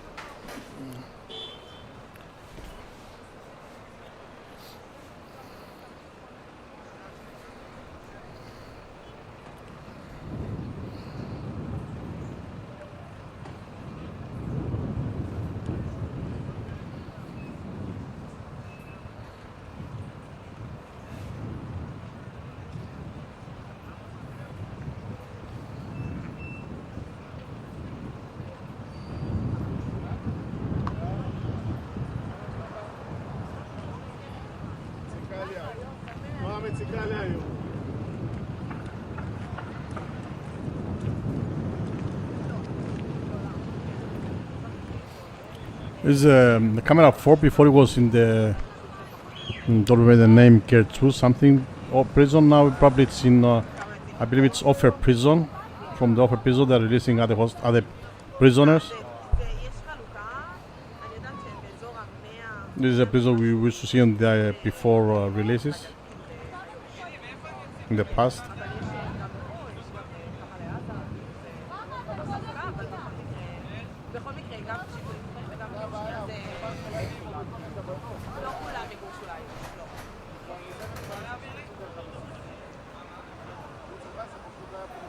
Yes, Ben. It's Offer prison now, yes. The one we used to see before, yes.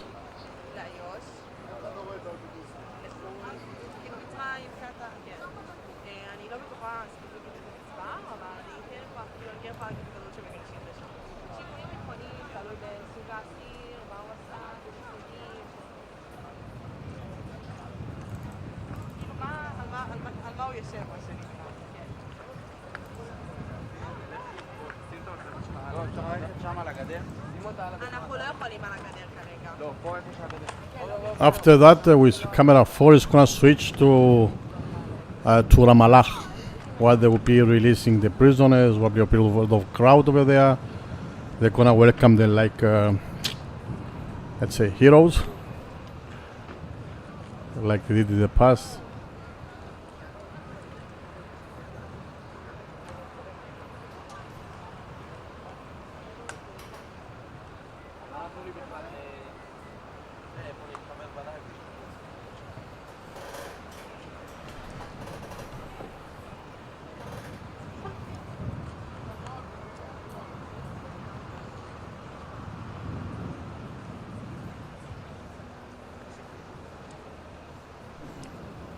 Welcome to the family, it's me. It's Me has become a member.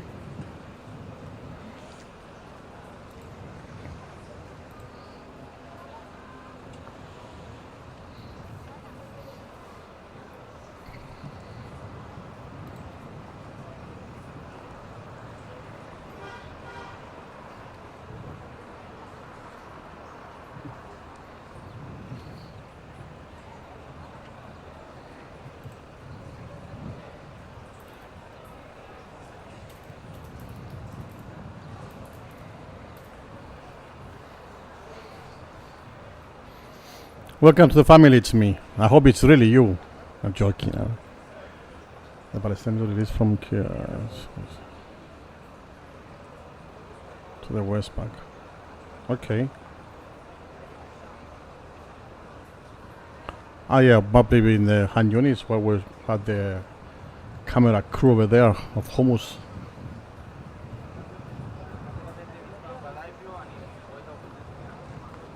Yeah, on camera 4 mixed feed, what I have from Reuters, it's about to be confirmed what time. It's about bus arriving in Ramallah. So maybe it's going to be a different camera with showing them arriving in Gaza or Khan Younis.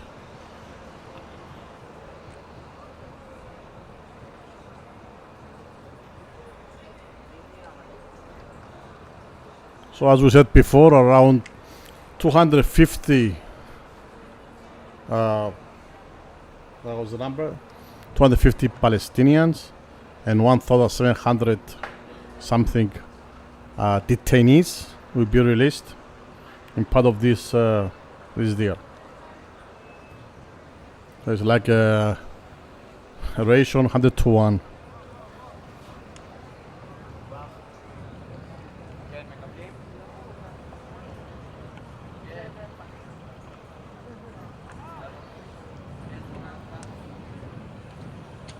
Hundred to 1 if we calculate just the alive hostages.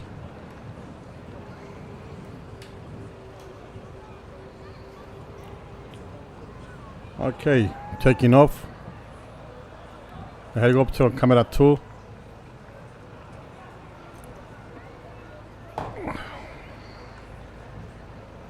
People look happy, so probably Let's see where this is going to land.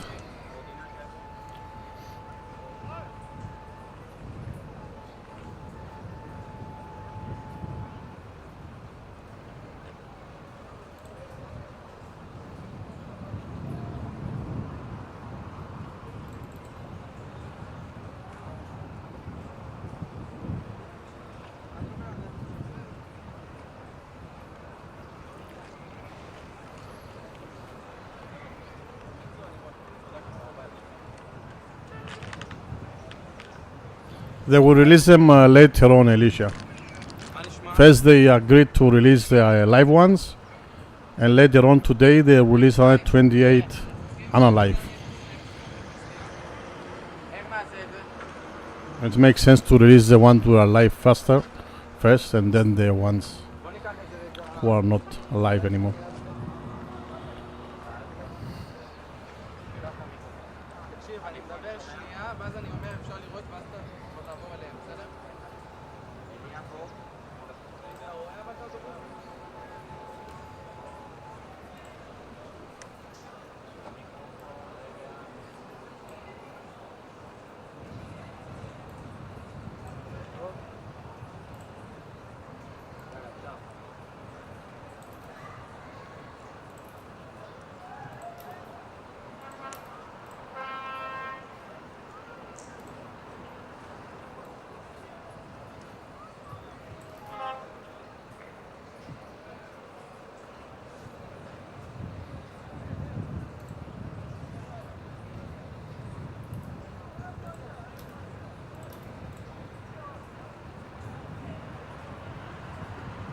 I mentioned this yesterday at CM that they did said they had a problem, finding some hostages.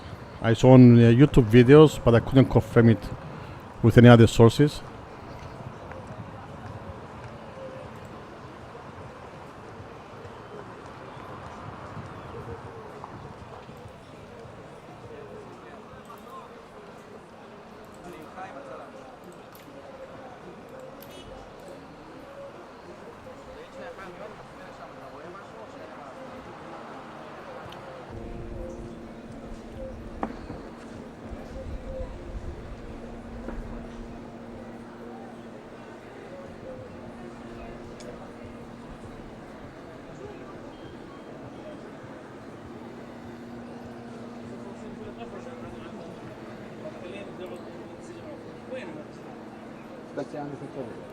Of course, it would be terrible not to give all the alive bodies back to the family after so long, after 2 years, so they can bury them and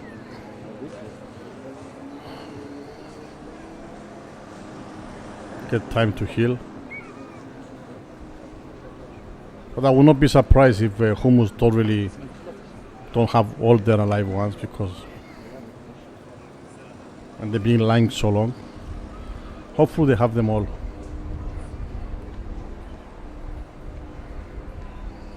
Hopefully, we wish.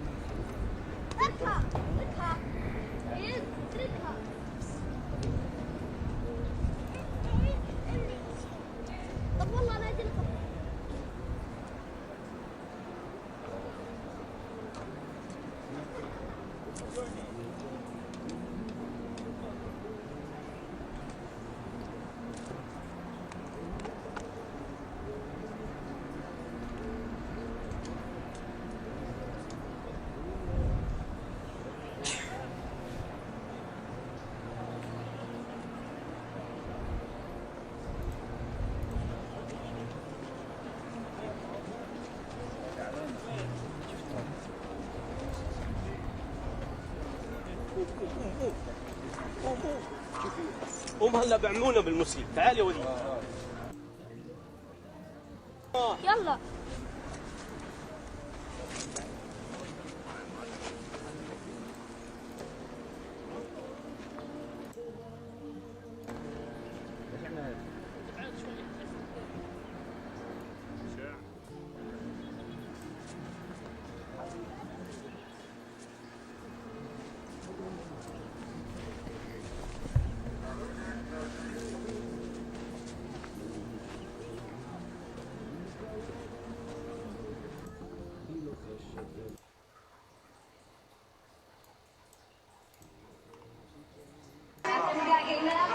כן, ממש כן. הפעם האחרונה גם שראינו אותו זה היה בפסח, אירחנו והוא בא אלינו. כן. כשתפגוש את רום, מה היית רוצה להגיד לו? שאני מתגעגע אליו, שחיכיתי לו מלא זמן ושיהיה בריא. אתה זוכר אותו? עברו שנתיים, זה המון זמן. אני אולי קצת זוכר אותו, כן. ומנגד, בני הדודים הגדולים, איך אתם היום? אני רק רוצה להגיד לרום שהיום, בזכות האמא הלוויה שלו, כל עם ישראל יודע איזה גיבור רום. כל עם ישראל יודע שרום יכל להציל את עצמו כמה וכמה פעמים, בכל זאת הוא בחר ללכת ולהילחם על הכבוד של המדינה שלנו, ללכת להציל גופות, ללכת להציל חטופים חיים שחייבים לו את החיים שלהם. היום עם ישראל כולו יודע רום איזה גיבור אתה. וזה לא פחות בזכות האמא הגיבורה והלוויה שלך, שבכל מקום שיתפה ולא עזבה לרגע, לא הפסיקה לעדכן בכל מקום, שידעו איזה גיבור אתה. עם ישראל כולו מוקיר לך תודה ומעריך אותך. עם ישראל חי. אני רק רוצה לברך, ברוך אתה אדוני, אלוהינו, מלך העולם, שהחיינו וקיימנו והגיענו לזמן הזה.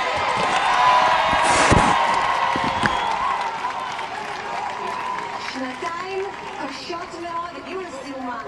שתפגוש את רום, איזה רגע אחד לספר לו מהמאבק המדהים הזה שהפעתם עבורו.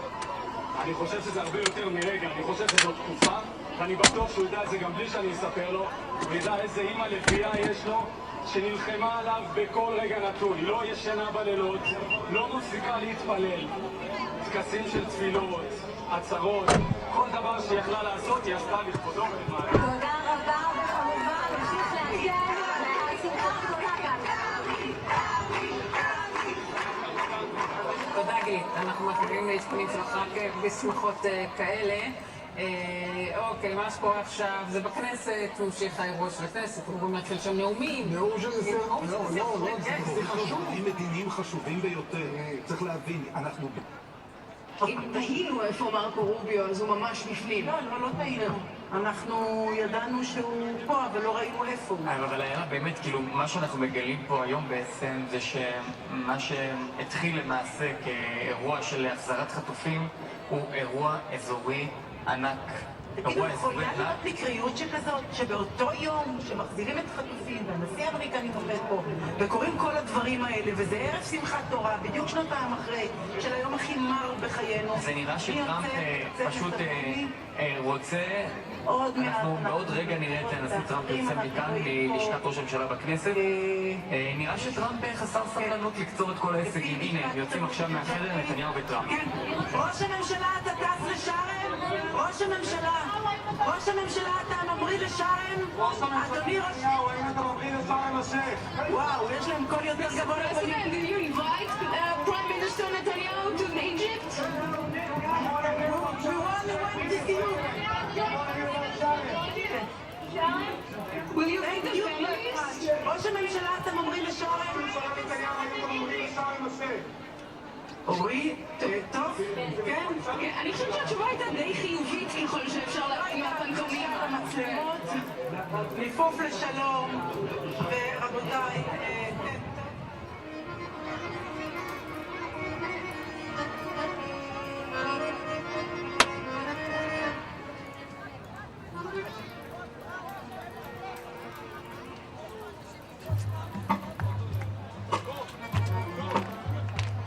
בקרוב יפתחו השמיים.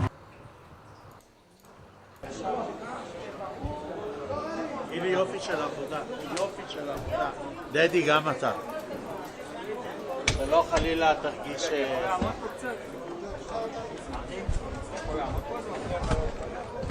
למה, מה יש לך לעשות פה?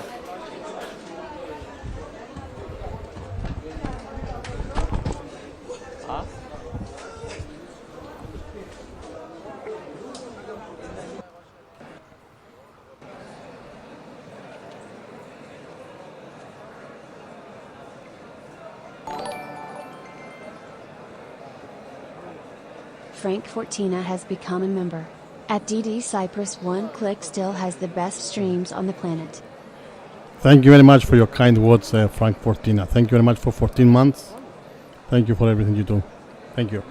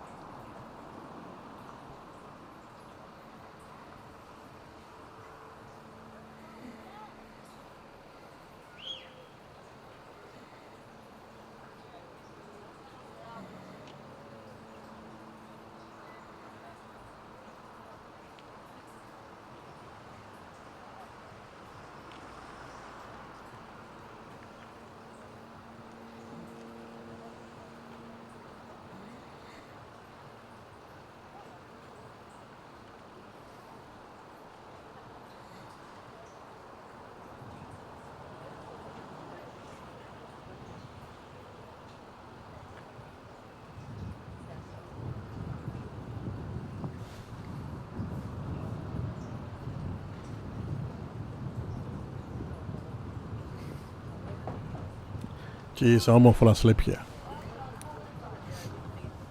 I forgot to have the camera on.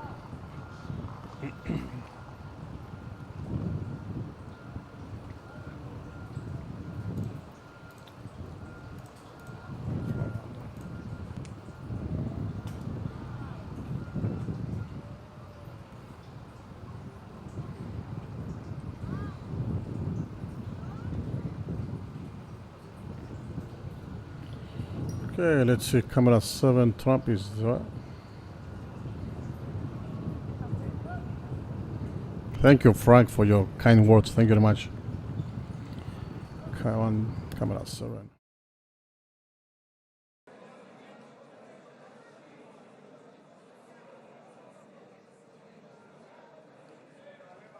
With the cameras. Camera 2. Looks like now we're outside the hospital where the helicopter will land.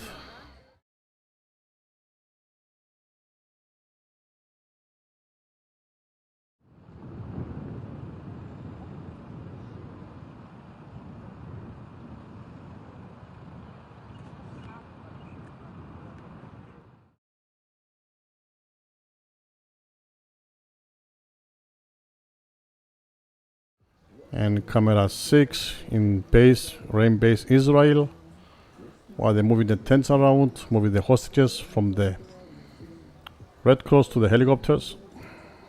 Some music back there. Let's lower the volume.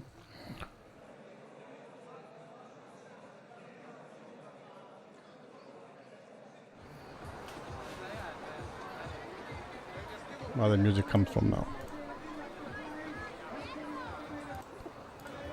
Camera 2.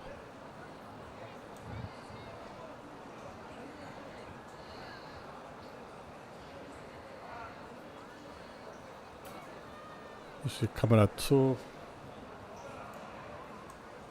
That's it.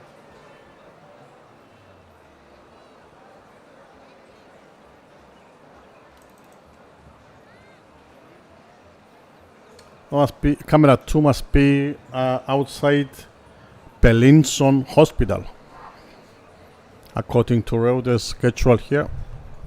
So it should be outside Belinson Hospital. And they are waiting for the arrival of the hostages through the helicopters.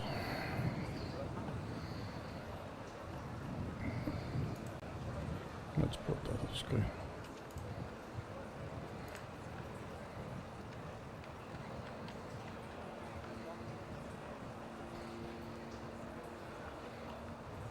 So camera 2, let's do that.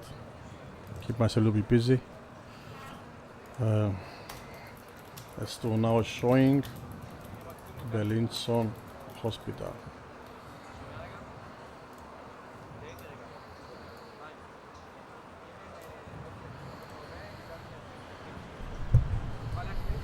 You're welcome, see.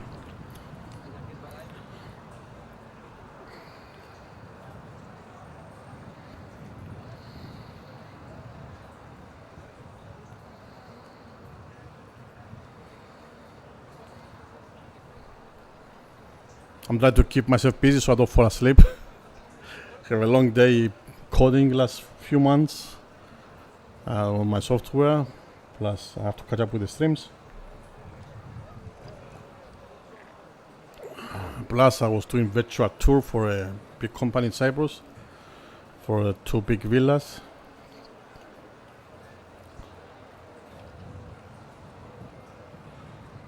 But today, the day so far is devoted to the release of the hostages, to this stream. Okay, some movement on camera 4, IDF.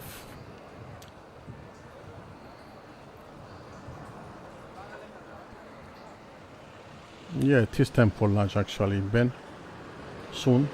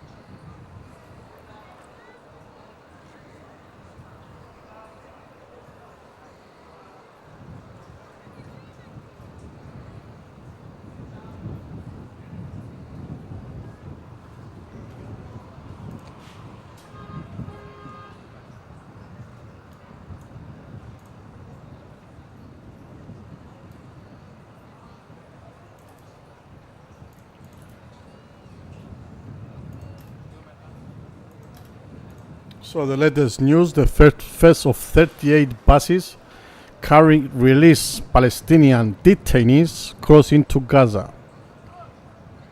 That was breaking news from Reuters 6 minutes ago.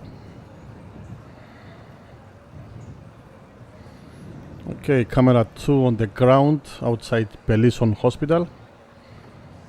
Belinso, that be correct? Yes, Belinso Hospital.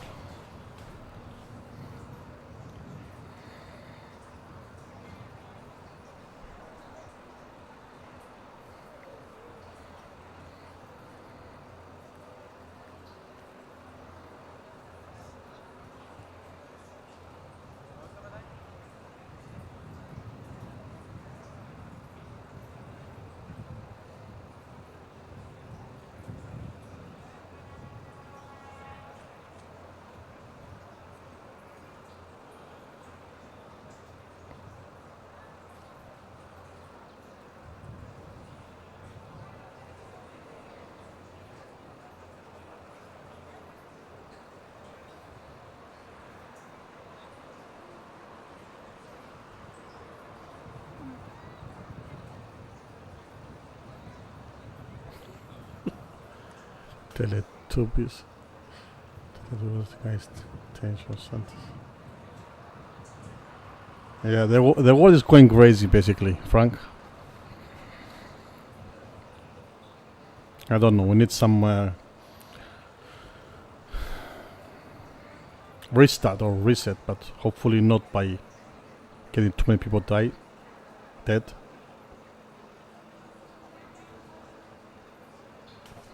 Let's see, I thought we have another camera, which I hid before. Camera 6, camera 2, restart or reset, but hopefully not by getting too many people dead. Okay, camera 6 is gone. Yeah, it's gone. Stay with camera 2.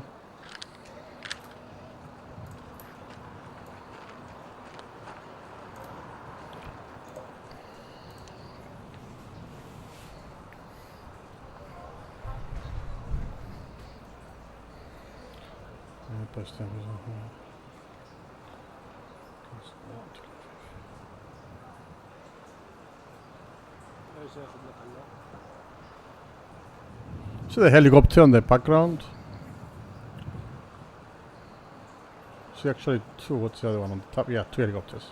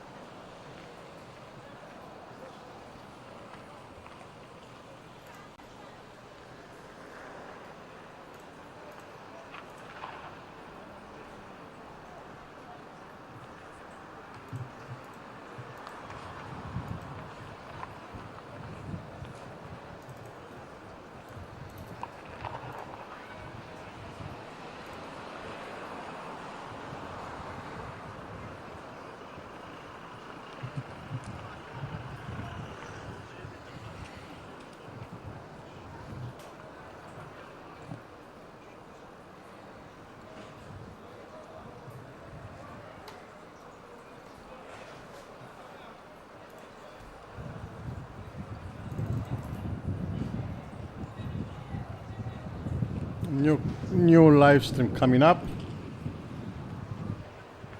Says leaders meet in Egypt to sign a Gaza deal. Okay. Let's put that on as well.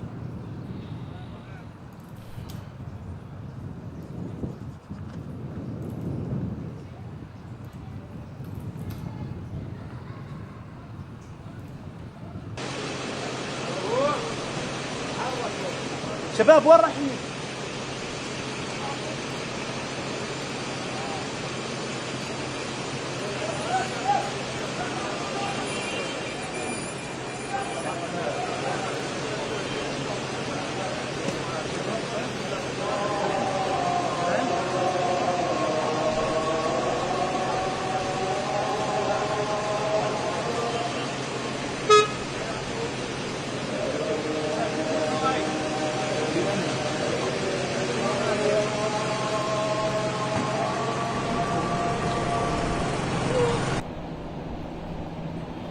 The noisy one was camera 4. Let's put it down. Okay.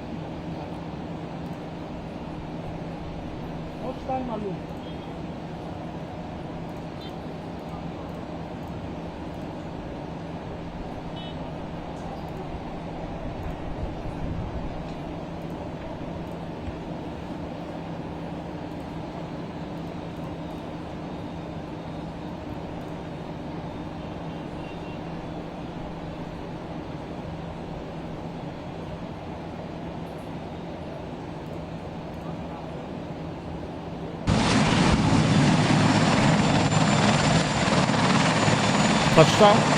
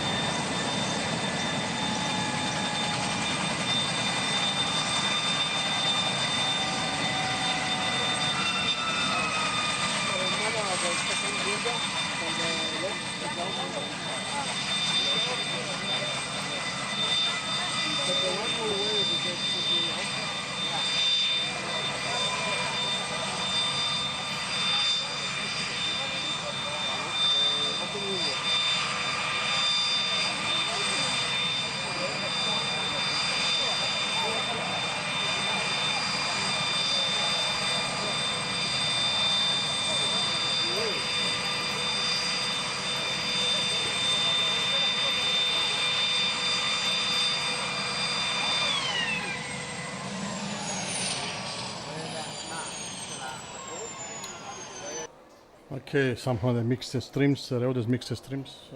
Okay, now they got the right one. Okay. So I have to do that.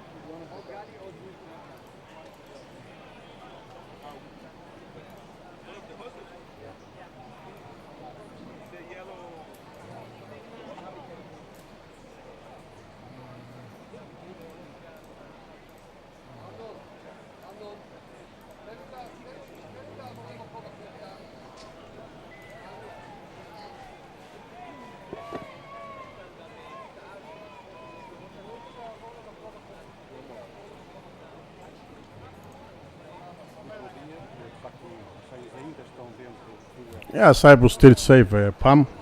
Thank you for asking. Of course, if there is, of course I don't want to say that, but if there's a nuclear war going on, none of the countries is safe. But Cyprus, we've been nice to everybody. We have UK bases in Cyprus. We've been nice to Israel, we've been nice to Americans. The only one that don't like us and won't take us over, it's Turkey. And as you know, from 1974, Cyprus been occupied more than 35% by Turkish.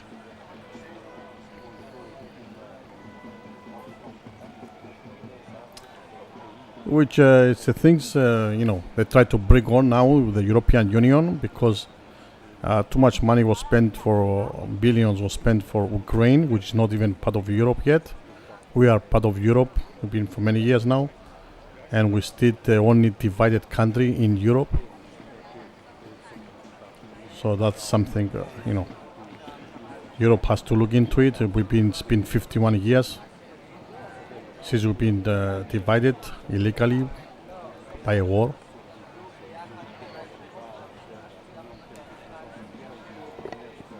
Okay, camera 2, moving the hostages from the helicopter. Looks like they moved them already. Yep, to the van at Berlin to take them to the Berlin-Son hospital.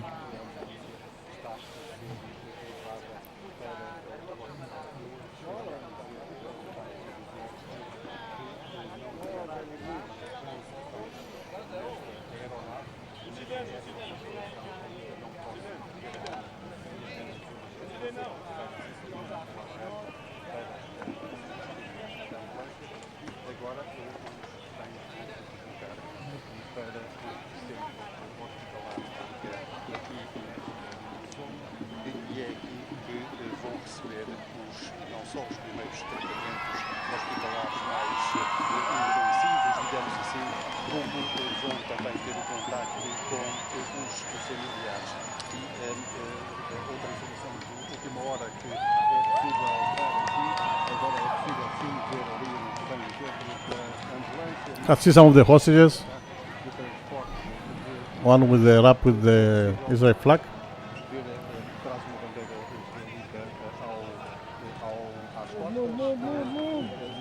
Okay, someone blocked the camera.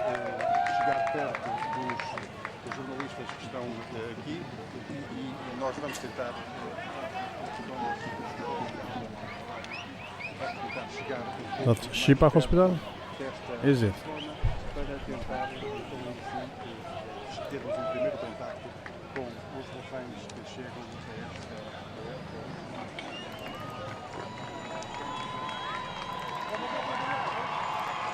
Yeah, before it says it was a view of the Belison hospital ahead of the arrival, and now REUTERS say view of hostages arriving at Shipa Hospital. You're right, Sip.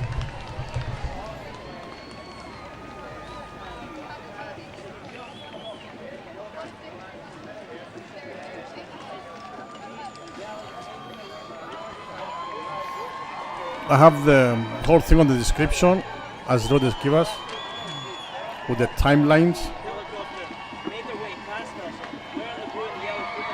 which I keep updating, and that update also on the single camera feeds.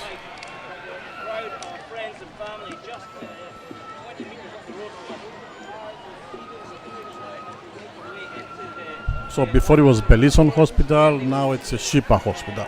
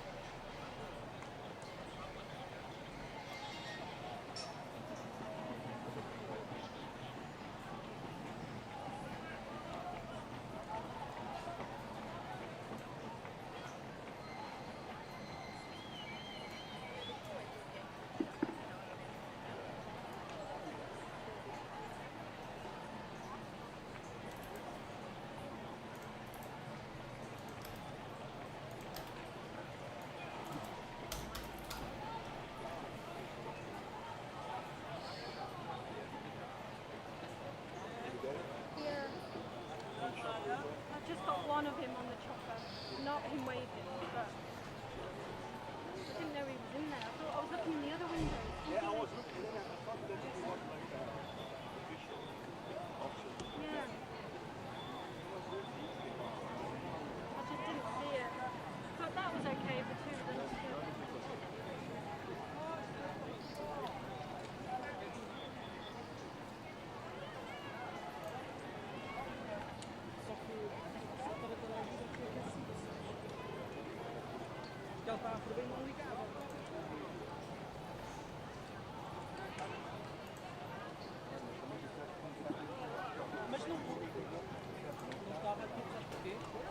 Deixar fora, olha para tudo.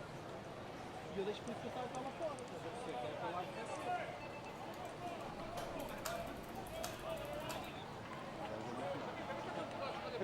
Isso de onde? Portugal, e você? Mas de onde? Portugal? Somos de Lisboa. De Lisboa? O Marco é do Porto. Eu também sou do Porto, mas moro em Lisboa. E você? Eu sou do Rio de Janeiro. Trabalha para quem? AP. Muito bem. Você? Nós trabalhamos para um grupo Média Livre, tem várias televisões, jornais e nós somos clientes da AP. Como é que você se chama? Alfredo? Alfredo Leão, meu colega. Ah, Leo Freire, eu conheço o Alfredo Moro, claro. Prazer, nós trabalhamos com a AP. Prazer era meu.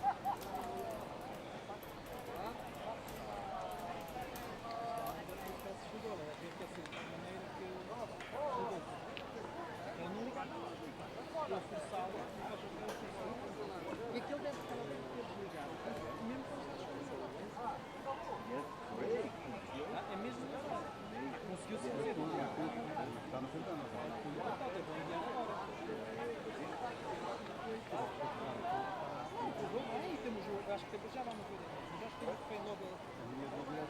O limite, eu já o tinha feito, porque eu tenho ele... Não, eu não sei de helicóptero, mas aqui não tem. Olha, dá para gravar aqui o meu externo? Eu acho que é de um 2.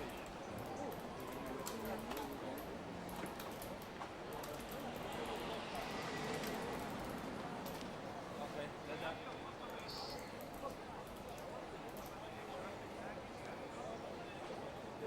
Já estou enviado. Está em contínuo, estou na portaria. Deixa-me tirar fora lá.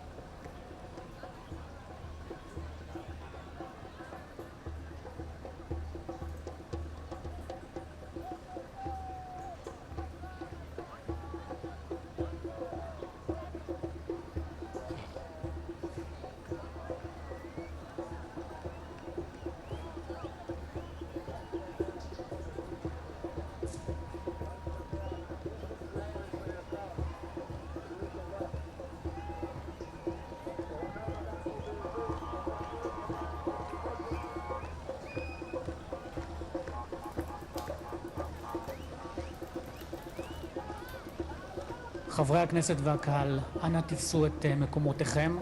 אנחנו מתחילים ממש בעוד מספר דקות.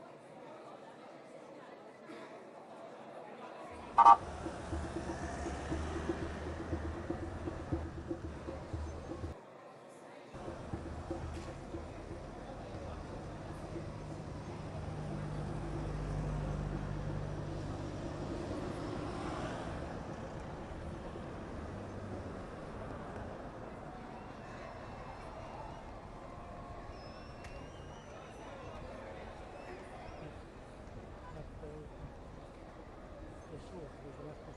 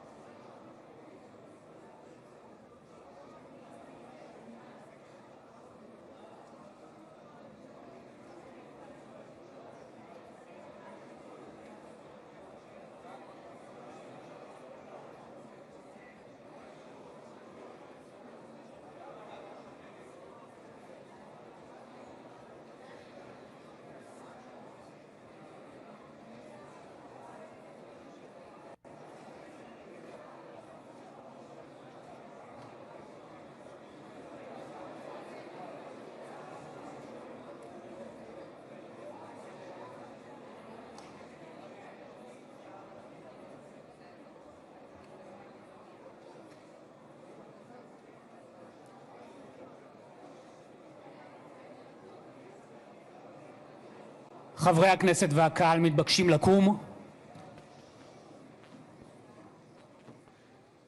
כבוד הנשיאים, כבוד ראש הממשלה וכבוד יושב ראש הכנסת.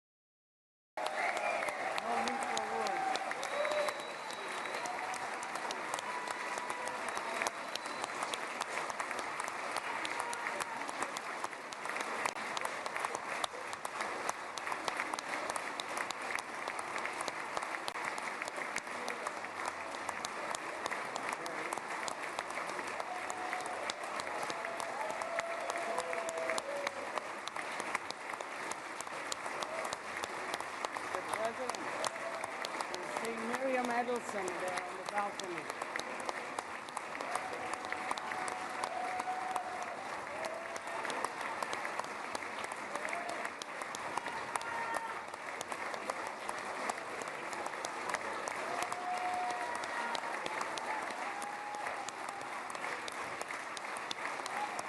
See how much they love you.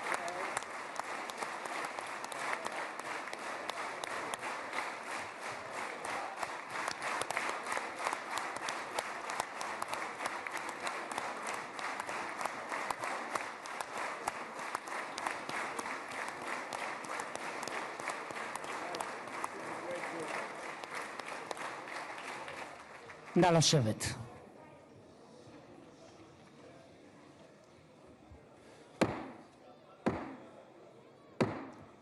חברות וחברי הכנסת, היום יום שני, כ"א בתשרי התשפ"ו, 13 באוקטובר 2025, ואני מתכבד לפתוח את הישיבה המיוחדת של הכנסת לכבוד נשיא ארצות הברית של אמריקה, מר דונלד ג'יי טראמפ.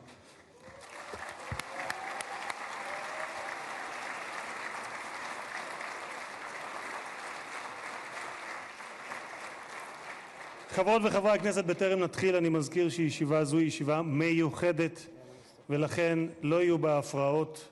מי שיפריע יוצא מאולם המליאה ולא יורשה לשוב אליה עד תום הישיבה. לא תהיינה אזהרות. בנוסף, ניתן יהיה למחוא כפיים בישיבה זו כפי שכבר ראיתם. כבוד נשיא המדינה יצחק הרצוג ורעייתו מיכל,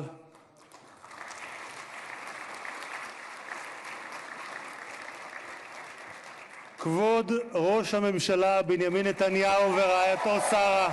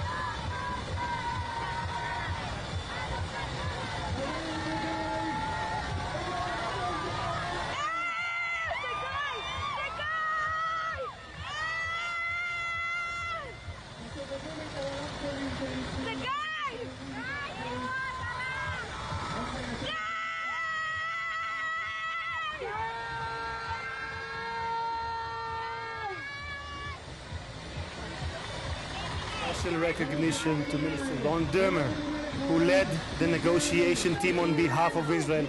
Thank you, Ron. Secretary of State Marco Rubio.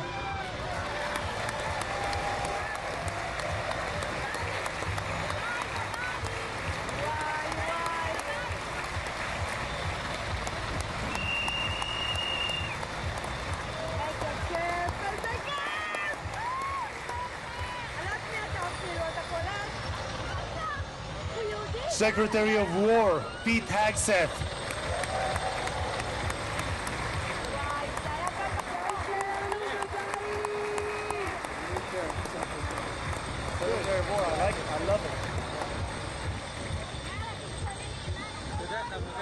Chairman of the Joint Chiefs of Staff, General Dan Kane.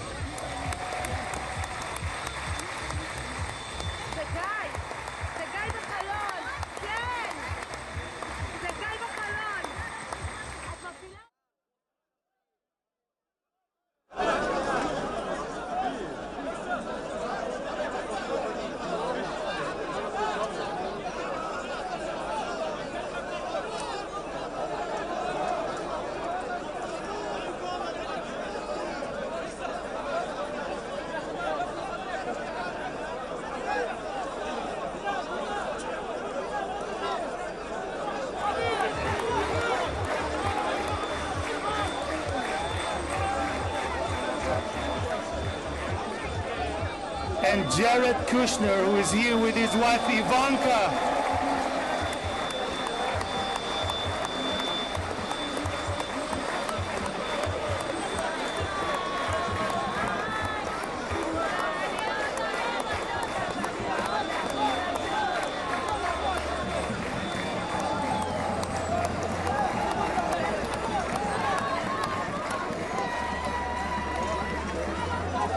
Thank you guys for everything that you have done to bring about this day. Ambassador of the United States to Israel, my dear friend and my absolute favorite rock star, Mike Huckabee.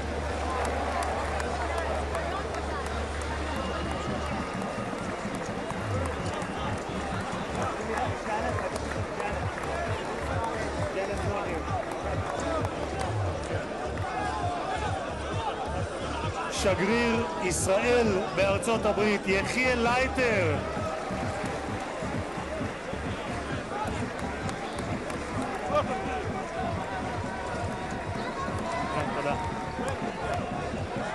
שגרירים וראשי משלחות זרות, ראש עיריית ירושלים משה ליאון ורעייתו סתווית, סגל א' של המדינה, ראשי גופי הביטחון, אלה שנמצאים איתנו ואלה שבשטח, הרמטכ"ל רב אלוף אייל זמיר,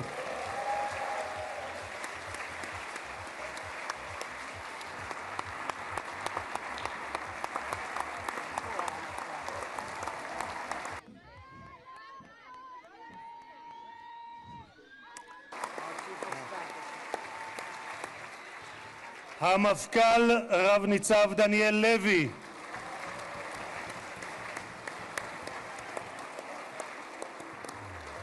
נציב שירות בתי הסוהר רב גונדר קובי יעקבי. Mr. Yacobi, he's one of those who is in Mr. Eyal Kaspi, the head of the fire, the head of the Mossad, Mr. David Barnea.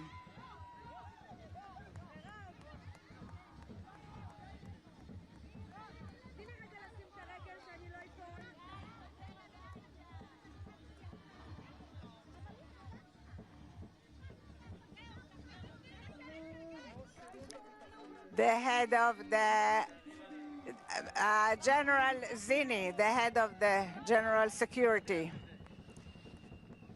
Great success to you.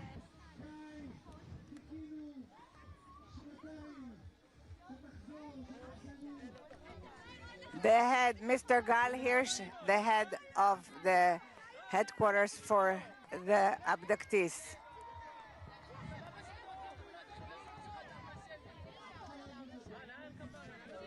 Mayors and the local authorities, the chairman of the Knesset who brought about a visit in 3 days, which usually takes 3 months, Mr. Itzik Edry, the secretary of the Knesset, the legal counsel of the Knesset,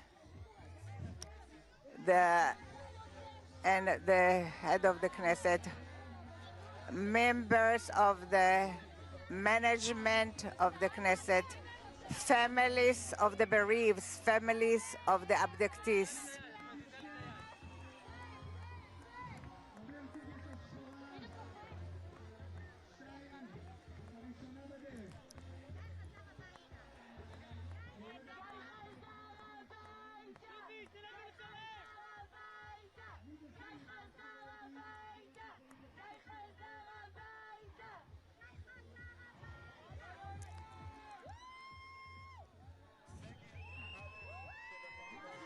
They had great honoraries, and I am exempt the others from mentioning them there.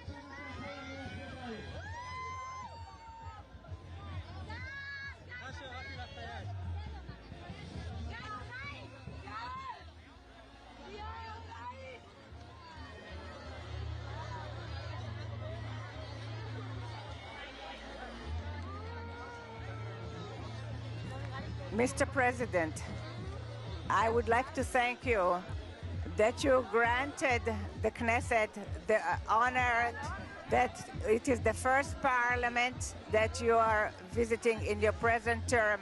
In the Jewish tradition, we are used to bless you, the one who gives us the honor. Thank you very much, Mr. President, President Trump. Honorary President, 2,000 years ago, we were exiled from our homeland, but in all the diaspora that we lived by, we never forgot Jerusalem, the beating heart of the Jewish people, since it's for which we prayed for year after year. And 7 years ago, it was you, President Trump, that in the name of the United States you recognized Jerusalem as the capital of Jerusalem. You executed a promise that many other presidents promised. You transferred the embassy to Jerusalem. Thank you very much, President Trump. Thank you very much, President Trump.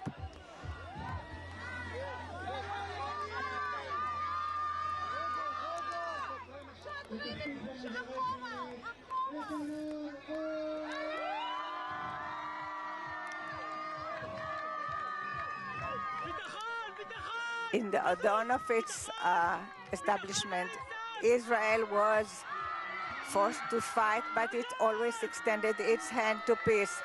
7 years ago, you led the Abraham Accords, and I had the privilege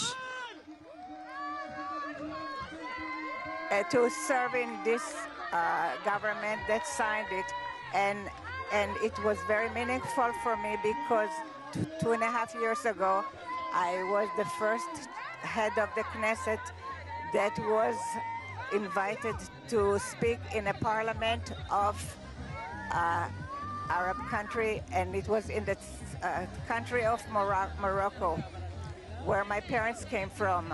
You made it the relationship closer in accord that it's peace for peace. Thank you very much, President Trump.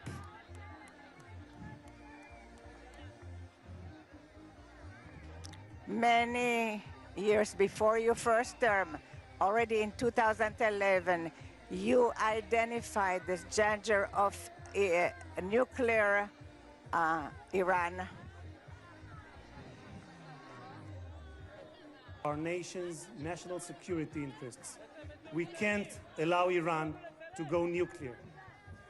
איום על ארצות הברית משמעו איום על העולם החופשי כולו. העקבית ששמה את Your continued that you put America first, but not America alone. You brought with you to the White House in your 2 terms 4 months ago, after Prime Minister started Rising Lion, you started the Midnight Hammer, which was a very brave action that there was nothing like it until you arrived at the White House.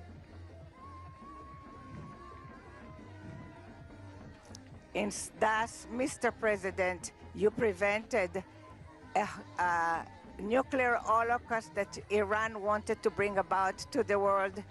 A country in its parliament, its elected officials cry death to America and death to Israel. And today we can say to the Ayatollahs, rule in Iran will not have nuclear power.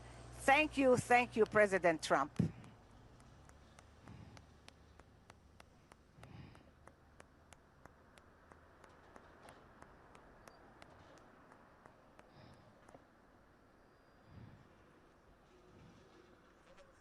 Mr. President, today the Jewish people are ending the holiday of Sukkot, and tomorrow it will be Simchat Torah. And 2 years ago in Simchat Torah, it was the most difficult day for the State of Israel since its establishment, and for the Jewish people since the Holocaust. Many times I came with many visitors to the area of the slaughter, and I saw the horrors. And few weeks after the 7th of October, I accompanied Jared and Ivanka who came to those difficult areas. We saw what we were in Kfar Aza, and we saw what we hope that we will never see again.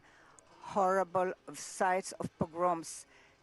Children, men and women, the elderly, they are no longer there. Satan not only murdered and raped and many of our brothers and sisters, he also abducted the live and the dead. And since then, this has been the longest and the most just war. This wound of our brothers in prison has been, when all the nation of Israel has been in pain of the families of the abducted until this morning. For 2 years, in the gallery where the guests are sitting, we had photos of the hostages. But this morning, towards this historical day, we were able to remove the photos. And I will do something spontaneous, and I will remove the pin that I received from Tzvika Mor. I am removing it because a minute ago I spoke to Tzvika Mor's brother, and they are celebrating this unification. Thank you so much, President Trump. Thank you so much, President Trump.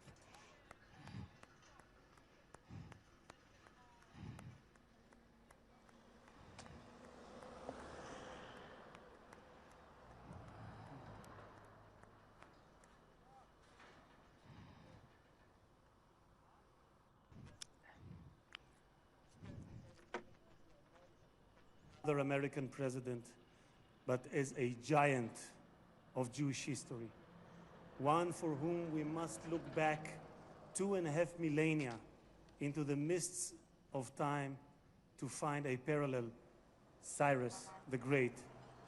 You, President Donald J. Trump, are a colossus who will be enshrined in the pantheon of history. Thousands of years from now, Mr. President, the Jewish people will remember you. We are a nation that remembers. Far from being a local struggle, what we are witnessing is a global struggle, a global battle between the forces of extremism, radicalism, and fundamentalism, and those of freedom, liberty, and democracy.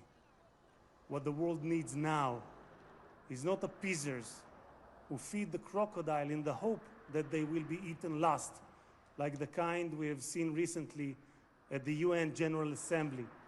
And by the way, President Trump, your team has checked the teleprompter. It is working beautifully. What the world needs now are more leaders who are brave, resolute, strong, and bold. The world needs more Trumps.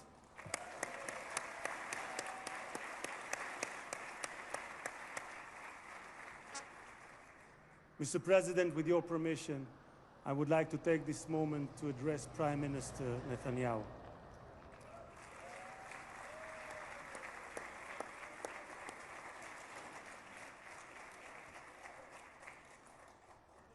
ראש הממשלה, תודה, ראש הממשלה עמד... Mr. Prime Minister, the last few years, you faced great pressures. Steve Witkoff, the special envoy that fought along with you to return the hostages, said about you, the most difficult work was that of the Prime Minister.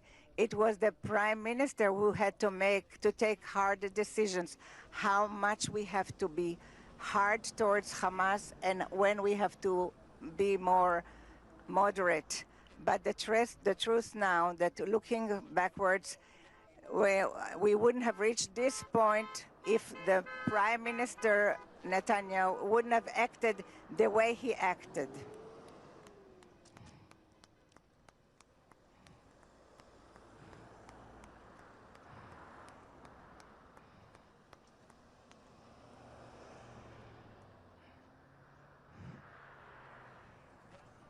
Also, my President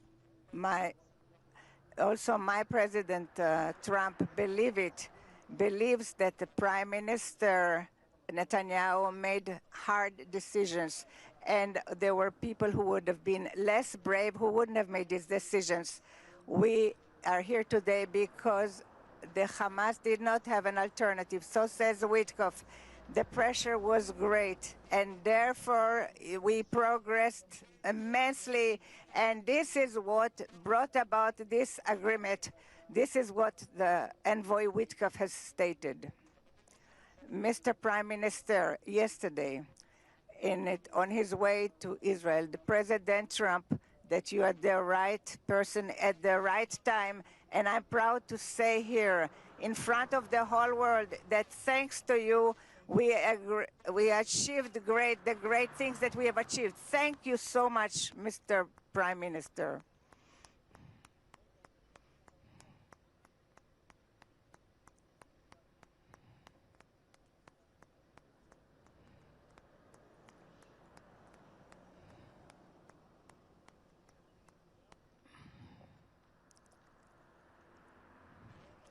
This day, today, and we will thank from the heart, depths of our heart, to the brave soldiers of the IDF, of the Israeli Defense Forces,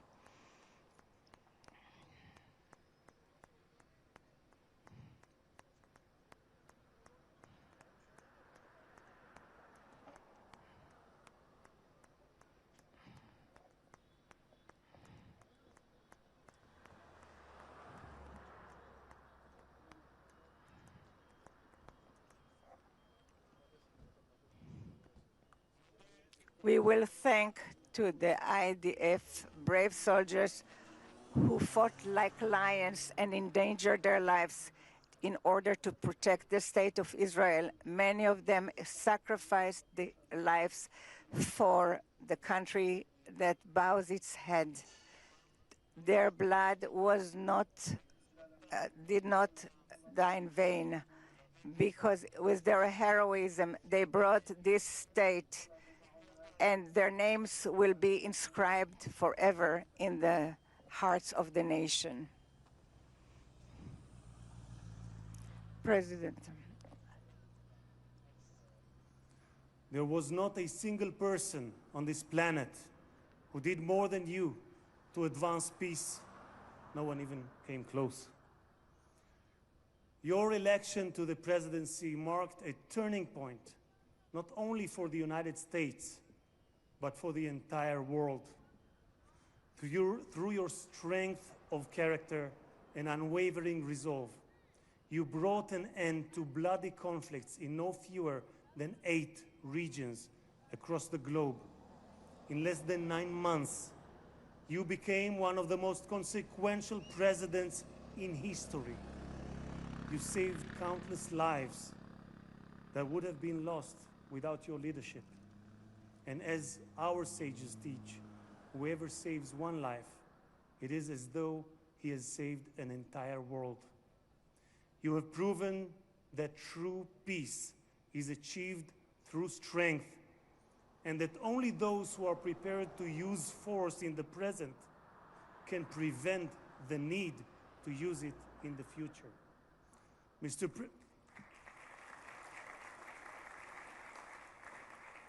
President, you, more than any other individual, are deserving of the highest recognition for your efforts in promoting peace.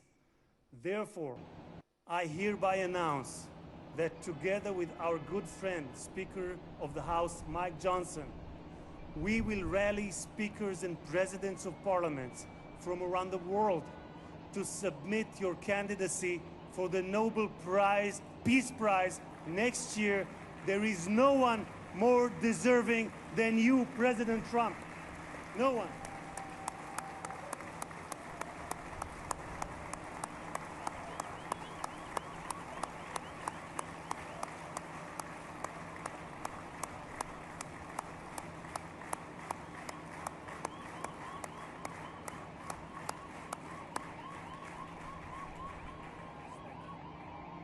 אדוני הנשיא, אנחנו ניצבים בפני ההיסטוריה ברגע... Mr. President, we are confronting history. It is a very exciting day for the citizens of Israel, a day that we all wished for. In the Jeremiah, it says that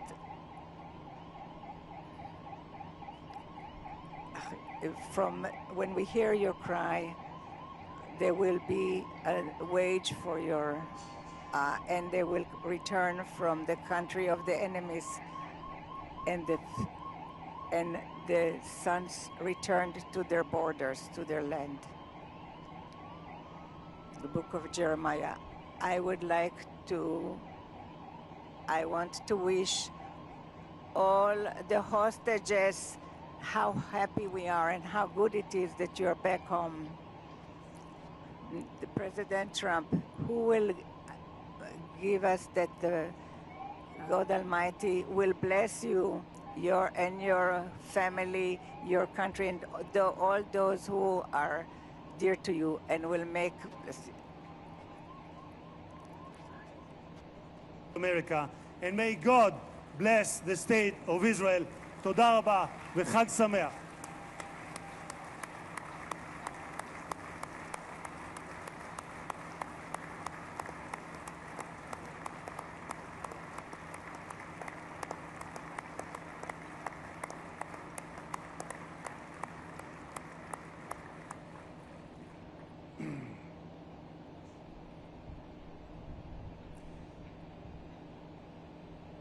אני מתכבד להזמין כעת את ראש הממשלה. I'm inviting now Mr. Benjamin Netanyahu, the Prime Minister, to say a few words.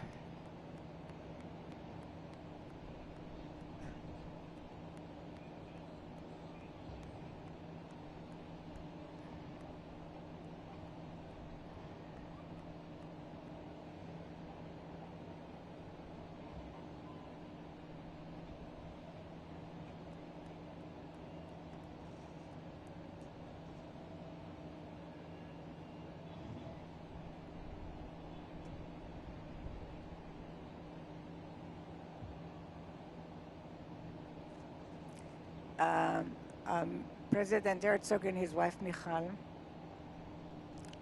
and the great honorary guests, and headed by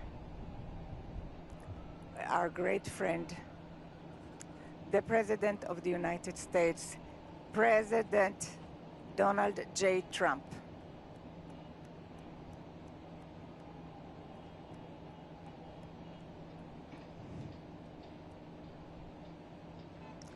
Welcome to Jerusalem, our eternal capital. Welcome to Israel in this moving day, exciting day that will be inscribed in the history, on the annals of Israel, and you too, Mr. President, will be inscribed in the history of our nation, and you are already inscribed in the history of the world. And we remember our friends. We know your part, your important part, and the determined part of the return of the hostages in this day, when we were informed today, an hour ago, that all our live hostages returned back to us.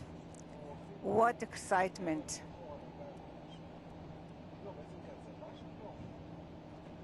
How long we've waited for this moment, and we have committed to return everyone. And I want to thank you personally and on behalf of the whole nation. Thank you, Mr. President, President Trump. Thank you, Mr. President.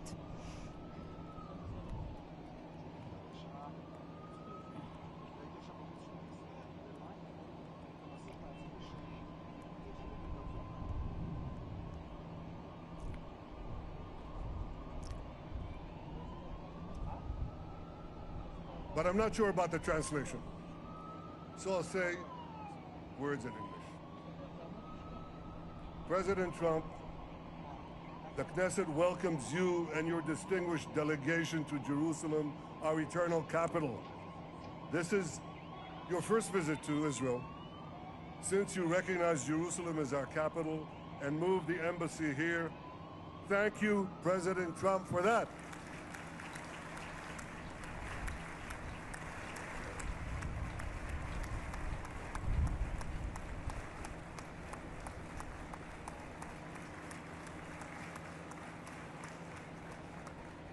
There are many other reasons to thank you since your last visit here. Thank you for recognizing Israeli sovereignty over the Golan Heights.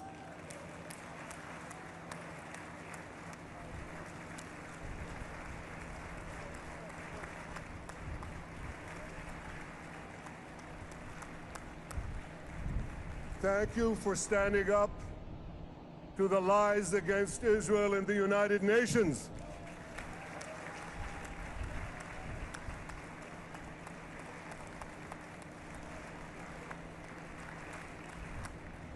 Thank you for recognizing in your 2020 peace plan our rights in Judea and Samaria, the ancestral homeland of the Jewish people.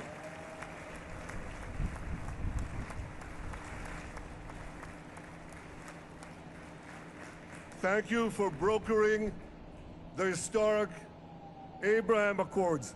Abraham, Eskamei Avraham.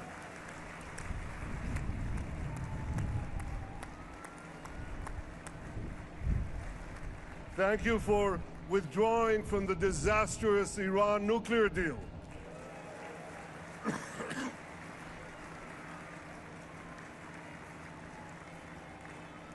Thank you for supporting Operation Rising Lion and for your bold decision to launch Operation Midnight Hammer. Boy, is that, you gotta hear this.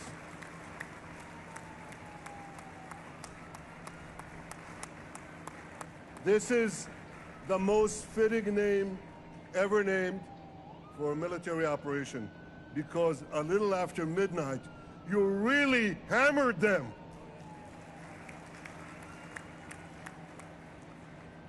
My friends, this is only a partial list. but it's enough to affirm what I've said time and again. Donald Trump is the greatest friend that the state of Israel has ever had in the White House.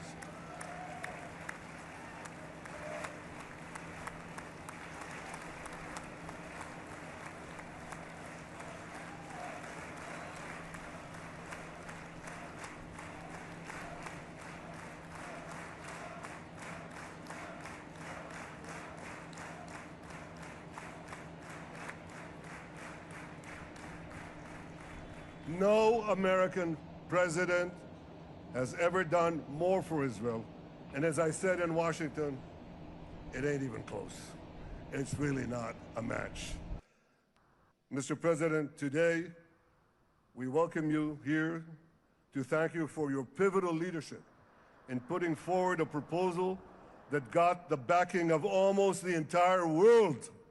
A proposal that brings all our hostages home.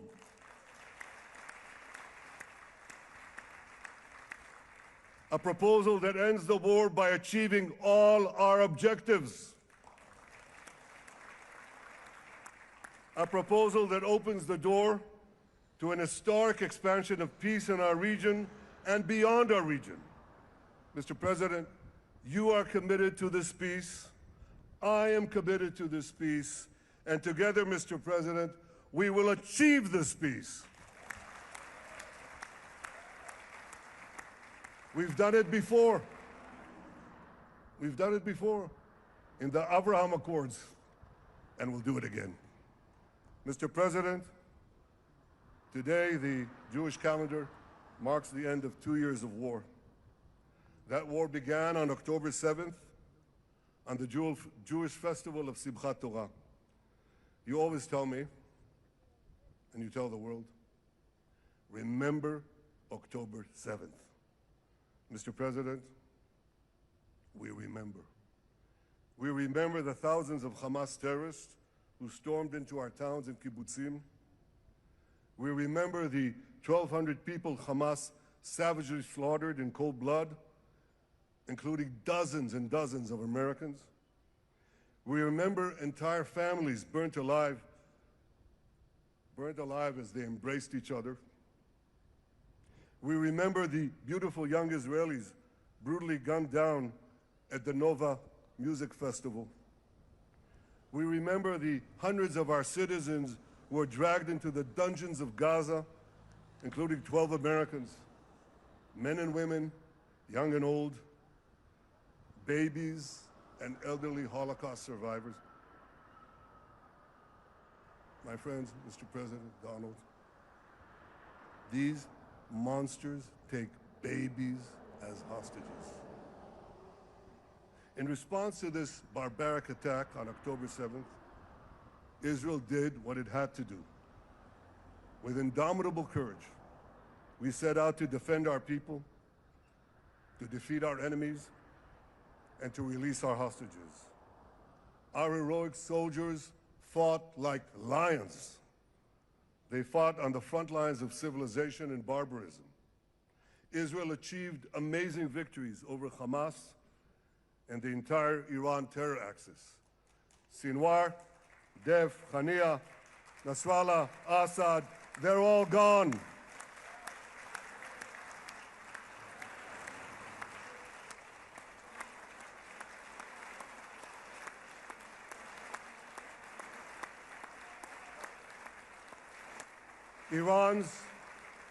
Iran's nuclear weapons and ballistic missile program, with your enormous help, Mr. President, rolled back. Half the Houthi leadership wiped out. But the price of this victory, the price of these victories, has been heavy. Nearly 2,000 of Israel's finest were lost, nearly half in battle. They left behind parents, spouses, siblings, and children. Their love and laughter, their promise and potential were lost forever. To the families of our fallen fighters, many of them are here, I say, I know the depth of your pain. Siblings, and children. Their love and laughter, I know their promise and potential were lost forever. To the families of our fallen fighters, many of them are here, I say, I know the depth of your pain. I know the inconsolable grief that will accompany you for the rest of your lives. The State of Israel bows its head in eternal gratitude to our fallen heroes. Because of these heroes, our nation will survive. Because of these heroes, our nations will thrive. And because of these heroes, our nation will have peace. Mr. President, thousands of our brave soldiers were also wounded, suffering terrible blows to body and soul. Brave soldiers like Ari Spitz,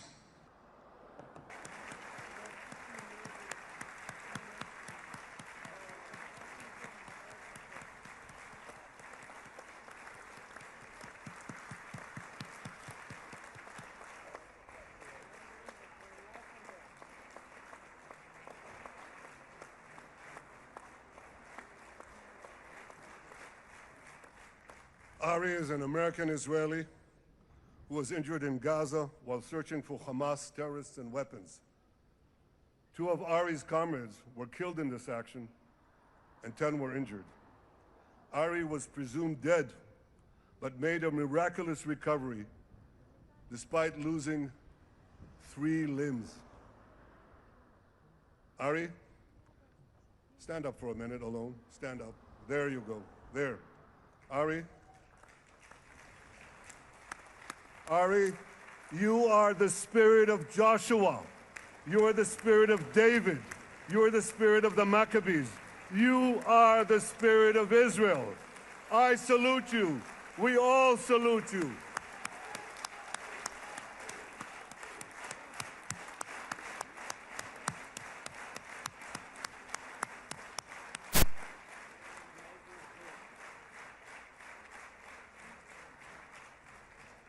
Sabine Tassa of Kibbutz Netiv HaAsara is watching us today from the Israeli consulate in Los Angeles. Sabine lost her husband and her oldest son on October 7th. She is the mother of 3 other boys. 2 of them, Koren and Shai, witnessed their father jump on a Hamas grenade to save his 2 sons. We all saw the film of those 2 boys crying out in pain, "Father is dead. Why? Why did God save me?" Mr. President, my friend Donald, I've seen some very tough things in my life, but I couldn't bring myself to watch those boys suffering again. So I didn't see this film except once. Yet Sabine, their mother, has had the strength and fortitude to show this film across the world. And my wife Sarah and I asked her, "Sabine, how do you do it? Why do you do it?" And she answered, "I do it to show the entire world the monsters Israel is fighting and the justice of our cause." This is what she's doing once again in Los Angeles. Sabine, you can hear me now. So I want to tell you on behalf of all of us, you embody the spirit of our biblical heroines, Deborah, Ruth, and Esther. You too are the spirit of Israel, and we all salute you.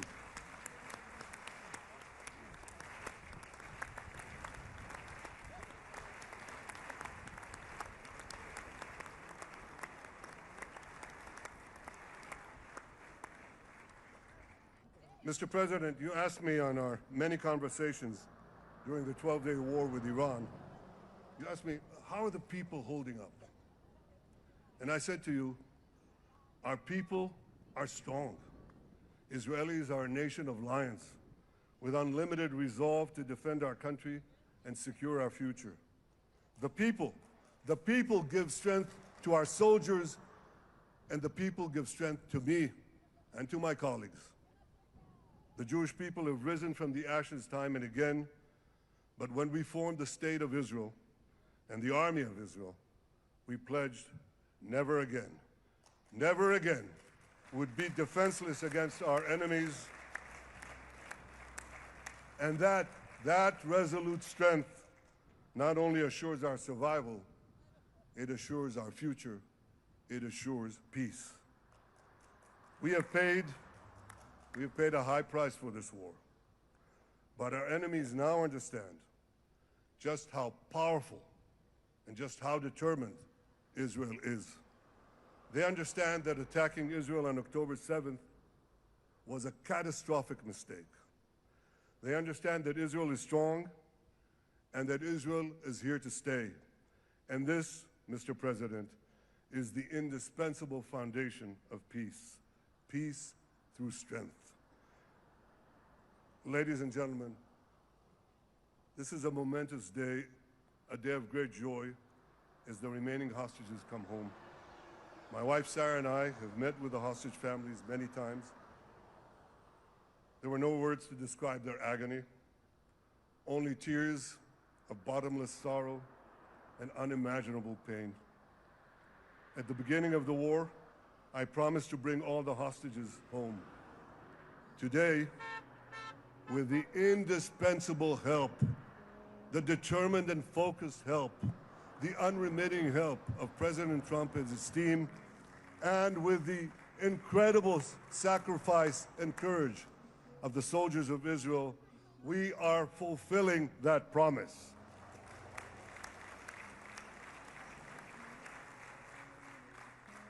It has been a long journey to get here. In the first week of the war, our brave soldiers put military pressure on Hamas, and the international community put diplomatic pressure on them. This enabled us to secure the release of over 100 hostages. In heroic rescue attempts behind enemy lines, Israel's special forces rescued 8 live hostages and brought back the remains of dozens more. But as time went on, we all know what happened. The diplomatic pressure was turned on its head. More and more governments bought into Hamas's false propaganda. More and more governments succumbed to anti-Semitic mobs in their own countries. They just turned on Israel. They called for us to surrender to Hamas demands, just leave Gaza immediately, they said, end the war without committing to disarm Hamas, without committing to demilitarize Gaza. Had Israel succumbed to those demands, not only would Sinwar, Nasrallah, Assad, and Iran's missile and nuclear program remain intact. Not only that, because in no time, the Hamas killers would be back on the border fence, ready to repeat the horrors of October 7th again and again, as they vowed to do. But just at that point of maximum pressure on Israel, a man named Donald J. Trump was elected President of the United States.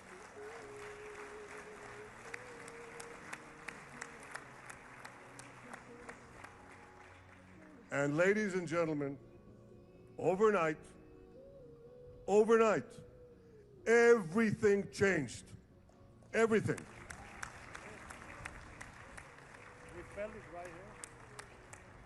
Mr. President, thanks to your unequivocal backing of Israel, we secured a second hostage deal within weeks of your election.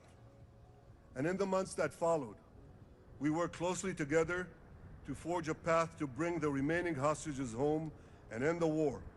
End the war in a way that ensures the disarming of Hamas, the demilitarization of Gaza, and that Gaza would never again pose a threat to Israel.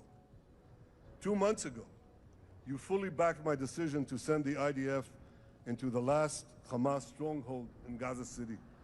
You shared my view that this military pressure would help free the hostages. And despite all the criticism, all the naysayers, we were right. Hamas caved in. And 2 weeks ago, you succeeded in doing something miraculous. You succeeded in doing something that no one believed was possible. You brought most of the Arab world, you brought most of the world behind your proposal to free the hostages and end the war. I want to thank Steve Witkoff, Jared Kushner, and Ron Dermer for their great contribution to this effort.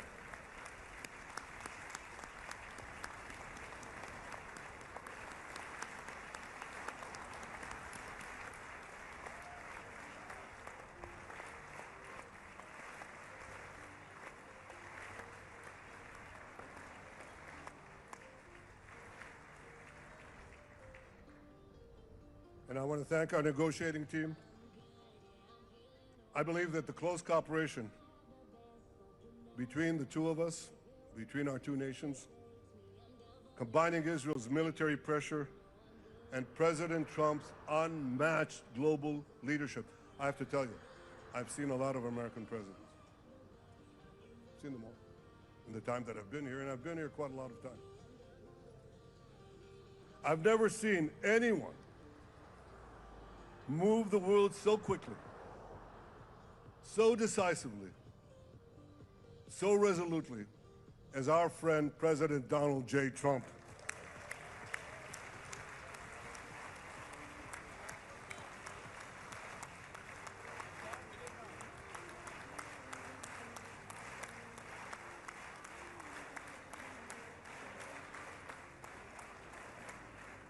With our military pressure and President Trump's global leadership, we achieved this historic moment. It's a moment of indescribable joy as our nation embraces our sons who are coming home. Mr. President, this week, Jews around the world are going to read the book of Ecclesiastes, Kohelet, in the Bible. The Bible has many miraculous moments. One of them was your decision to bomb Fordo. I think it was a pivot of history because it wasn't meant only to bomb Fordo. That action and your previous action of taking out Qasem Soleimani, the architect of death, I think that changed the balance of power in the world. You brought America back again to the driver's seat.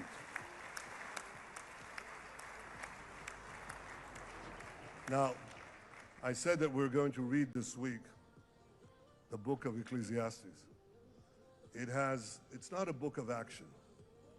It's a book of meditations, of thought, a perspective on life and on death. And in this book, we read the immortal words of King Solomon. To everything there is a season, and a time for every matter under heaven. Et milchama ve'et shalom.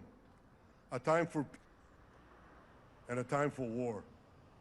The last 2 years have been a time of war.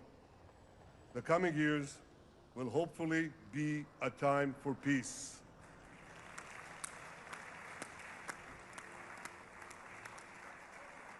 Peace inside Israel and peace outside Israel.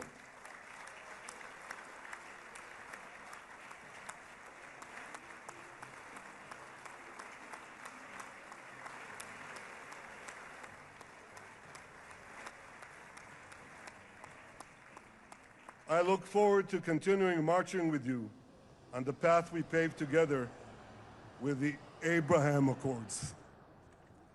Under your leadership, we can forge new peace treaties with Arab countries in the region and Muslim countries beyond the region.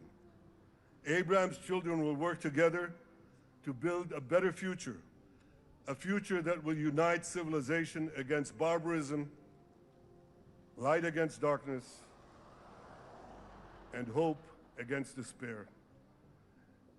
And my friends, I believe that with President Trump's leadership, this will happen a lot faster than people think.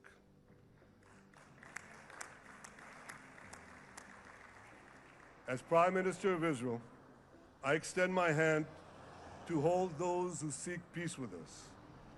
No one wants peace more than the people of Israel.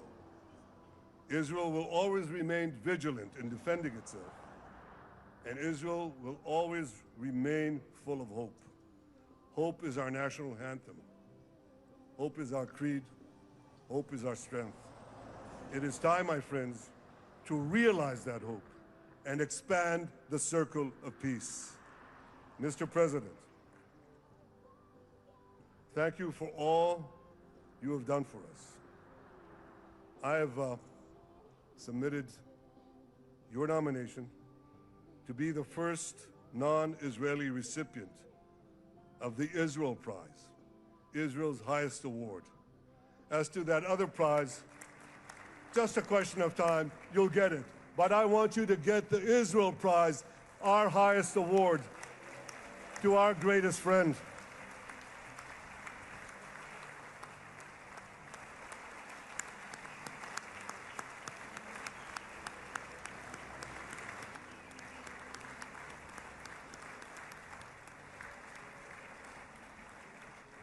When others were weak, you were strong.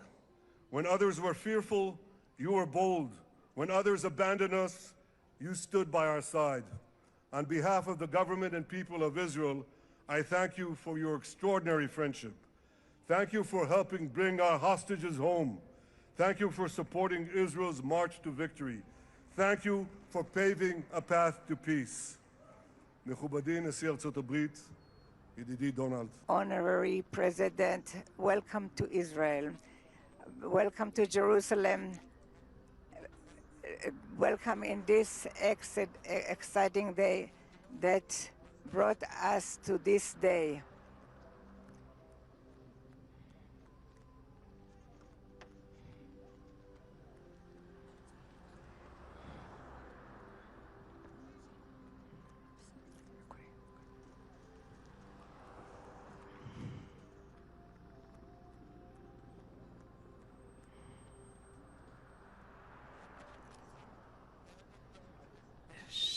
May God bless America, may God bless Israel, and may God bless the covenant between our two promised lands. Thank you, Mr. President.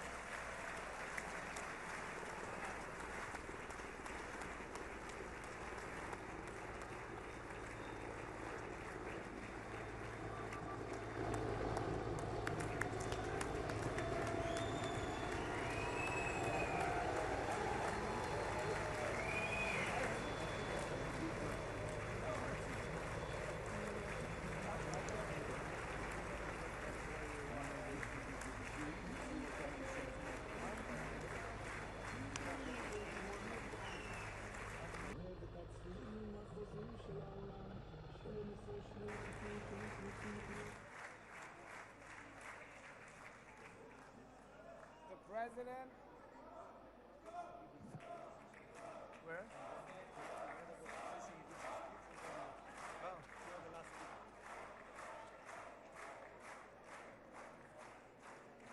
Come on up, opposition. Come on, opposition. Yeah, okay.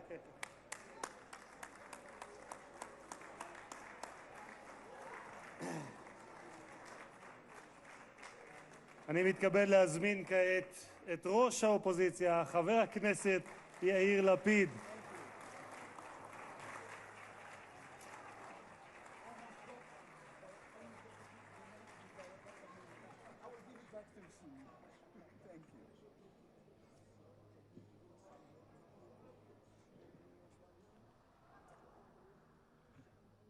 Mr. Speaker, members of Knesset, ministers, President Herzog, Prime Minister Netanyahu, distinguished guests, Your Excellency, President Trump. For 2 years, we waited for this moment. 2 years of sleepless nights, 2 years without air in our lungs. Our eyes are filled with tears today, our hearts are filled with gratitude, our children are coming home.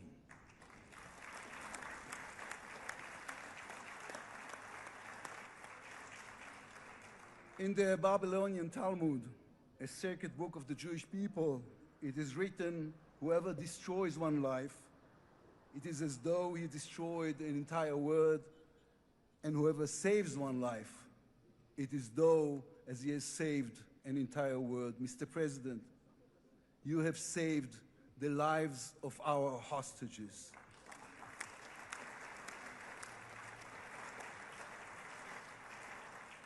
But you saved so much more. You have saved the souls of the bereaved whose loved ones now will be brought home for burial.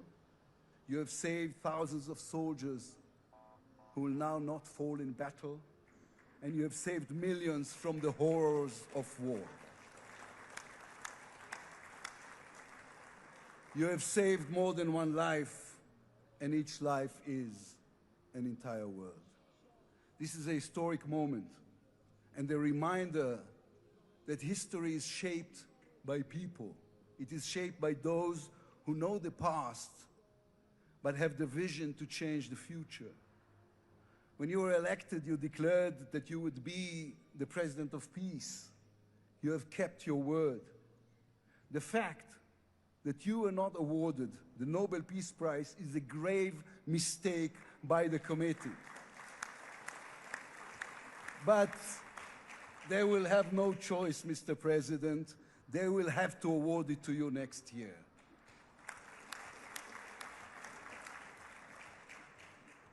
Peace will not come by waiting.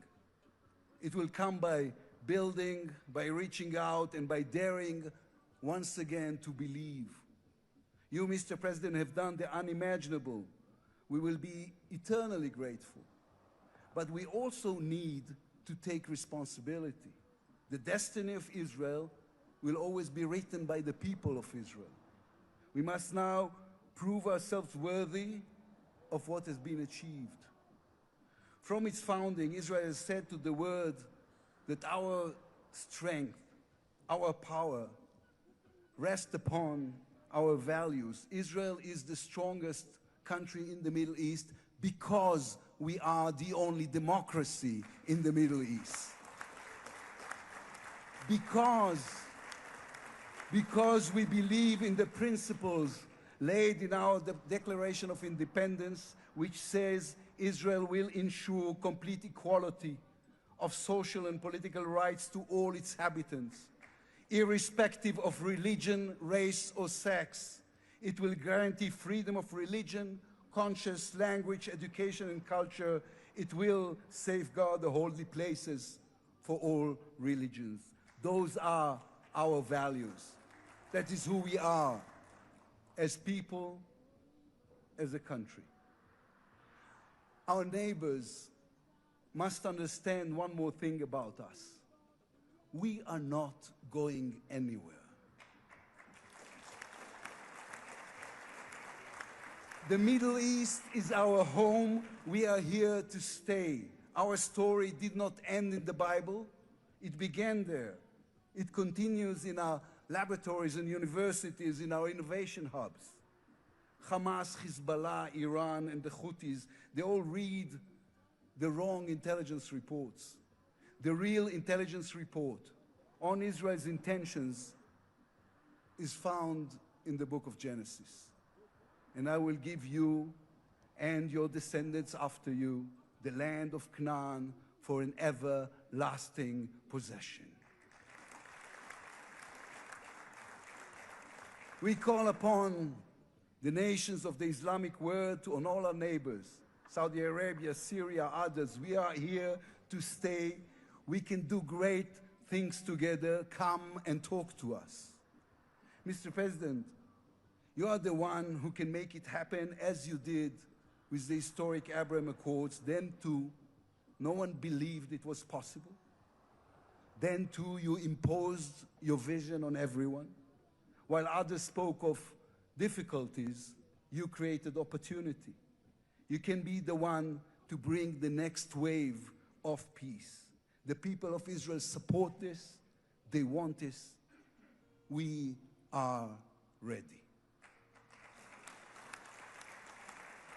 And you can later today in Egypt with your unbelievably talented team, my friends, Steve Witkoff, Jared Kushner, Marco Rubio, Pete Hegseth, forge a regional alliance that will change not only the Middle East, but the entire world. After 2 years of war, the peoples of this region should look around and ask themselves, whose situation is better? Those who chose the path of peace or those who chose the path of war? Those who invested in their people, in the education of their children, in science and education and technology, or those who invested in hate and in violence? From here I say to all those who demonstrated against Israel these past 2 years, on the streets of London and Rome, in Paris and in Columbia University. I do not represent the government. As you know, I am the leader of the opposition. And I tell you, then, you were deceived. You were deceived. Propaganda experts, funded by terror money, manipulated you. Now that the war has stopped, you have time and a chance to go and learn the facts. The truth is, there was no genocide, no intentional starvation.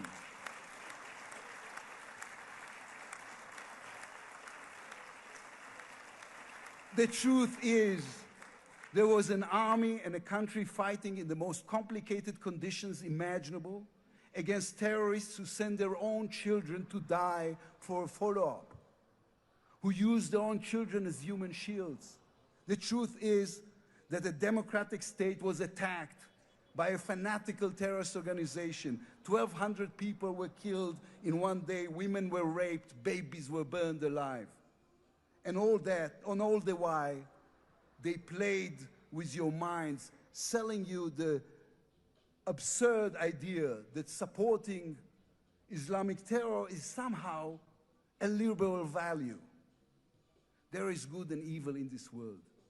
When you stand with Hamas, you stand with evil. When you stand with Hezbollah, you stand with evil.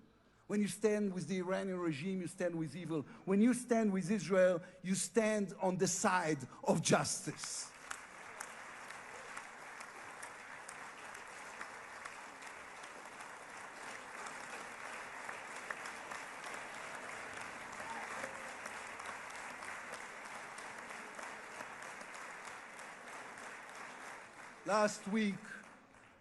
Last week I attended the 7th October memorial ceremony. An inspirational woman called Galit Dan spoke on stage. Galit had a daughter, Noya, a 13-year-old girl who was autistic like my daughter. And Noya was full of light. She loved Harry Potter. On that dark day, Noya was sleeping at her grandmother's, Carmela's house in Kibbutz Nir Oz. Carmela was 80 years old. Their bodies, grandmother and granddaughter, were found embraced. They were murdered together.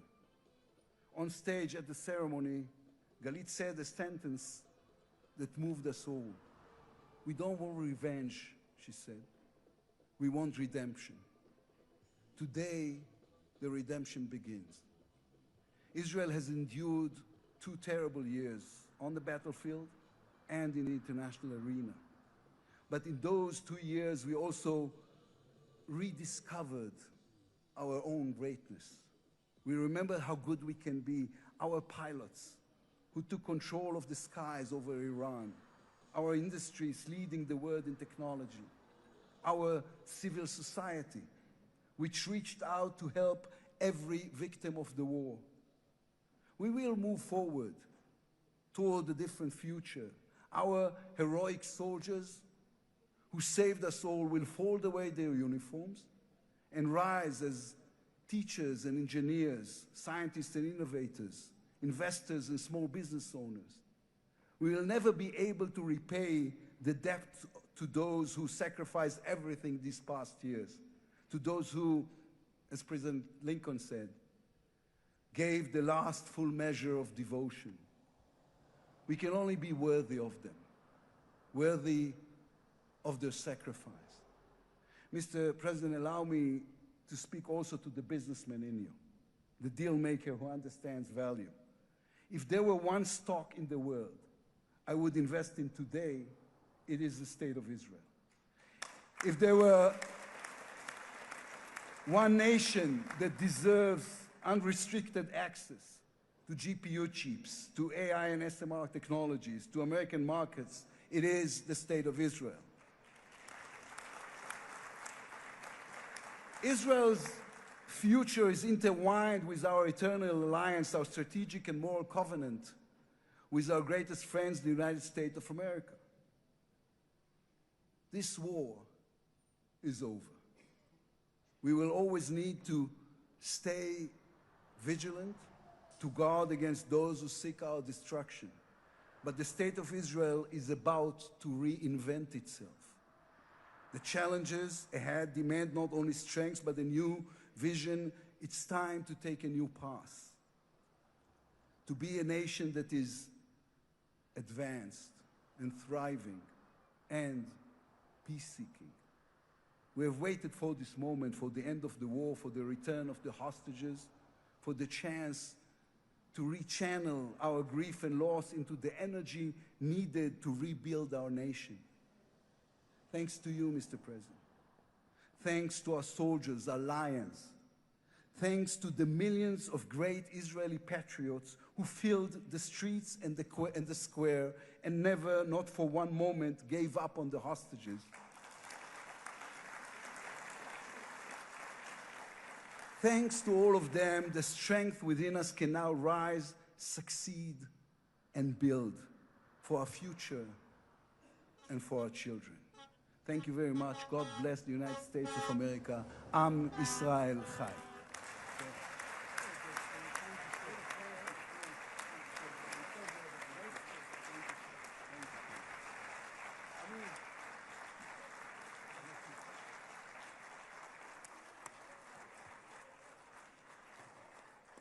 אני מודה לראש האופוזיציה. I would like to thank the head of the opposition, members of the Knesset,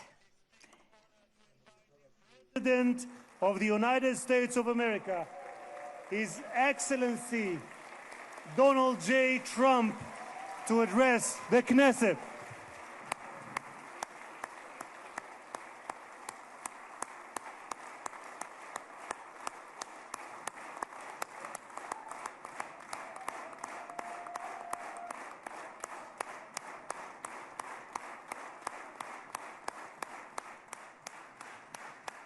Thank you very much. Thank you.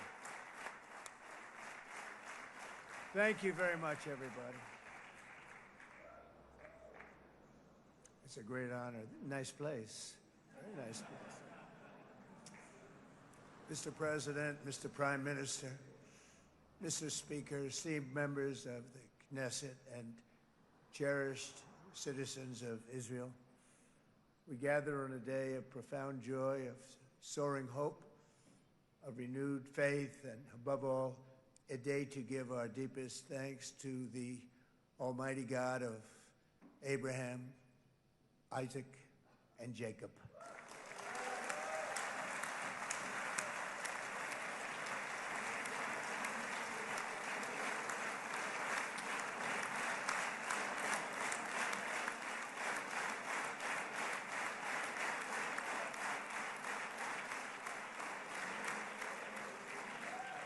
After 2 harrowing years in darkness and captivity, 20 courageous hostages are returning to the glorious embrace of their families, and it is glorious. 28 more precious loved ones are coming home at last to rest in this sacred soil for all of time. And after so many years of unceasing war and endless danger, today the skies are calm, the guns are silent, the sirens are still, and the sun rises on a holy land that is finally at peace, a land and a region that will live, God willing, in peace for all eternity.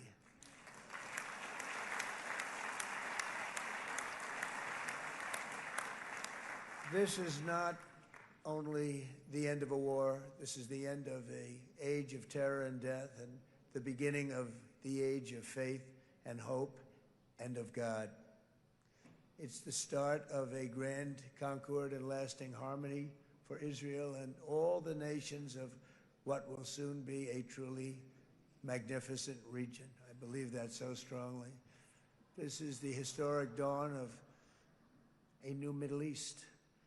I want to express my gratitude to a man of exceptional courage and patriotism whose partnership did so much to make this momentous day possible. You know who I'm talking about. There's only one, Prime Minister Benjamin Netanyahu. Bibi, please stand up.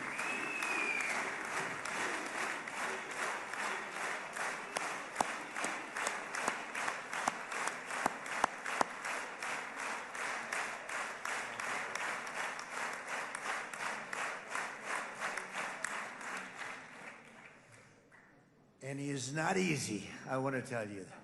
He's not the easiest guy to deal with, but that's what makes him great. That's what makes him great.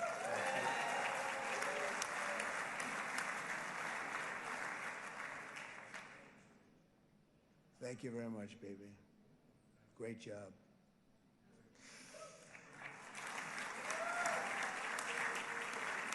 And let me also convey my tremendous appreciation for all of the nations of the Arab and Muslim world that came together to press Hamas to set the hostages free and to send them home. We had a lot of help. We had a lot of help from a lot of people that you wouldn't suspect, and I want to thank them very much for that. It's an incredible triumph for Israel and the world to have all of these nations working together as partners in peace.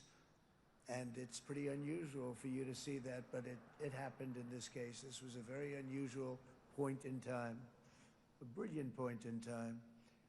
Generations from now, this will be remembered as the moment that everything began to change, and change very much for the better.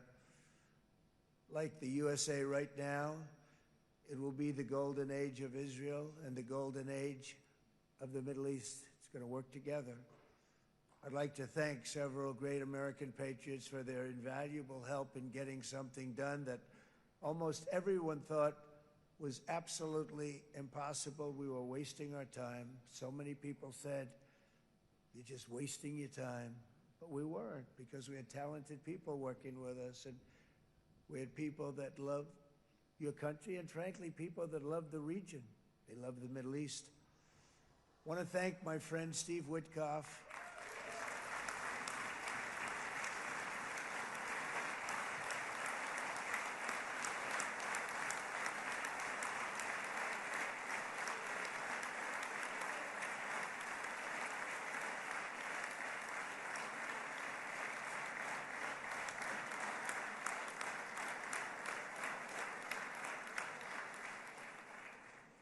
You know, Steve was chosen by me. He never did this before, but I knew him as a few things. He was a great businessman, but I know a lot of great businessmen, to be honest with you. He had tremendous negotiating skills, but I know a lot of people that negotiate pretty well, although it is an art. But there are people that can negotiate pretty well. But most importantly with Steve, he's just a great guy. Everybody loved him. Everybody. I mean, I know some negotiators that are so good, but you wouldn't have had peace in the Middle East. It would be in World War III right now with some of these guys. Everybody loves Steve, and they respect him, and they somehow can relate to him. I've known him for many years, and I've seen it over and over again. להוציא את חבר הכנסת עודה, להוציא אותו מהאולם, להוציא אותו מיד, החוצה, החוצה. Please expel this Knesset member. Please expel this Knesset member. Please expel Knesset member Kasif out of the hall. Please expel him immediately.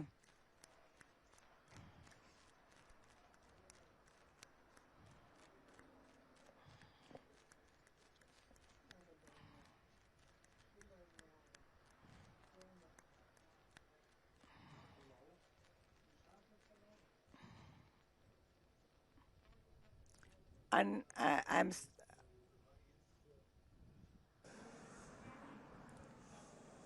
That was very efficient.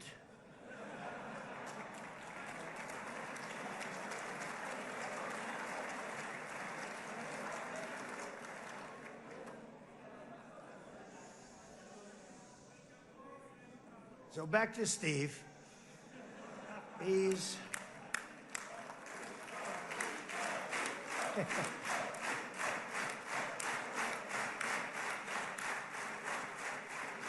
But I tell one story because he was so involved, and then we called in Jared. We need that brain on occasion. We got to get Jared in here. We got to get a certain group of people. But Steve started this all by himself. I call him Henry Kissinger, who doesn't leak, okay? Henry is a big leaker. He leaked. Steve doesn't leak. Steve just wants to get the job done. He wants to do what's right. But I'll give you just a quick story because, as you know, he's working on the war with Russia and Ukraine, a war that would have never happened if I were president. A shame. 7,000 young soldiers a week are being killed. More than that this last week. It's a shame. Should have never happened. But it did happen, and we won the race, and I took over this horrible war that's been raging, and I thought it would be easily settled. I thought it was a hell of a lot easier than doing what we just did very successfully with Israel and a lot of other people.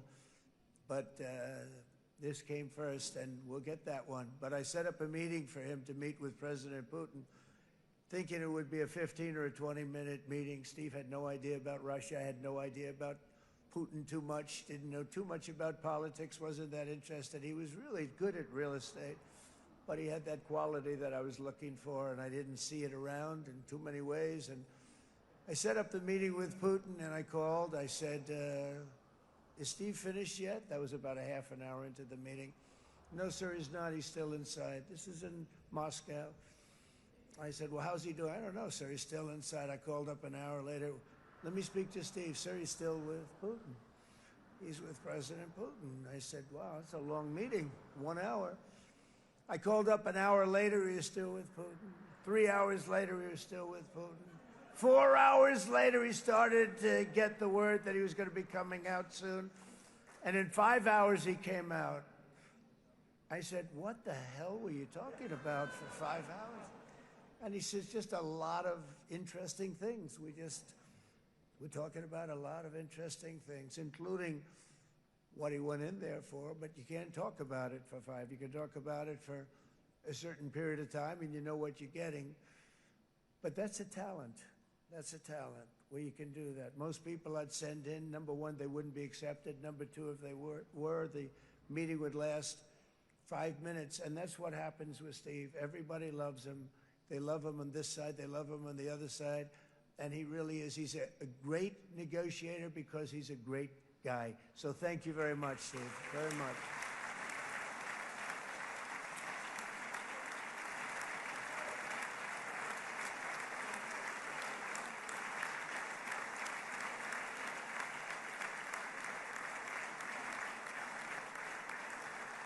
And let me also give a very special thanks to someone who truly loves Israel. In fact, loves it so much that my daughter converted. My daughter converted. I didn't know this was going to happen. And Ivanka's here.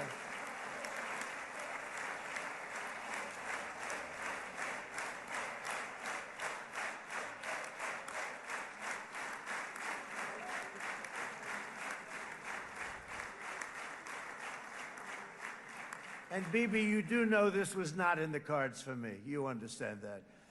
And she is so happy, and they are so happy. At least I think they're happy. If they're not, we have a big story, right? No, they have a great marriage, and they get along great. They're best friends. They have a very special relationship. But Jared has been so helpful. He really did something very special.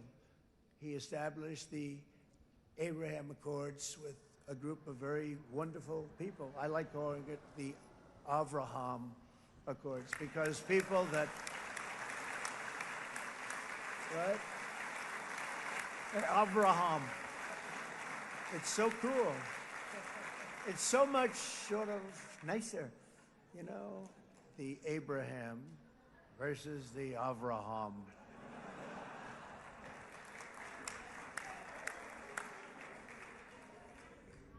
I just don't want to sound too sanctimonious when I do it, so, you know, I sort of split it up. This way we keep everybody happy. But we have some very great talent, and they have no excuses for anything that's taken place, because we had some unbelievably good people working on this. And then you're going to add a man named Marco Rubio, who is also here. That's right.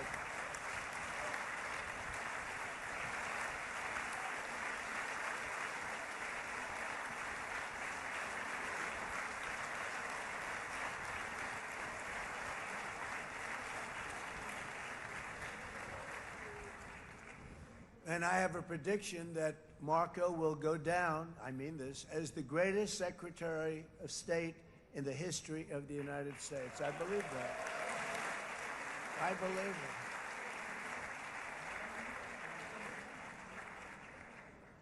it. And he and I, you know, we really fought it out. You remember, he was tough. He was nasty. Who the hell thought this was going to happen, Marco, right? And now I'm saying he's going to go down as the greatest. He will. He was always smart and sharp, and people respect him. And then we have somebody who's young, but an unbelievable leader. I saw it a long time ago, and he's turned out to be even better than we thought. Right, Susie? I think even better. And that's Pete Hegseth, who is our Secretary of War, formerly Secretary of Defense.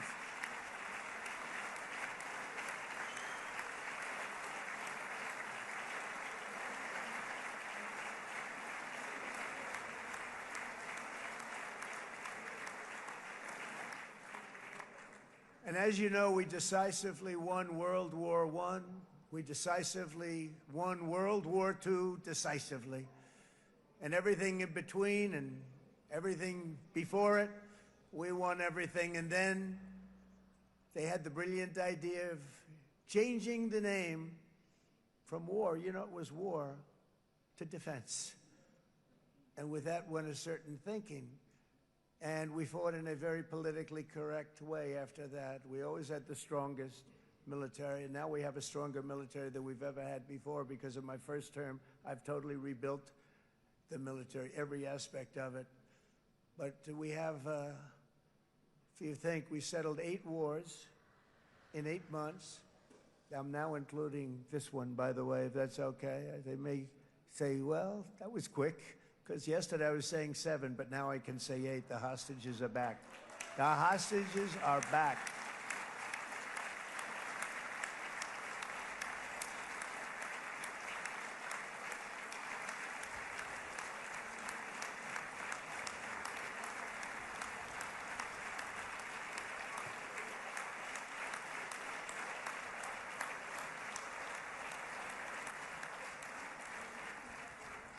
It is a good feeling. Isn't that nice to say? You know, I just said the hostage. First time I said the hostages are back. It feels so good to say it. But when you settle 8 wars in 8 months, that means you don't like war. Everyone thought I was going to be brutal. In fact, I remember Hillary Clinton during a debate, she said, look at him, he's going to go to war with everybody.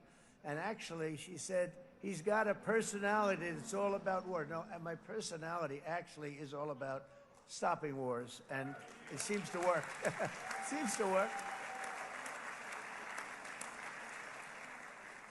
But it also means this name change and our attitude that we're not going to go into a war, but if we do, we're going to win that war like nobody has ever won a war before. We will not be politically correct, but we're not going to be there. And I think, you know, as you mentioned, Bibi, before, peace through strength, and that's what it's all about. The United States has the greatest and most powerful military in the, right now, history of the world. I can tell you we have weapons that nobody's ever dreamt of. I only hope we never have to use them. I rebuilt the military. I was proud to do it, but some of the things I hated to do. I hated certain of the weapons because the level of power is so enormous, it's so dangerous, so bad. But we have to do what we have to do. We make the best weapons in the world, and we've got a lot of them. And we've given a lot to Israel, frankly. And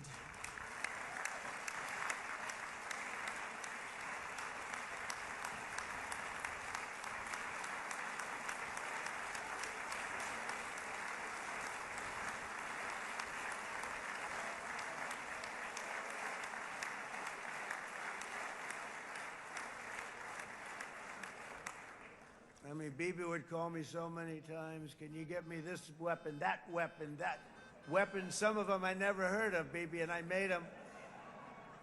But we'd get them here, wouldn't we? And they are the best. They are the best. But you used them well. It also takes people that know how to use them. And you obviously used them very well. But so many that Israel became strong and powerful, which ultimately led to peace. That's what led to peace. So as we celebrate today, let us remember how this nightmare of depravity and death all began.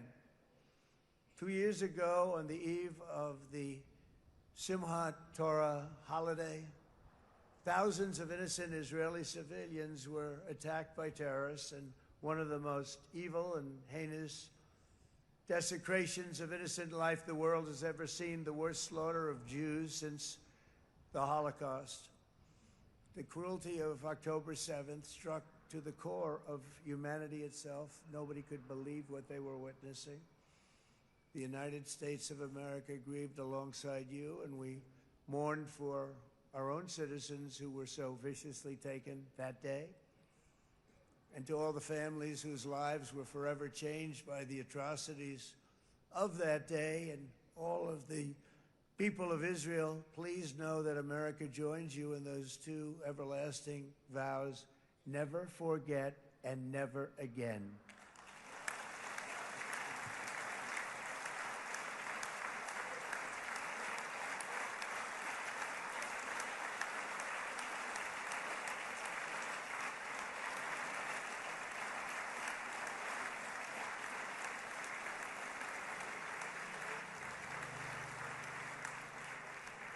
From October 7th until this week, Israel has been a nation at war, enduring burdens that only a proud and faithful people could withstand. It was a very tough period of time. For so many families across this land, it has been years since you've known a single day of true peace. But now at last, not only for Israelis, but also for Palestinians and for many others, the long and painful nightmare is finally over.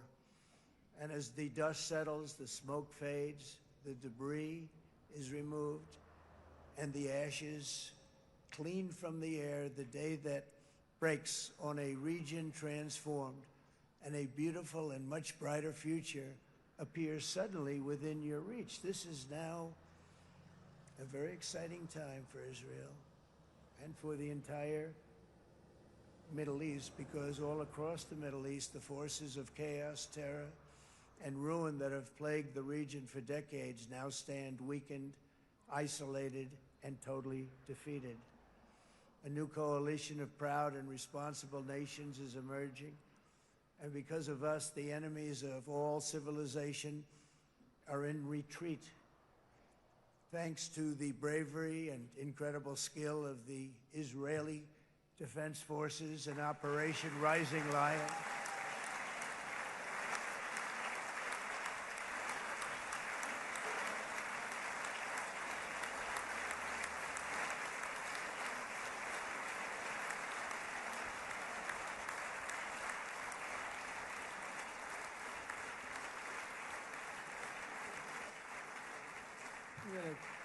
Guy's central casting. Let's put him in a movie. Look at him. Great job. And my people loved working with you. Loved it. They worked so well together. But many of Iran's top terrorists, including nuclear scientists and commanders, have been extinguished from this earth. And with Operation Midnight Hammer, boy, that's a great name for that, what we did. Last June, the United States military flew 7 of those beautiful B-2 bombers. They look so beautiful all of a sudden. They were always, I thought they were pretty planes. I had no idea they could do what they did. In fact, we just ordered 28 more of them.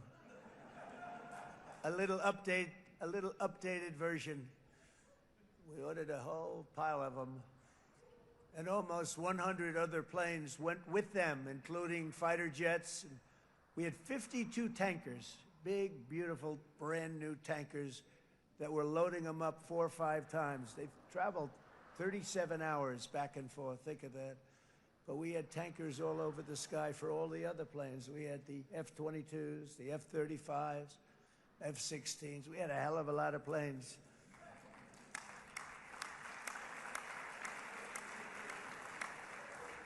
So we had 52 gas stations in the sky. That's what they call them. I'll tell you, I wouldn't want to be flying one of them. We have our great General Raisin Kane right here. General, stand up. This guy, what a general. Thank you.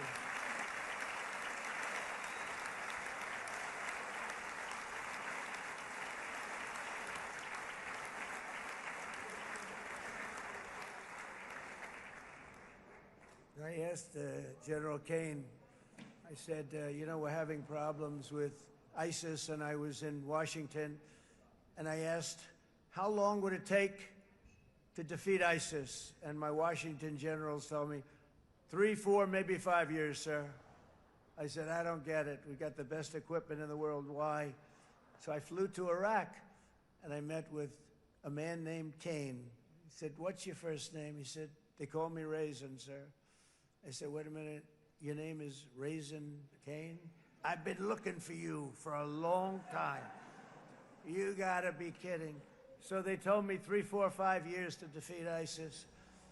And I sit down with him and I say, why is it? I flew there in the dark of night. I landed, I'll never forget it. It's quite a trip. I'm glad I made it because I met him. I said, could I ask you, General? I come down, he's standing with another general and a sergeant. Everybody was like central casting. They could go into a movie right now. Between him and you guys over here, we could get rich making movies, okay? And they got along so great. That's the beautiful thing, that your military and our military, Bibi, got along so great. But what I was told by the television generals in Washington, we have the best equipment in the world. Why is it taking so long? And they said, 4 years. I said, so let me ask you, Raisin, how long would it take you to defeat ISIS? Sir, we can do it in 3 weeks, but you'll probably have some time left over. I said, you gotta be kidding. What the hell are you talking about? They said 4 years. I said, well, sir, look, it's not my place to say, but you're asking me the question. What you have to do is you hit him from the west, you hit him from the north, you hit him from the south, you hit him above, you hit him below. I said, so why didn't they do it? And he didn't want to speak badly of his superiors, which is hard to believe they were his superiors. Should have been the other way around a long time ago, because he's the one that did Operation Hammer. It was flawless. It was flawless. It was absolutely flawless. And I said, so you really think you can do it in 4 weeks? Yes, sir, 100%. You have to do it differently than they were doing it. They were using one base and it was hundreds of miles away. And he says, we have all these portable bases all over the Middle East. And they didn't want to use them because they didn't want to offend the country where the portable, they wouldn't have even known what the hell the planes were going up, right? They wouldn't have known, but he said, no, they didn't want to defend anybody, offend anybody, and but we can do it in 4 weeks. I said, you sure about that? I'm going to call you back. I'll call you back on Monday. I'm going back to Washington. But you think 4 weeks? Yes, sir, I think we can do it in 4 weeks. We'll have time left over. So I call him on Monday. I say, you think you can do it? 4 weeks. I said, go ahead and do it. He did it. I'll tell you, he did it in 4 weeks, less than 4 weeks. So, General, stand up, please. Again, this is a real general. This is not a television general. He doesn't want to go on television.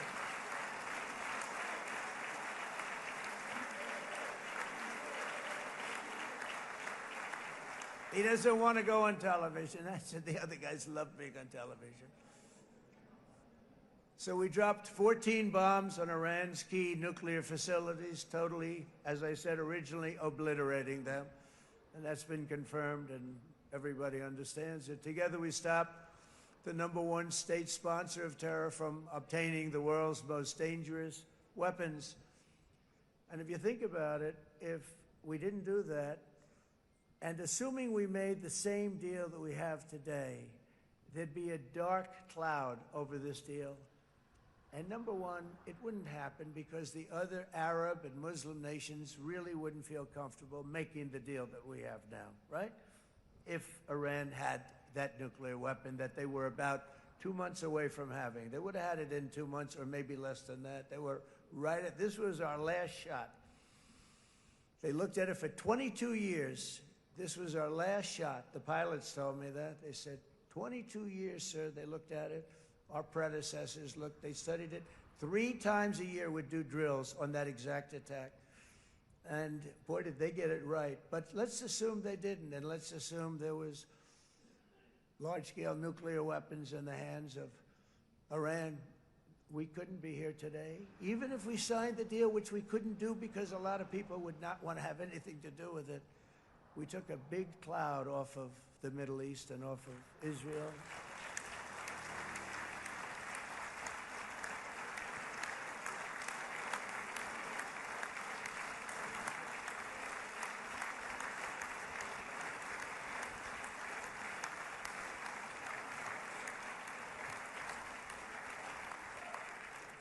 And it was my honor to help. But isn't it true, though, that can you imagine the same, let's assume, Bibi, the same documents, we had everything the same, but you had somebody out there that was, in the opinion of everybody, all-powerful in the Middle East. They took a big hit, didn't they? Didn't they take a big hit? Boy, oh boy. They got it from one side, from the other. And you know it would be great if we could make a peace deal with them, and I think that's made. Would you be happy with that? Wouldn't it be nice, I think? Because I think they want to. I think they're tired. Somebody said, sir, they're starting their nuclear program again. I said, let me tell you something. They're not starting anything. They want to survive. The last thing they want to do is start digging holes again in mountains that just got blown up and start. They're not doing it. They want to survive, okay? But I think we have a chance. Steve, you, and I think Jared, come on, I'll call you back for another one. We always bring Jared when we want to get that deal closed. We bring Jared, but Steve, you and Jared and the General and Pete and Marco, you'll get that deal done easy. I think that'll be easy. But first we have to get Russia done. We got to get that one done. If you don't mind, Steve, let's focus on Russia first, all right? We'll get it done. In Lebanon, the dagger of Hezbollah, long aimed at Israel's throat, has been totally shattered. My administration is actively supporting the new president of Lebanon in his mission to permanently disarm Hezbollah's terror brigades. He's doing very well. And build a thriving state at peace with its neighbors, and you're very much in favor of that, I know, and it's good things are happening there, really good things. And with this week's ceasefire, we've achieved the most challenging breakthrough of them all, the most challenging breakthrough maybe ever. I mean, I've never seen anything like it. I've been involved in a lot of success. I have never seen anything like what's going on today all over the world. People are dancing in the streets, not just in Israel. They're dancing in the streets of countries that would have never danced in the street about what's happening today. They're dancing in those streets. So this long and difficult war has now ended. You know, some people say 3,000 years, some people say 500 years, whatever it is. It's the granddaddy of them all. And in an unprecedented achievement, virtually the entire region has endorsed the plan that Gaza will be immediately demilitarized, that Hamas will be disarmed, and Israel's security will no longer be threatened in any way, shape, or form.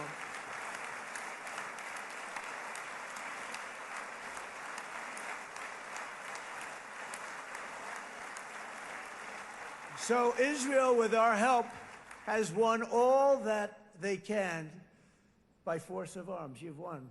I mean, you've won. Now it's time to translate these victories against terrorists on the battlefield into the ultimate prize of peace and prosperity for the entire Middle East. It's about time you were able to enjoy the fruits of your labor. Mr. Opposition Leader. I said he's a very nice opposition leader. I think, no, he's a nice man. Bibi, he's a nice man. Good. He knows what he's doing, right? No, a very nice guy. Well, see, now you can be a little bit nicer, Bibi, because you're not at war anymore, Bibi.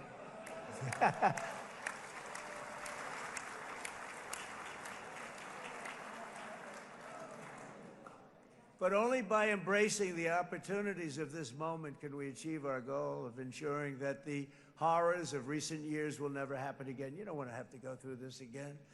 8 years ago, I came to this region on a very special first trip abroad as the President of the United States. I came here very early at your request. I addressed the leaders of the Arab and Muslim world gathered in Saudi Arabia and said that it was time to build a future free of the grip of extremism and terror. And interestingly, right now, as soon as I'm finished, I'm quite late. You've kept me quite late between opposition leaders and Bibi's brilliant but very long speech. I thought I was going to run up here, make a speech, and then head to Egypt. It didn't work out, though. And you made a pretty long one, too, Sarah.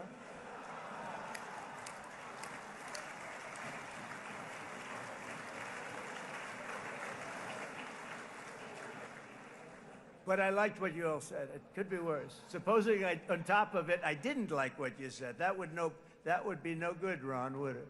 Ron, you did a great job, by the way, Ron.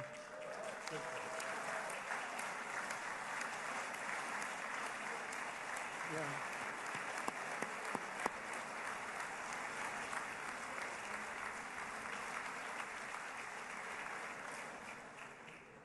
So I'm going to be meeting, actually, in a little while, I'm going to be meeting with the most powerful, the richest nations, really, in the world, although now, with the tariffs, the United States is by far the richest nation in the world, as you probably have been reading. But the richest nations, most powerful nations, you know, tremendous, headed by some tremendous people in many cases. Some cases I wouldn't say necessarily I would endorse, but I will tell you some incredible people that really helped us make this all possible. So I'll be going there. I'll be quite late. They might not be there by the time I get there, but we're going to give it a shot. But the journey we started back then led to the crushing defeat of the ISIS caliphate, to the monumental Abraham Accords, and ultimately to the historic ceasefire this week, in which many of those same nations really played a very pivotal role, I have to tell you. Steve will tell you that. Jared will tell you that. Together, we've shown that peace is not just a hope that we can dream about. It's a reality we can build upon day by day, person by person, and nation by nation. And because of that, the Middle East is finally ready to embrace its extraordinary potential. You have extraordinary potential in this region. It should now be clear to everyone throughout the region that decades of fomenting terrorism and extremism, jihadism and anti-Semitism have not worked. They haven't worked. They've been a disaster. They've just killed. They've killed. They've backfired completely and totally. They've just totally backfired. Everything that you thought, take it, worst case, it's turned out to be worse than that. They have not worked. From Gaza to Iran, those bitter hatreds have delivered nothing but misery, suffering, failure, and death. They've served not to weaken Israel, but to annihilate the very forces that did the most to foment this hatred. And it's really, I mean, everybody that's tried it has become irrelevant. Meanwhile, we've seen those nations that set aside their differences, reached across ancient divides, and pursued engagement are now among the most successful in the region. They're getting along with Israel, and they're doing great. And I can tell you the 4 nations that joined the Abraham Accords early on, and you'd all be doing me a favor, and I'm going to be saying this in a little while to some other friends, would love you all to, is this right, Jared? Join up in the Abraham Accords. We have to join up and get together. You can have that whole thing filled out. We had a very weak administration, worst president in the history of our country by far. And Barack Obama was not far behind, by the way.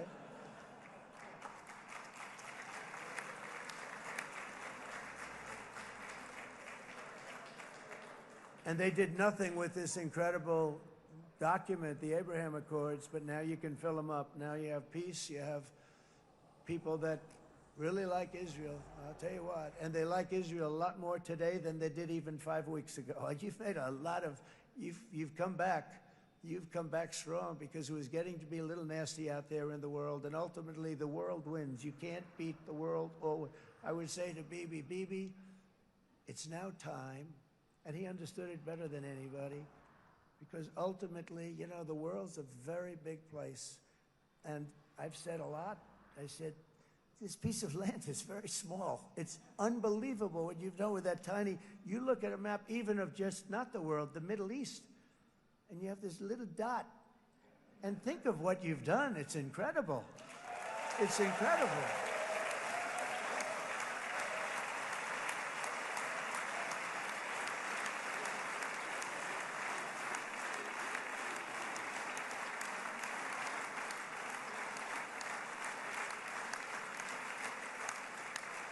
But the world is loving Israel again. And I said to Bibi, you know, the world is big and it's strong. And Ron, ultimately the world wins. And we don't have to worry about that now. But there was getting to be a period of time over the last few months, you know, the world wanted peace and Israel wanted peace. Everybody did. Everybody did.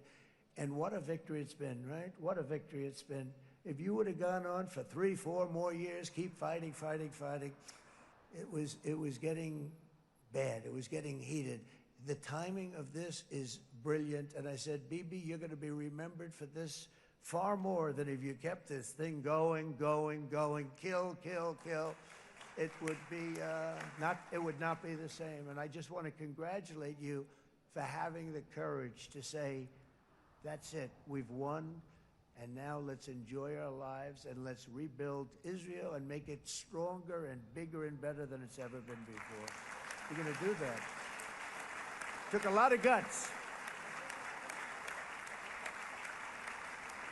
And the choice for Palestinians could not be more clear. This is their chance to turn forever from the path of terror and violence. It's been extreme, to exile the wicked forces of hate that are in their midst, and I think that's going to happen. I've met some people over the last couple of months that want to see it happen very much, and after tremendous pain and death and hardship, now is the time to concentrate on building their people up instead of trying to tear Israel down. We don't want that to happen again. And the total focus of Gazans must be on restoring the fundamentals of stability, safety, dignity, and economic development so they can finally have the better life that their children really do deserve after all these decades of horror. I intend to be a partner in this effort in the sense that we're going to help and we're going to do something that became unbelievably popular. Everybody wants to be on it. It's called the Board of Peace, okay? How about that? Is that a beautiful name? Like a board of peace.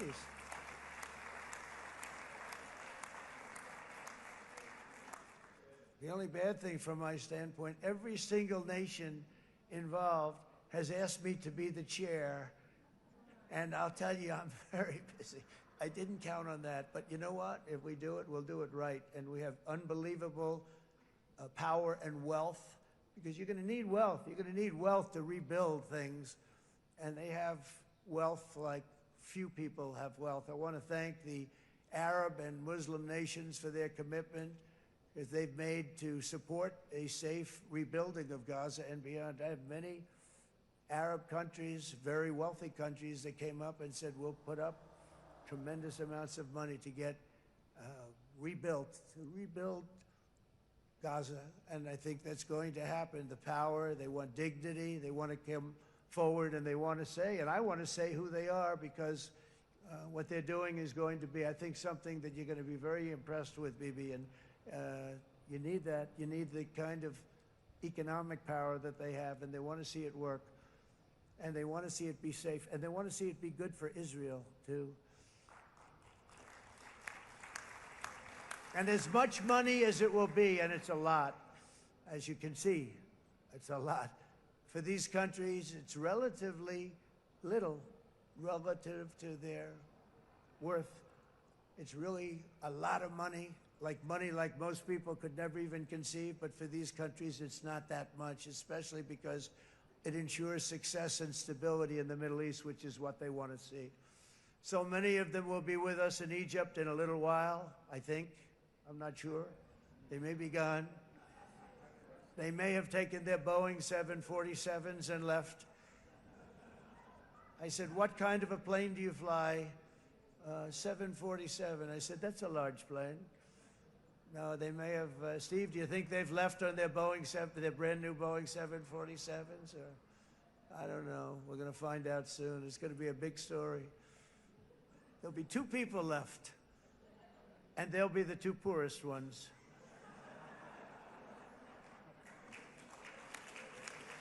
But it will be the wealthiest and most powerful group of nations. So the group that we have assembled, that's waiting for us, is the wealthiest and most powerful group ever assembled at one time. There has never been a group like this. And they're only looking for good. They want good. They're going to do good. And as those commitments are made, I'm going to let the world know who's doing it, because they really deserve to get the credit. And some of them probably won't want the credit, but they deserve it. It's more obvious than ever that the productive and responsible nations of this region should not be enemies or adversaries. You should be partners and eventually even friends, and that's what's going to happen. I know it. Together you can stand against the forces of chaos. Yeah, you go ahead. That's an important point.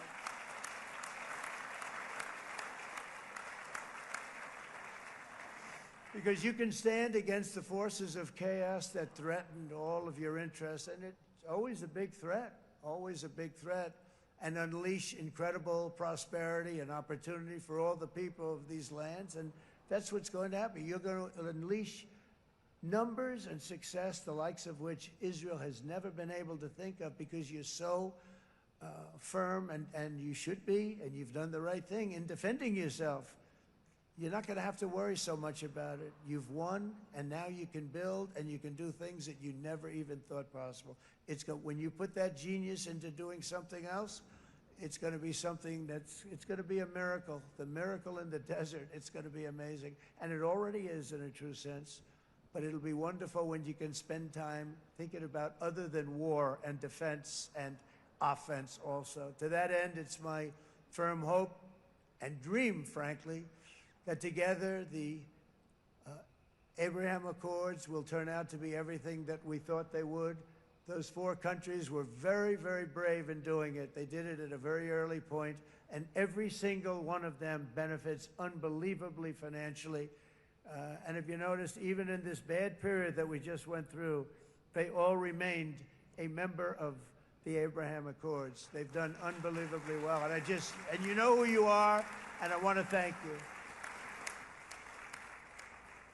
And they've stayed because of loyalty, but they've also stayed because it was really good business. They've made a lot of money being members, and you're going to all, I hope that every one of the countries that we're seeking, Jared, I hope they join quickly. No games, no nothing. Just join, get it. It's going to be a great peacemaker.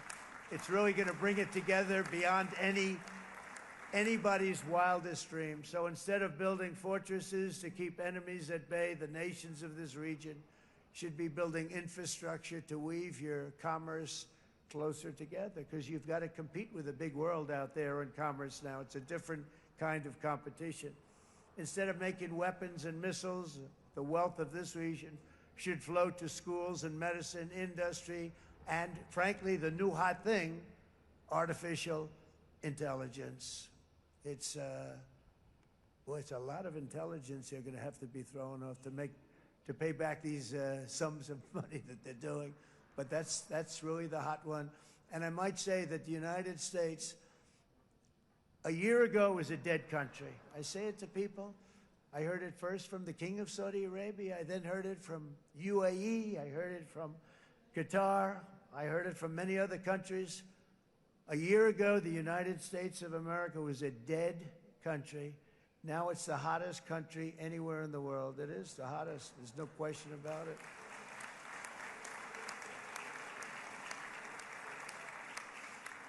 In fact, if you go back a year ago, before the election, although once we had November 5th, we became hot because people got it. I would say November 5th was a time that we became really hot.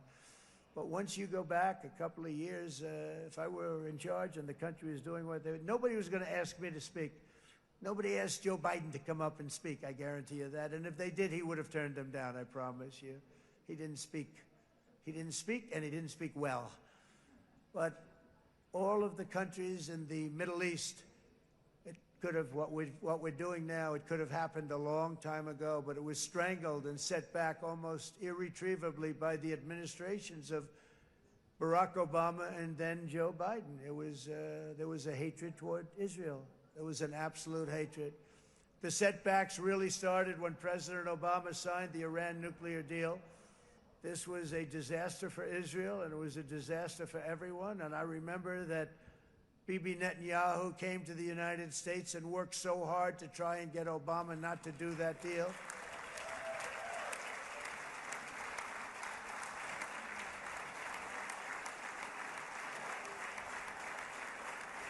He worked so hard. But it was like talking to a wall. I remember him telling me it was like talking to a wall. They wanted to go with Iran. They chose Iran, frankly, over a lot of other good nations, but specifically Israel. And that was the beginning of a very bad period of time. You had Obama go out, and the Iran nuclear deal turned out to be a disaster. And by the way, I terminated the Iran nuclear deal, and I was very proud to do it.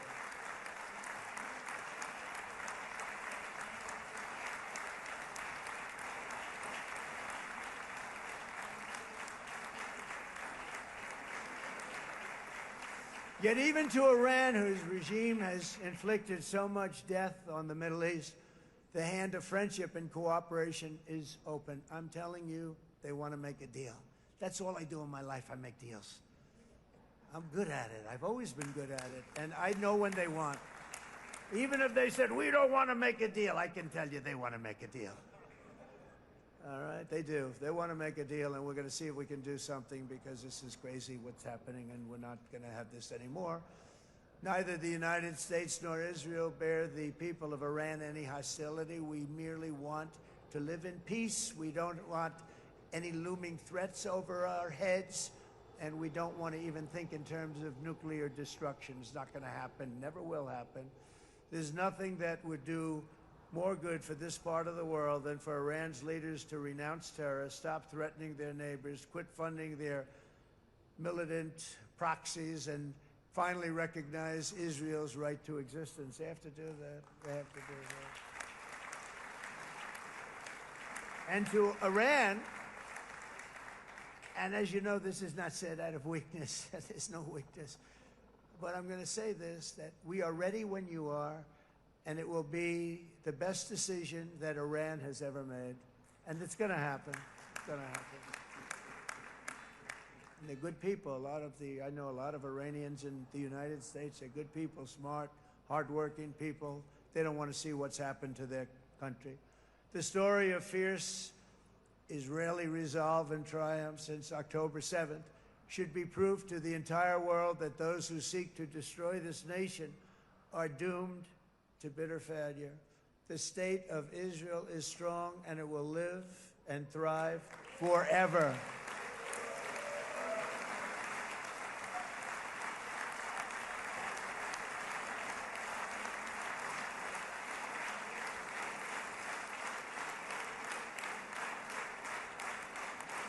And that is why Israel will always remain a vital ally of the United States of America. Israelis share our values, field one of the world's most powerful militaries. You really do. You have an amazing, what a job you've done. And have one of the most innovative economies on earth. Those are just a few of the reasons why I'm proud to be the best friend that Israel has ever had. And they all say it in the White House. They all say it. I guess it's true because everybody says it, baby. You said it today. Thank you. But as president, I terminated the disastrous Iran nuclear deal, and ultimately I terminated Iran's nuclear program with things called B-2 bombers. It was swift, and it was accurate, and it was a military beauty. I authorized the spending of billions of dollars, which went to Israel's defense, as you know. And after years of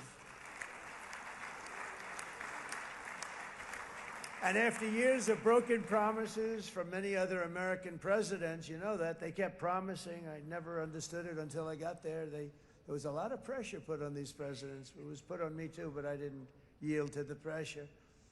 But every president for decades said, we're going to do it. The difference is I kept my promise and officially recognized the capital of Israel and moved the American embassy to Jerusalem.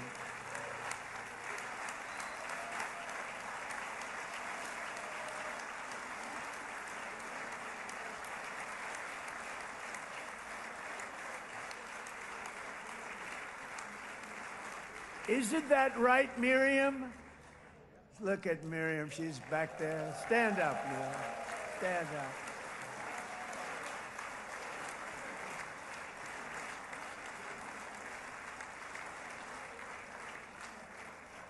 Miriam and Sheldon would come into the office. They'd call me. He'd call me. I think they had more trips to the White House than anybody else I could think of. Look at her sitting there so innocently. She's got $60 billion in the bank. $60 billion. And she loves, I think she's saying no more. And she loves Israel, but she loves it, and they would come in, and her husband was a very aggressive man, but I loved him. He was a very aggressive, very supportive of me. And he'd call up, can I come over and see you? I say, Sheldon, I'm the president of the United States. It doesn't work that way. He'd come in, we would do. But they were very responsible for so much, including getting me thinking about Golan Heights, which is probably one of the greatest things to ever happen to Israel.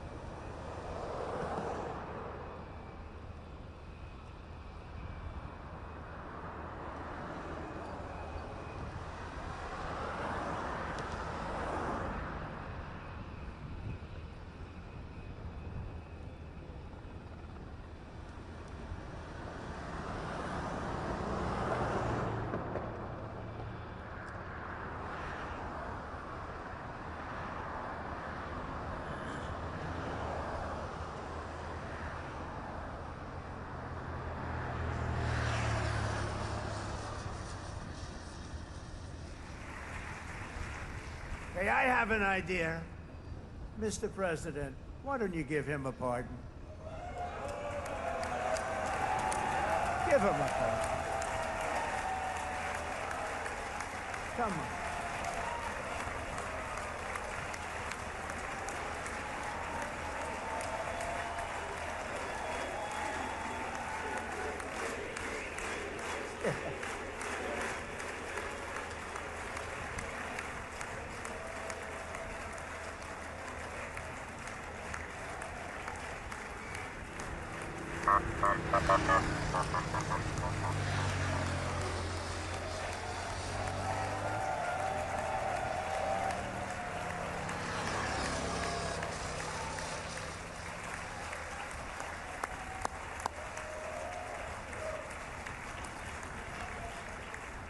By the way, that was not in the speeches, you probably know. But I happen to like this gentleman right over here, and it just seems to make so much sense. You know, whether we like it or not, this has been one of the greatest wartime presidents. This has been one of the greatest wartime presidents. And cigars and such.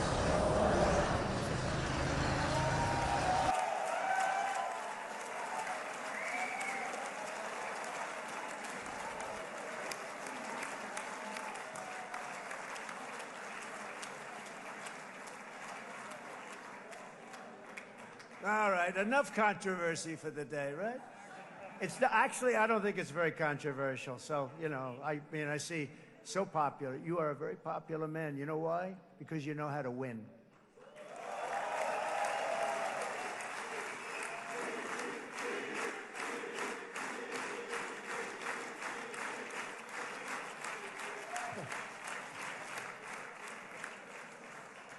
Over the past 2 years, I've met many of the families of the Israelis taken hostage and those that were taken hostage. Unbelievable. I've looked into their eyes. I've seen the worst nightmares of their suffering, but I've also seen something else, the beautiful love of the people, the love of people, frankly, that hold things together, the love that gives you the courage to carry on through thousands of years of persecution and repression and to emerge with the heart of David. It's the heart of David. It's that love that's defeated the enemies of civilization, built this incredible country and this unbelievable economy, and forged one of the great democracies of the world. That is why it's a true honor to stand here today and address this assembly in your ancient and eternal now capital, Jerusalem. I'm proud to have helped in that regard. This city and this nation stand as living proof that a much brighter future for this entire region is truly within our grasp.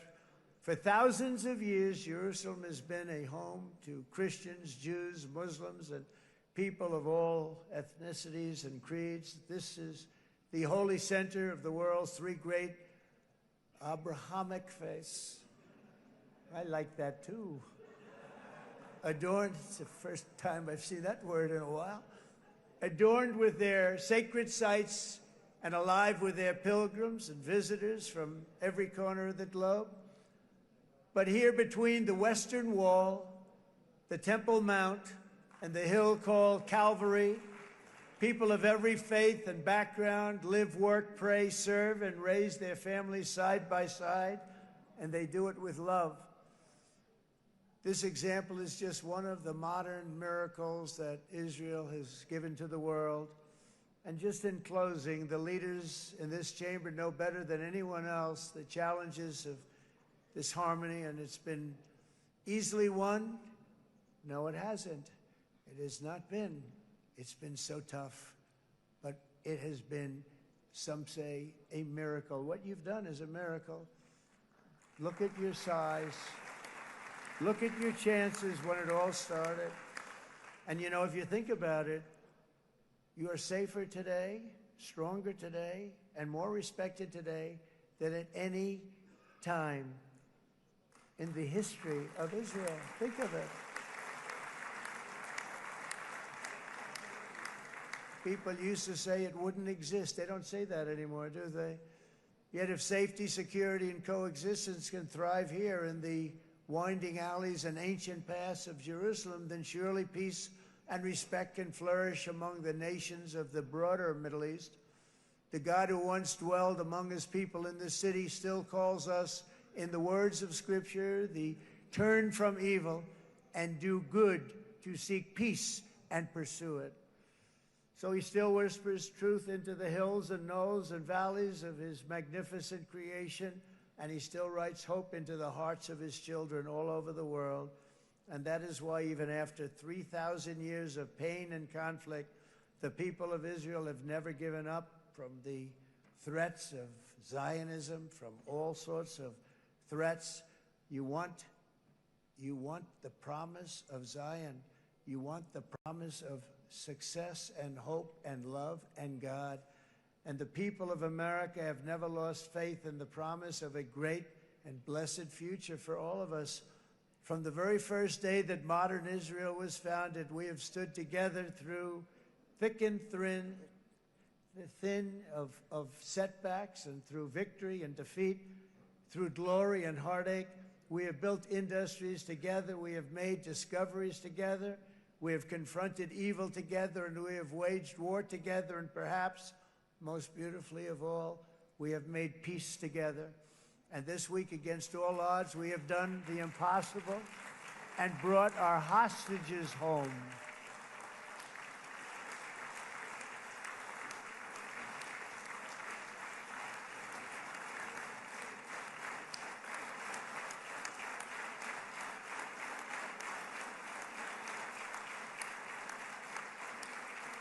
So now we're going to forge a future that is worthy of our heritage. We're going to build a legacy that all the people of this region can be proud of. New bonds of friendship, cooperation, and commerce will join Tel Aviv to Dubai, Haifa to Beirut, Jerusalem to Damascus, and from Israel to Egypt, from Saudi Arabia to Qatar, from India to Pakistan, from Indonesia to Iraq, from Syria to Bahrain, Turkey to Jordan, the United Arab Emirates to Oman, and Armenia to Azerbaijan, another war that I just settled. We are going to have hope, harmony, opportunity, and happiness here in the spiritual and geographic center of the entire world. That's what you are. Israel, America, and all of the nations of the Middle East will soon be safer, stronger, greater, and more prosperous than ever before.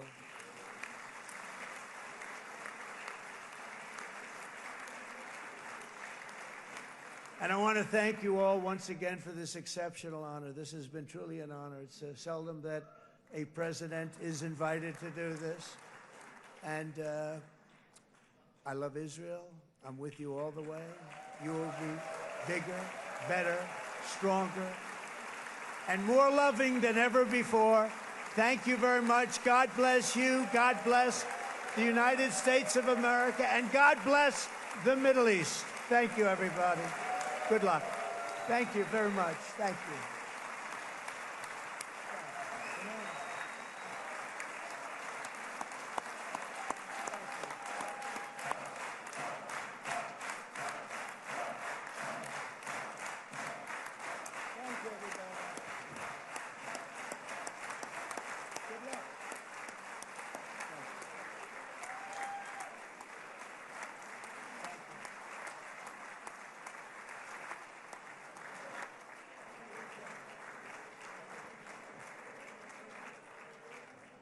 אני מודה לנשיא ארצות הברית של אמריקה. I'm thanking the President of the United States. The session is over.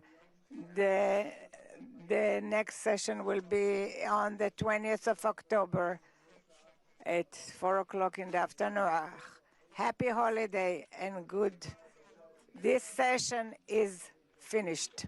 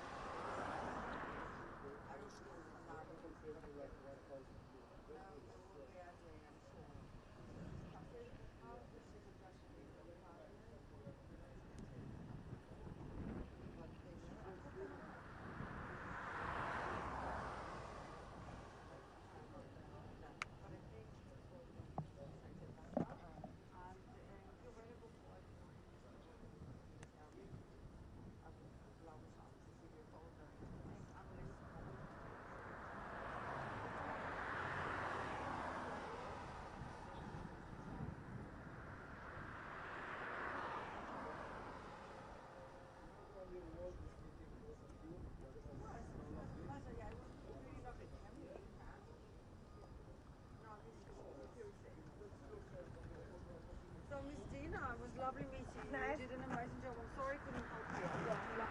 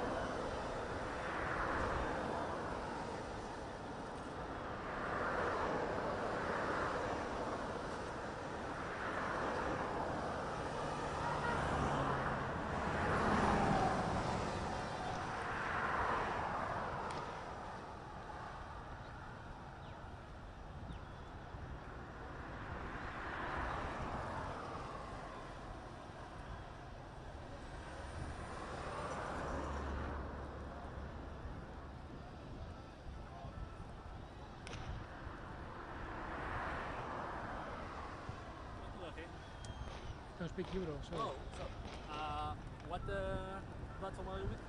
Reuters. Are you the only one? I think we have another one of Reuters. No, I'm Reuters. You're the only one? Yeah, the only one. Sure that you don't have anyone else? I'm the staff of Reuters. Oh, okay. I'll just checking in over there. Thank you. No, it's fine. He must show you his card. I might be confused. Thank you. Welcome.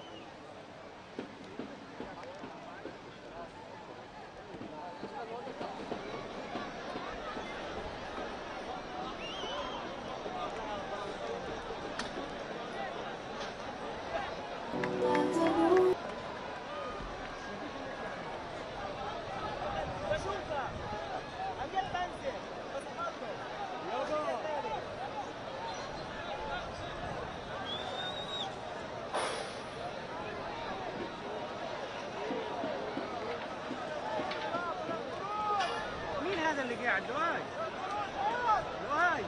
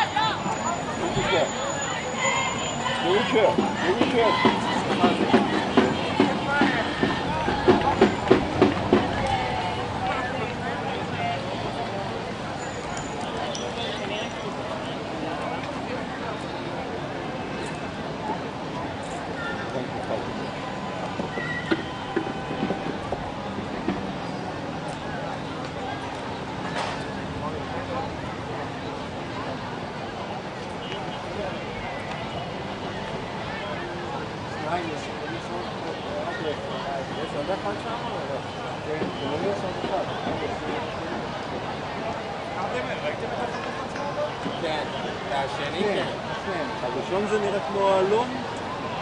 הראשון...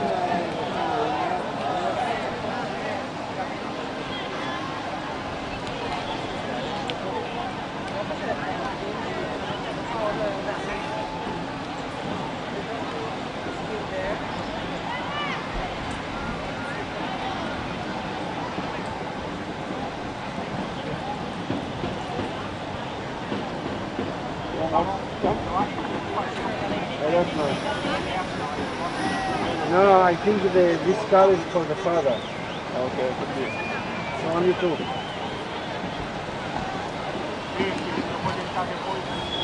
need to find the name.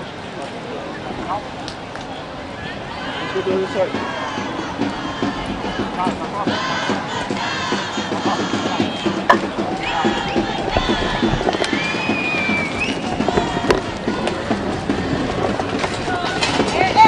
No!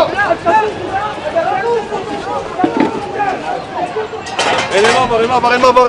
Cerchiamo. No, cazzo però.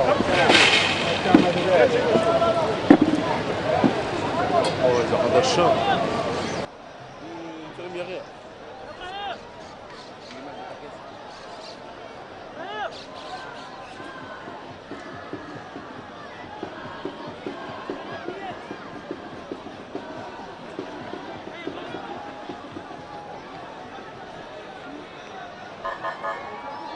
אין מעבר מפה, אין מעבר, אתה לא עובר.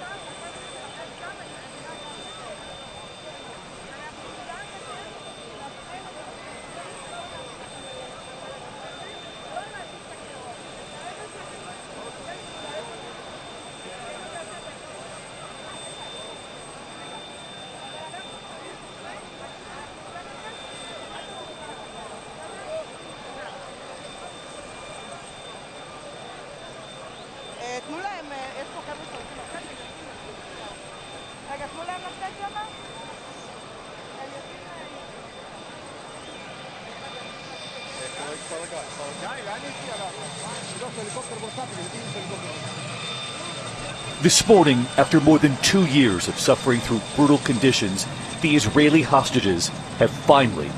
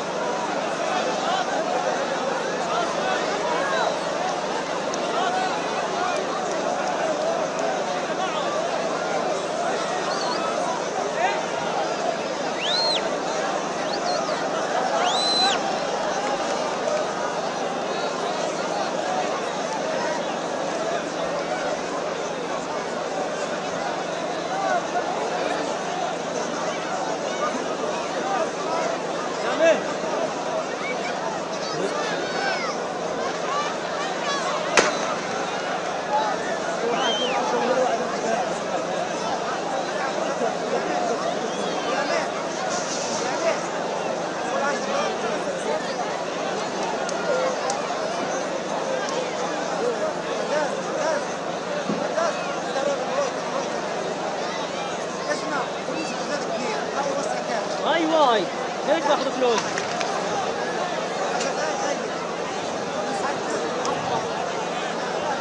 هاي في اسرع طلع ده اهل الدخول.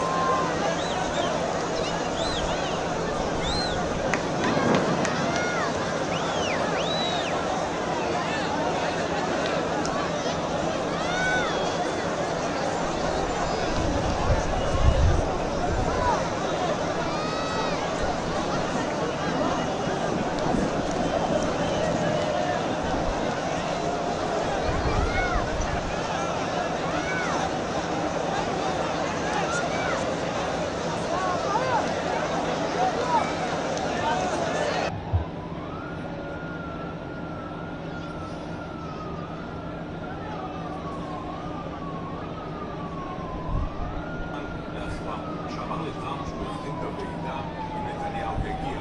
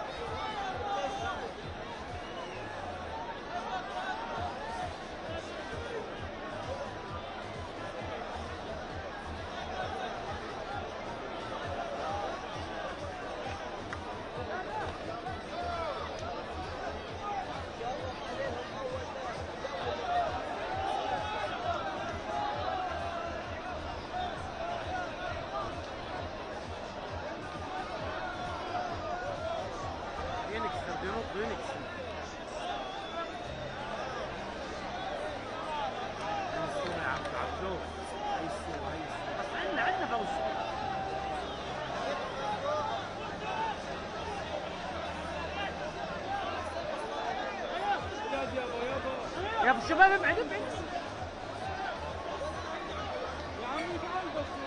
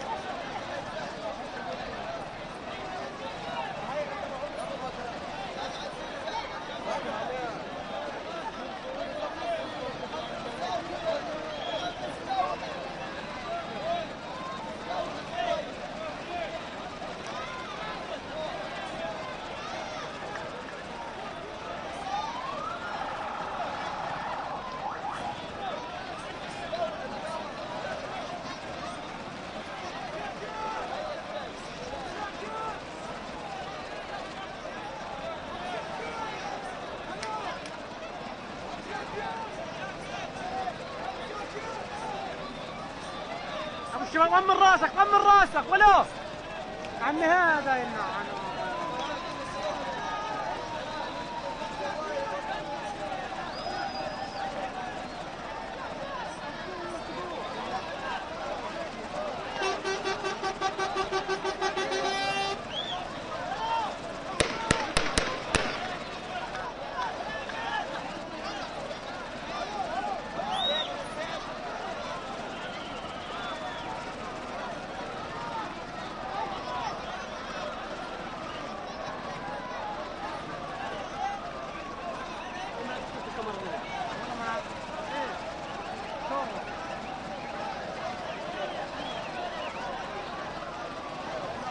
ولا ابو الابيض ابو الابيض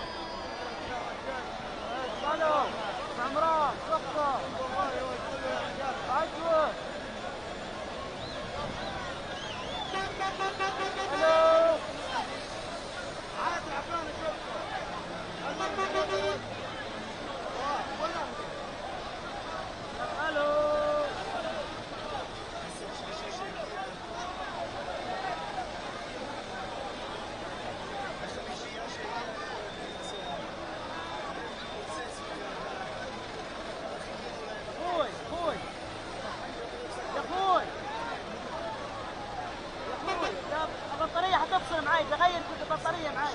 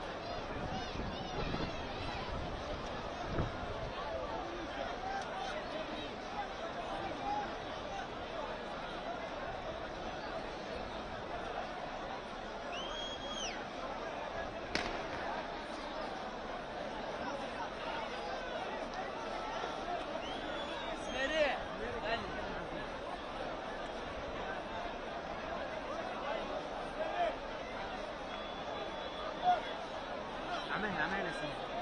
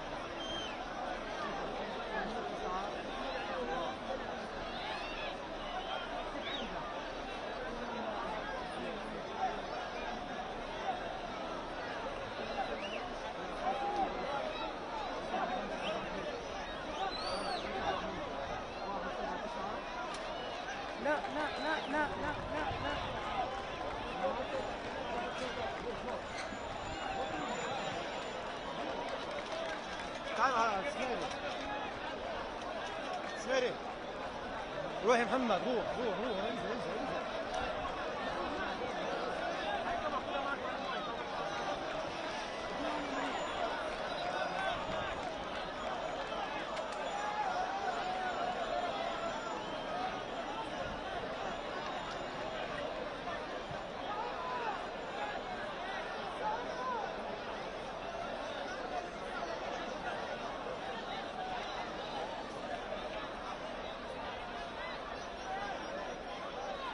عزيز عملي الكاميرا هيا تحتيك هي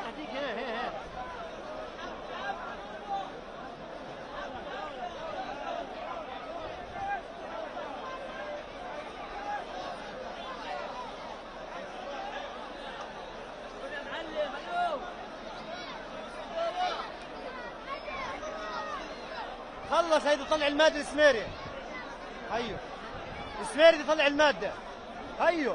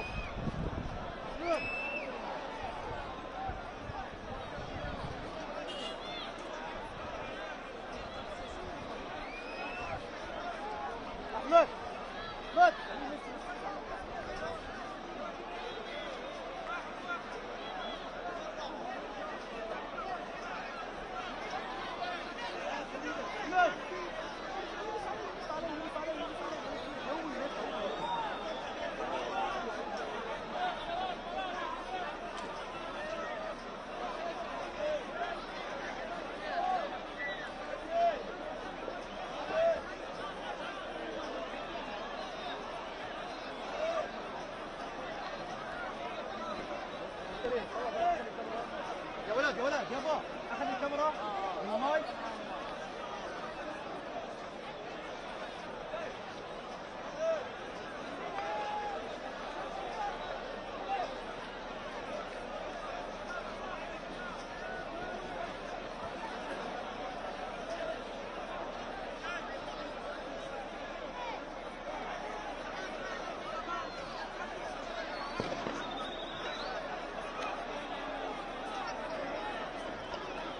مين خبطني؟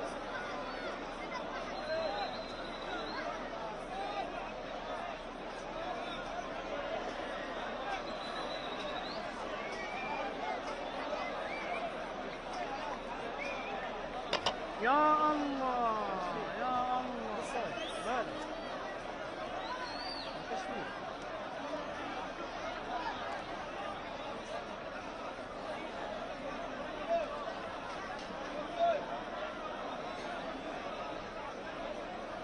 يعني مين بيسحب الجوال؟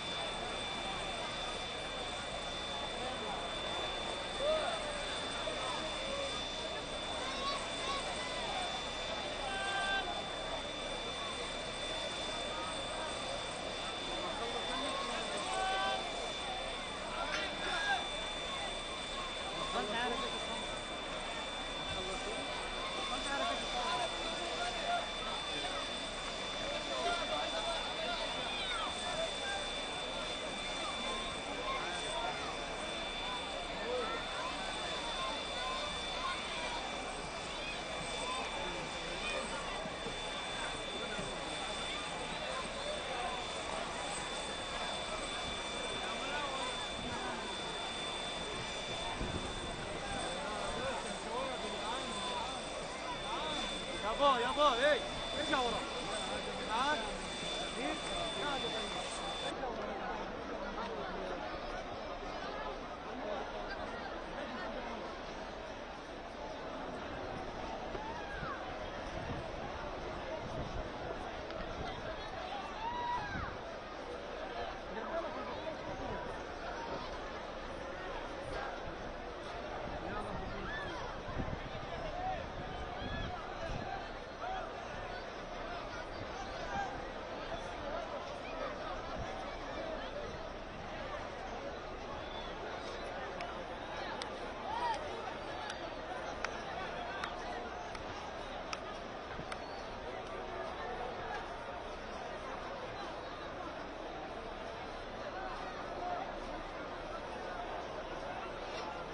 ستوري تحت عملت ستوري خوف واحد ماشي دايخ بالاسرع لو هجم على اهله تحت رجال امه دبليو عزيز طبعا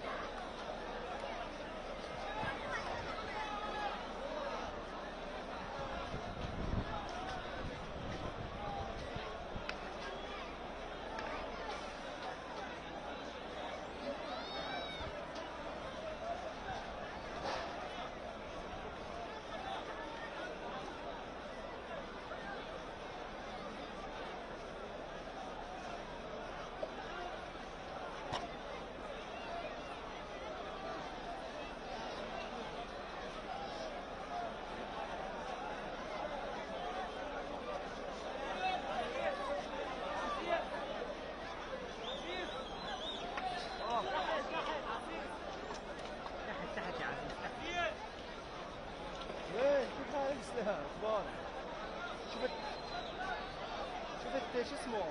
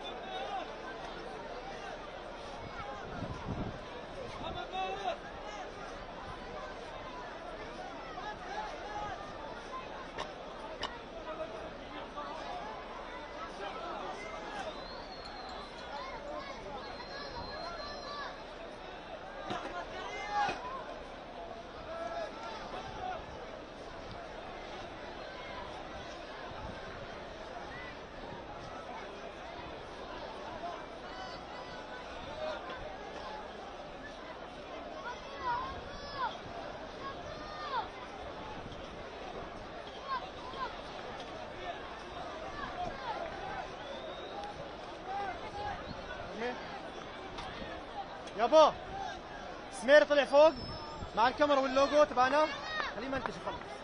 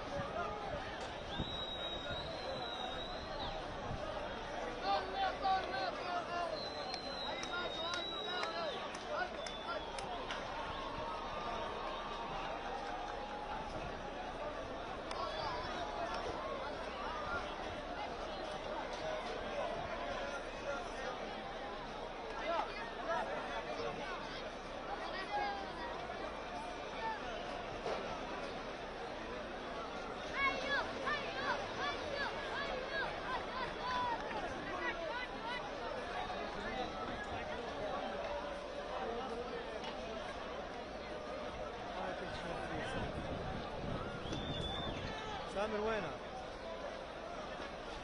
طب هيني على السطح الكابينة هاي شايفها اللي عليها الكاميرات تاعت الشباب.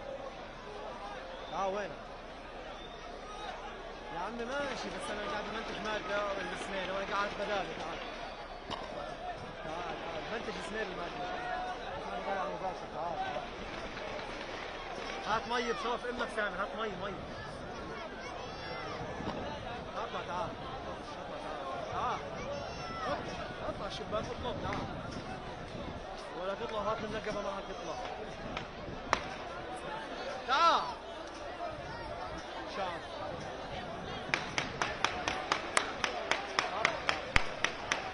اطلع ولا هي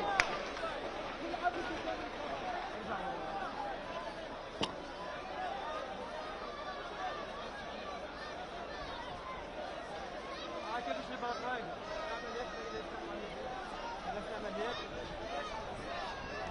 خلاص بعد الحرب بس غلطه نعمل قهوه وكيس اسمع مين شافني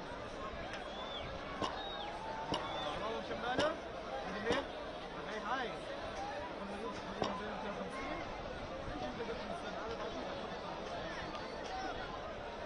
السابع على لبنان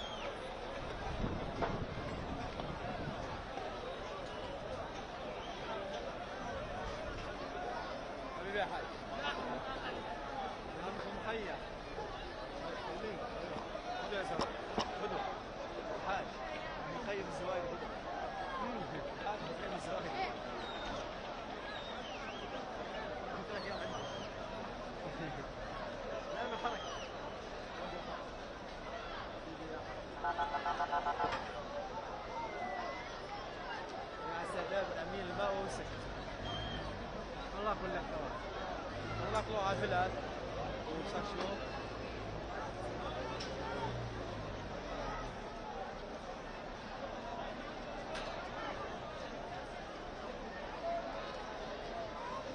والله غير اصورهم يعني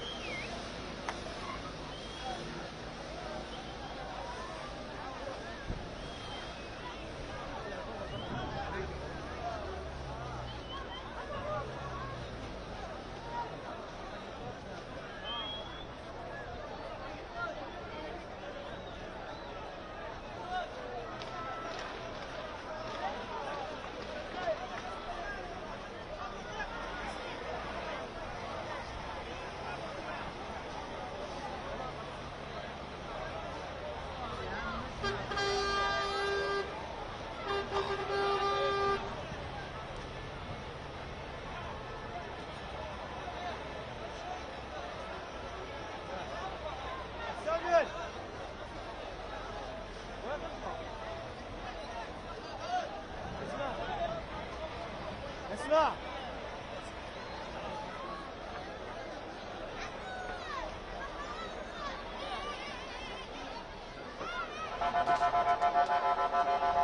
اقوى نوح هاي محمد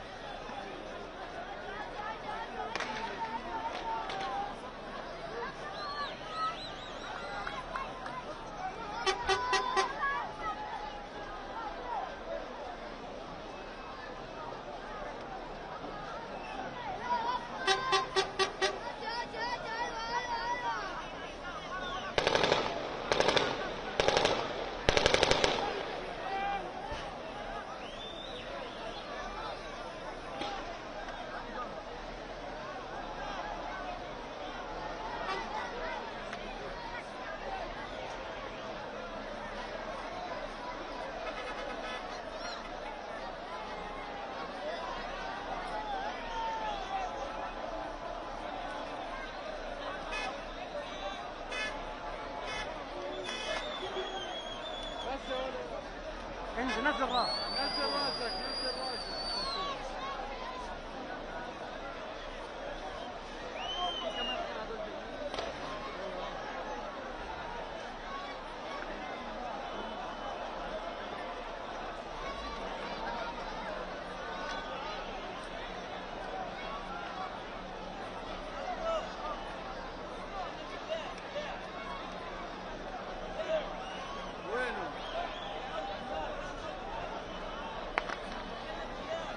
ليش؟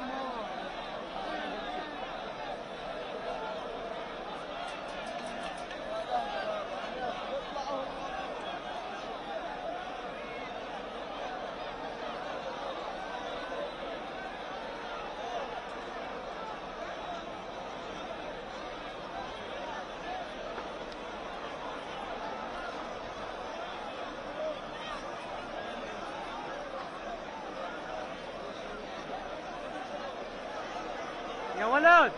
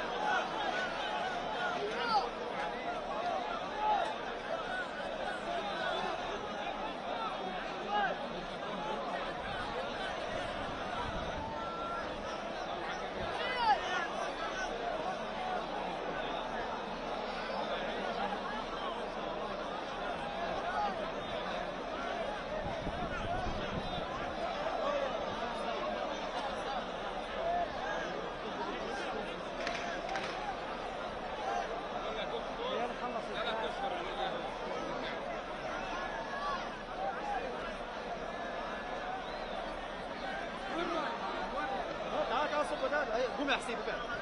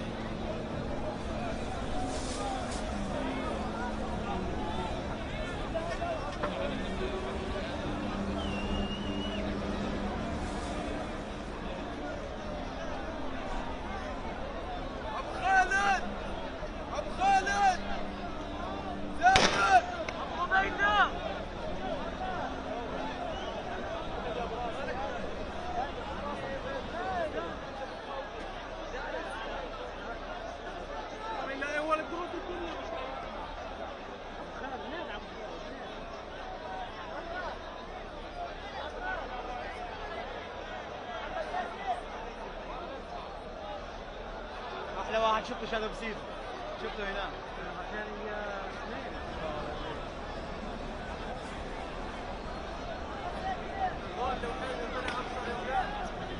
سألت عليه في ناس كثير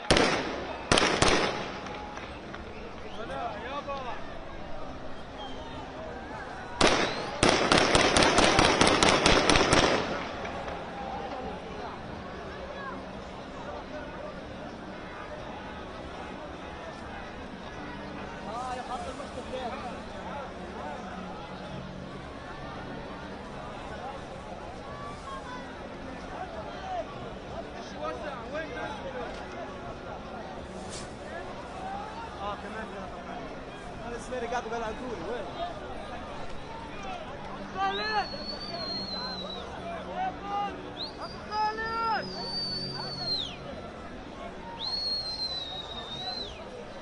حتى الأصفر صار أبيض.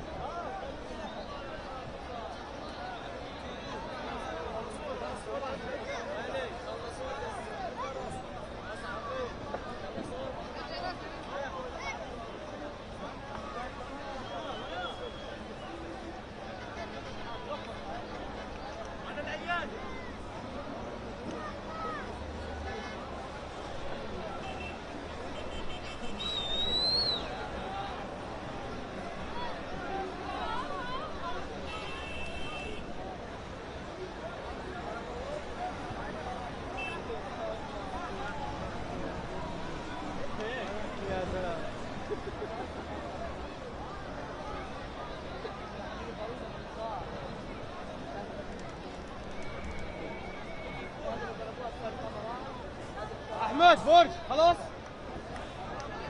شغاله. بعد قديش بياخذوك؟ قديش بياخذوك بعد قديش؟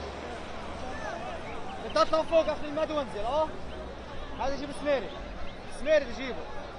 نسيب الله يخليك. روح حتى اسبوع قاعد.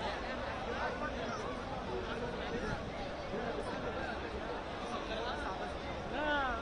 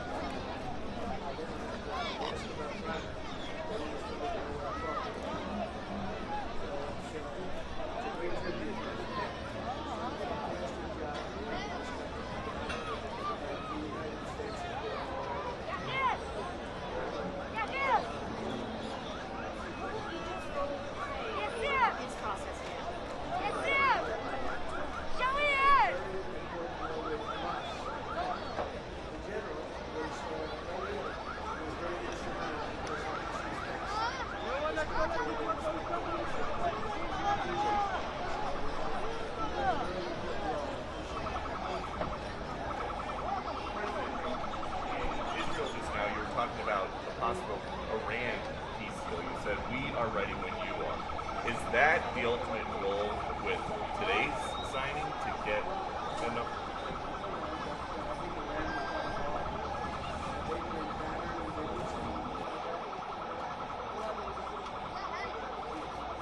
They need some help. They're big sanctions, as you know, tremendous sanctions. I'd love to take the sanctions off when they're ready to talk. But they can't really survive with those sanctions. Those sanctions are very tough. But at some point they're going to say, we want the sanctions off. We're going to end up with peace. I think Iran is going to be fine. I know so many Iranian people. They're great people. They're smart, great, great people. Engineers, lawyers, I mean, they're academics. But they took a big hit. And frankly, if we didn't hit them with the nuclear, I don't think you would have been able to have this incredible, this deal, this once-in-a-lifetime deal. Nobody's ever seen anything like what's happening today. And countries have all come together, all different countries. Some liked each other, some didn't, most didn't. And they've all come together. Every country has come together.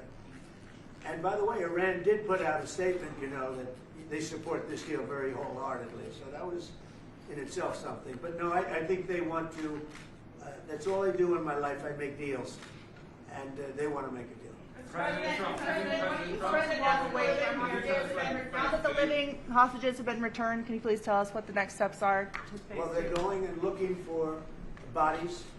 It's a pretty gruesome task. And they know where numerous are, as you know. I guess 5 or 6 are in yet now. But they're looking for bodies. They know the areas, and the search parties out, and they're doing it in conjunction with Israel. And they're going to be finding quite a few of them. President Trump, can you tell us when phase 2 of the negotiations will begin?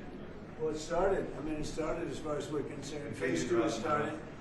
And, you know, the phases are all a little bit mixed in with each other. They're going to start cleaning up.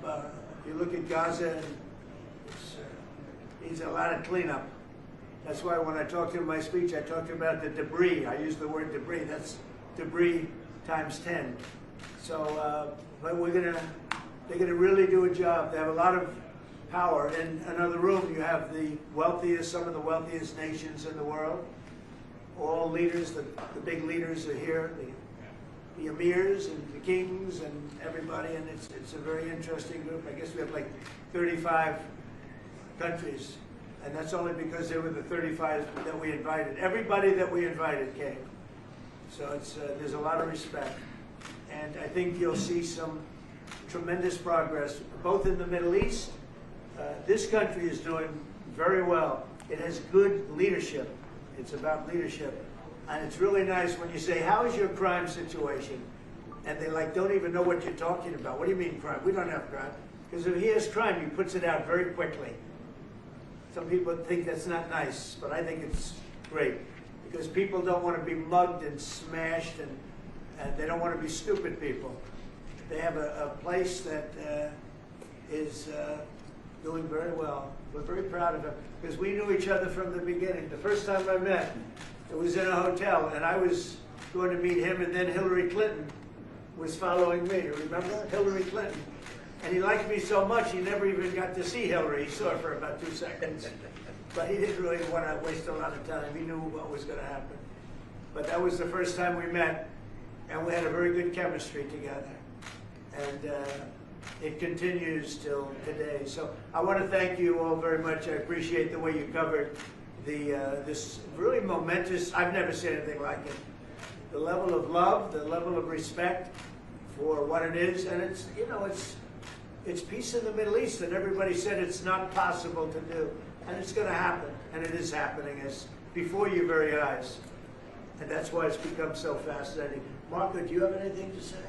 Egypt's been a phenomenal participant. I think both Steve and Jared will tell you the critical role they played, and they can tell you themselves. They hosted the talks here, and they're going to play a very important role now in the follow-up, the implementation of this, which is really, it's not simply about restoring Gaza, it is about transforming the region. So we have an incredible partner, a long alliance, very capable partner here, and a tremendous collection of leaders. This is clearly, in my mind, I think in the mind of everyone in this room, probably one of the most important days for world peace in 50 years. And that's not an exaggeration. Only 50? Maybe 100. Certainly since the end of World War II. Mr. Witkoff and Mr. Kushner, I'm curious, you've played such an important role in the tactical negotiations here. What will your role be going forward as a lot more has to be brought to the table here? Oh, the minute we had inked the deal, Jared and I were already working on the implementation side of the deal. So we're dug in, we'll be here quite a bit. That's at the direction of the President. That's probably going to be one of the most important phases here. Jared is remarkable to work with. I talk about it all the time. And of course, we both love working for the President, so it's feels like a very honorable job. Mr. President, would you like to say something with the interpreter? Yes. اسمحوا لي في البداية أن أنا أرحب بفخامة الرئيس. أنا سعيد وكل شرف موجودة في مصر في شرم الشيخ مدينة السلام. يسمح لي فخامة الرئيس أن أنا اسمي وباسم كل المصريين ويمكن حتى لكل محب السلام نوجه لك التحية الأمريكية والاحترام على تحقيق هذا الإنجاز الرائع والعظيم. Well, first of all, Your Excellency, I welcome you to Egypt. It's a great pleasure and an honor to have you with us here in the city of peace, Sharm el-Sheikh. Allow me also to extend, on behalf of all Egyptians and peace lovers around the world, salute, the appreciation, and the respect for this unprecedented and momentous accomplishment by your hands. أنا كنت متأكد فخامة الرئيس أنك الوحيد القادر على تحقيق هذا الإنجاز وإنهائه. I've been very confident that Your Excellency is the only one who's capable of bringing this about and bringing an end to this war. وأنا في خلال اتصالي بفخامة الرئيس ذكرت له ذلك بدأ قلت له فخامة الرئيس أنت وحدك القادر على تحقيق السلام في منطقتنا. I even said that very precisely during my communication with Your Excellency, that you are the only one who is able to bring about peace and to achieve peace in this part. بشكرك فخامة الرئيس. I thank you, Mr. President. ولكن عايزين نستكمل نثبت وقف إطلاق النار ونثبت بصراحة.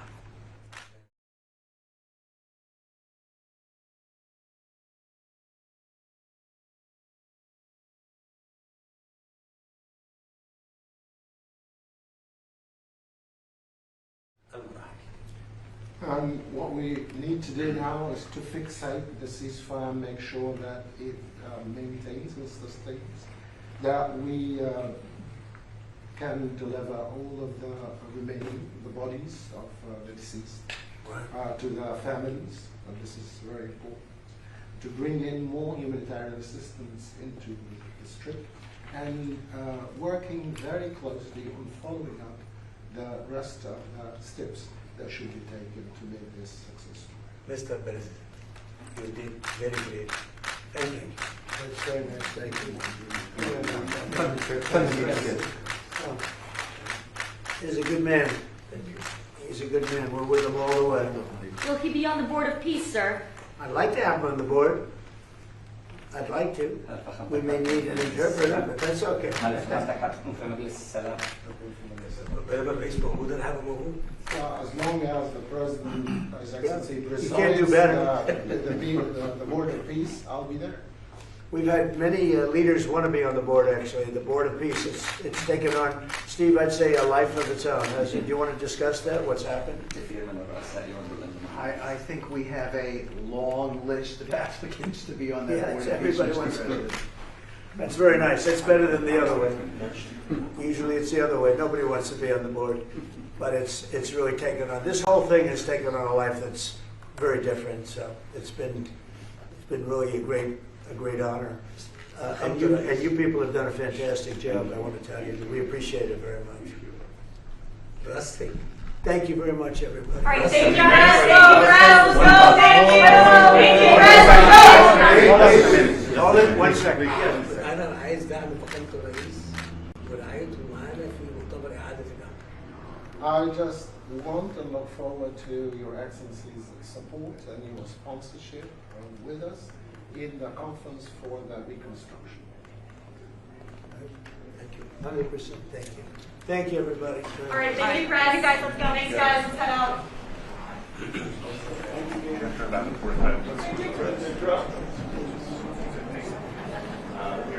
Violet done.